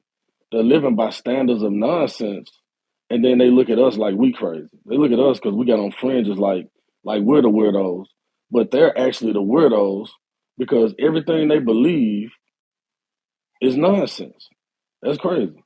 You know what I'm saying? And we used to be those weirdos too. You know what I'm saying? That's why I'm not so hard on them because I know we used to think like them because we only knew the same stuff that they only know. You know what I'm saying? It's just sad, man. We got more work to do. We got a lot of damn work to do. I'll tell you that. Yes, sir. And like I was telling people out there protesting, I saw Black Lives Matter out there. And I asked one of the Black Lives Matter. And I'm like, you know what? If I get in trouble, whatever. I mean, I can still say some things uniform. But I'm like, you know what? I don't agree with your organization. And like, why not? You're a black man. I said, no, I'm not black, first of all. And I said, secondly, I'm like, you guys claim that our Black Lives Matter. I've probably worked about 20 protests in my career. No, I might take that back. 15 Black Lives Matter protests in my career. Not once, as I told them, not once have I seen any of you at an abortion clinic. And our babies are the ones being slaughtered by the numbers. So why is it that? Why haven't I seen any of you at an abortion clinic doing any type of protest? Didn't have an answer for that. But you say Black Lives Matter. Where most of our kids being killed at in these clinics?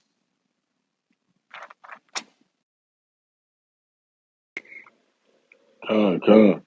Hey, sis, Azalea, I see you smiling. Raise your hand in the chat. You want to speak to the topic or just add to the bill?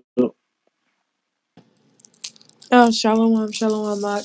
Yeah, I was gonna just add to the topic Shalom. a little bit. I definitely, of course, I agree that millions of black babies were saved.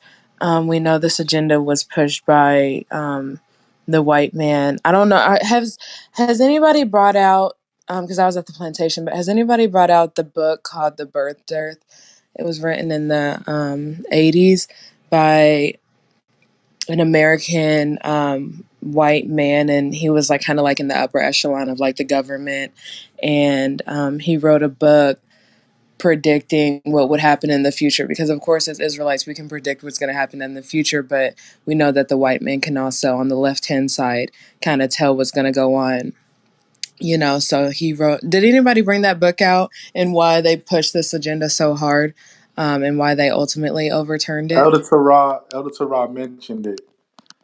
Elder Terah mentioned it. The bird dirt. Yes. Yeah.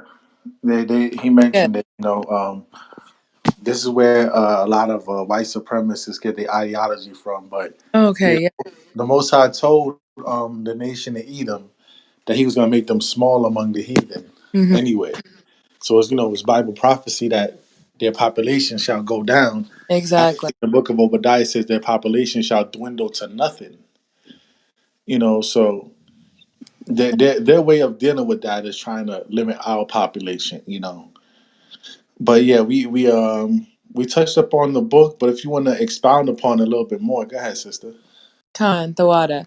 Exactly right. So, of course, the Bible already predicts, like the Israelites already know that they're going to dwindle down. Well, of course, Edom, knowing this or having an idea of what they think that they know, he wrote a book in the 80s, which is super expensive to get your hand on now. I think the cheapest one is roughly, they say it's $500, but if you look on like websites, sometimes it's like $100,000 up to $1 million just to read this book. And sometimes it says not available.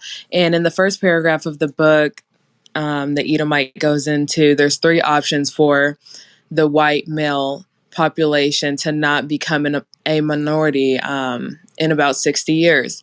And he said the first option would be to pay women to have children. But of course, this would set an outrage that only white women, of course, Edom would be getting paid and that would not be allowed. And they definitely don't want to pay other people of color to have babies. So that would be out.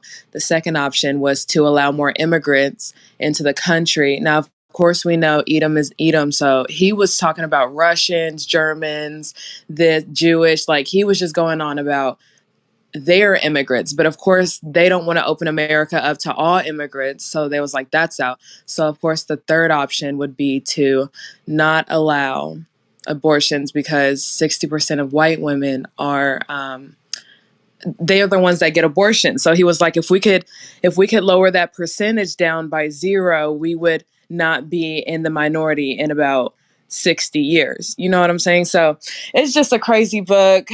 It's him just going into like how to save the white race. Of course, like you said, white supremacists, they definitely hold this book to a high standard. And the white man thinks he can overturn God's power every chance he gets. So, but of course, there's no stopping the Most High. But yeah, I just wanted to bring that out on why we know that it was going to be overturned ultimately. They was, and plus, white women, they say it's the black women that get the most abortions, but we know white women get a lot of abortions. Okay, so man, the heathens are just wicked at the end of the day, and I just And that's only because of availability, sister. Like I said, a lot of our people, we are victims of circumstances and also availability, right? right, And we compromise ourselves because of the availability of that option. If the option of Planned Parenthood and abortion was just as available in the Caucasian areas, like how it's available in our areas, trust me, the white woman would run laps around the black woman when it comes to abortions.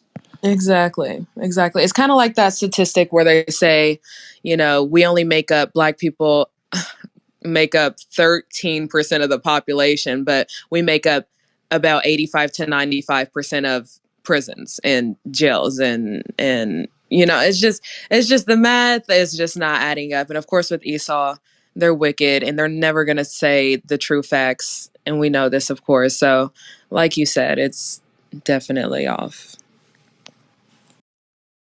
Yeah, But this is not gonna last long. I mean, just like we have our sisters. My wife.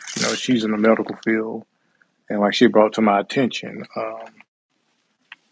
She was working in labor and delivery. A lot of times, some of these doctors who don't really give a damn about our women would, you know, cause our women not even to be able to give birth for a second time. If some of them even survive birth.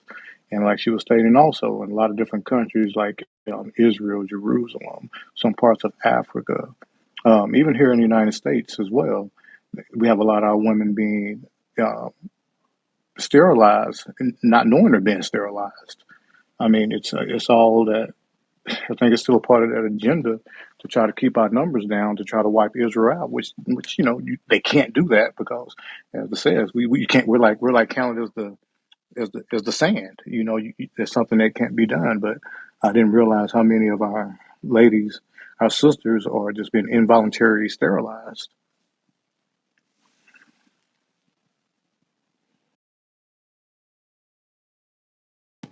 Con.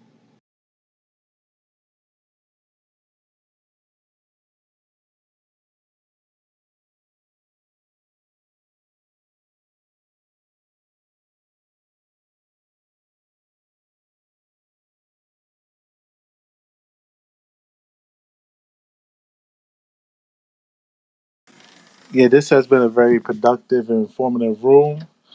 But if y'all could click on the top and watch the video, we will be visiting Washington, D.C., 4th of July for the open rebuke of this wicked place. You know what I'm saying? That set up all these wicked foundations that plague our people and oppress our people. Me personally, I won't be attending this event. I just got the newborn. I'm still getting the house ready for, you know what I'm saying, this new life. I'm still getting the house in order, so I won't make this trip. But if you would like to donate to the brothers and sisters that will be making the trip, help them with traveling expenses, gas money, whatever, or just donate to the ministry, period. My Cash App is in my bio. I'm going to throw it in the chat. You know what I'm saying? This is very important because, the saying Moses told Pharaoh was let our people go. So, we always got to carry on, like our forefathers and follow their steps. So yeah, we're going to Washington D.C. to the White House itself, and we're gonna do a live open rebuke. Right? Call me Asherala. God, all praises. Yeah, man. We definitely, you know what I'm saying, we could use your support, Israel. You know what I'm saying? We put our own finances into these things. We don't have a 501c3 or get any money from the government. You know what I'm saying? So we do these things successfully, and we've done them year after year. You know what I'm saying? Year after year, year after year. So, even without the support, we still gonna do these things. But your support does help us, do the work of the Most High a lot better and a lot easier.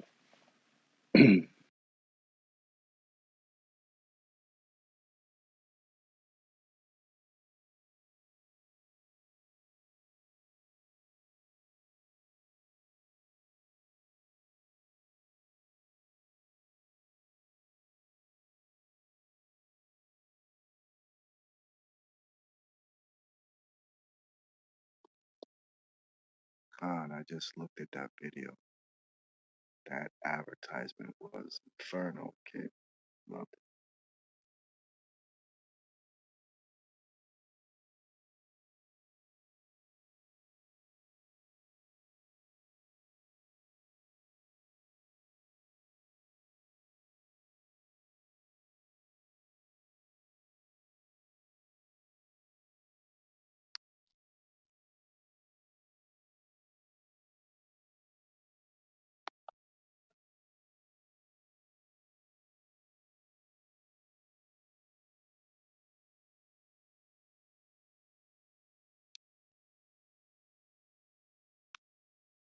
Made Yalla Hayam and camp around you during that time. Akim were on the front line.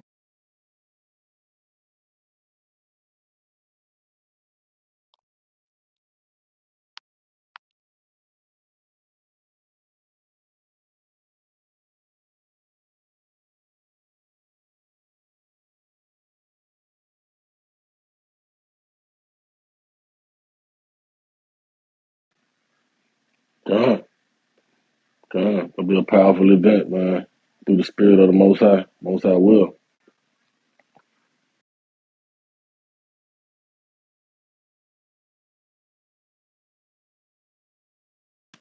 But yeah, anybody that had anything to say during any part of the bill today, like say for instance, it was something that you wanted to say and we moved past that subject, and if anybody has anything they wanted to say or just add to the bill before we shut it down, go ahead and raise your hands now or forever hold your peace on the subject, or at least until we come back. to the subject of abortion.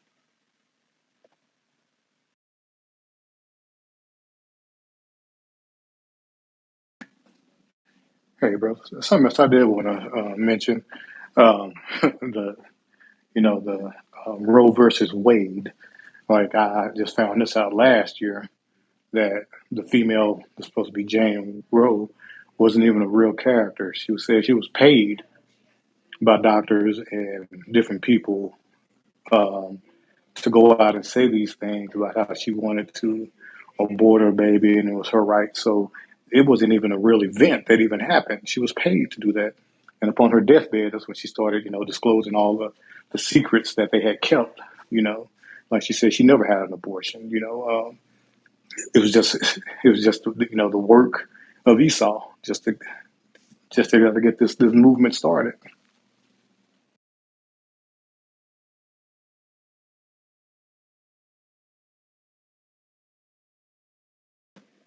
Right, right. It's all cap. A lot of times they put crisis actors and all types of people out here to just send our people out. Our people just believe any damn thing. It's crazy. You know what I'm saying? Sometimes when you think about the stuff that our people actually believe and they living according to these things.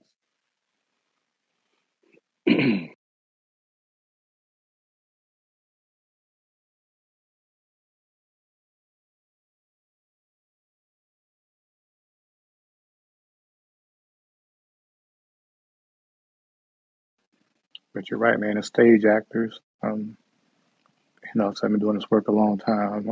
I don't trust this government as far as we can throw them. Um, they try to In the Matrix.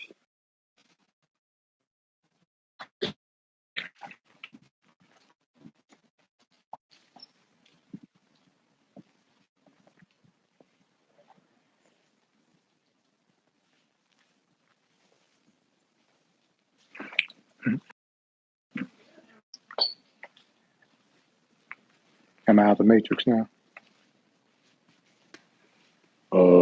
Sound like it. Okay, but yeah, I mean, so they use anything they can to, like you said, they use a lot of stage actors for everything, or just false flags, false information. This truth is coming out, so we can best believe they'll use some stage actors and false information against us. Just like they always do. Just like they tried to blame that New York shooting when the brother went in and shot up the Ish community, that the grocery store. They tried to blame it on us. Had nothing to do with brothers in our movement. He wasn't even in our movement. Right. That was Jersey. Yes, sir. Or Jersey. Yes, sir. You're correct.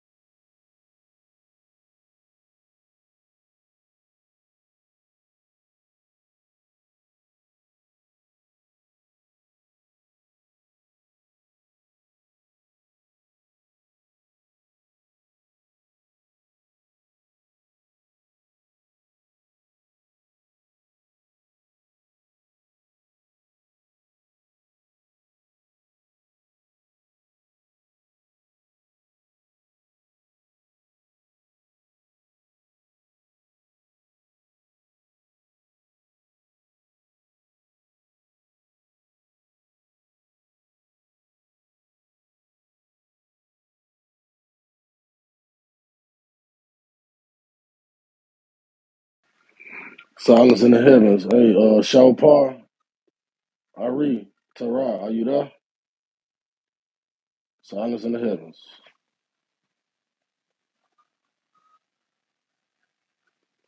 I'm gonna give it 2 minutes. 2 minutes before I shut it down. If nobody says anything, 2 minutes.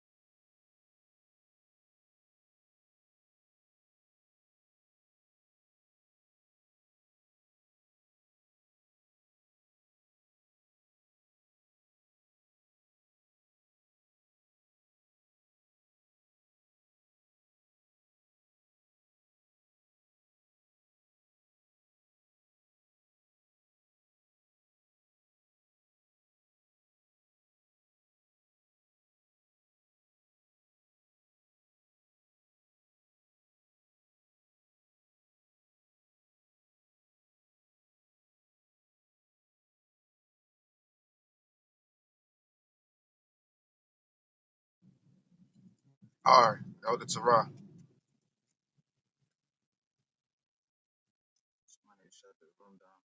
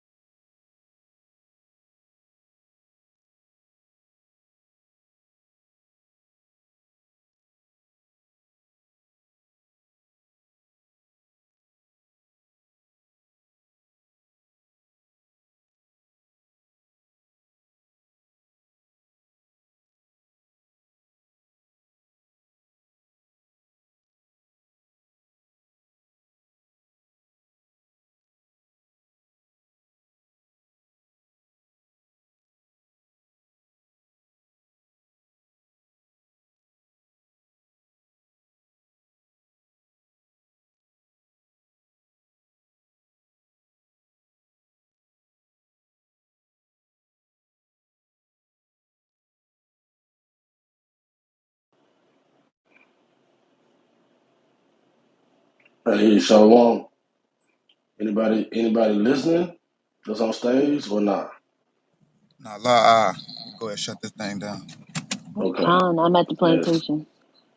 Stepped away for a minute. Yeah, brothers is busy. That's what it is. It's Monday. All right, Israel. We on to the next room, man. We on to the next room. It's a couple of rooms in the hallway to go and dwell in if people just want to listen. But yeah, for now, we gonna catch y'all tomorrow, man. Most I will. Shalom. Shalom. Shalom. Kwam Yasha.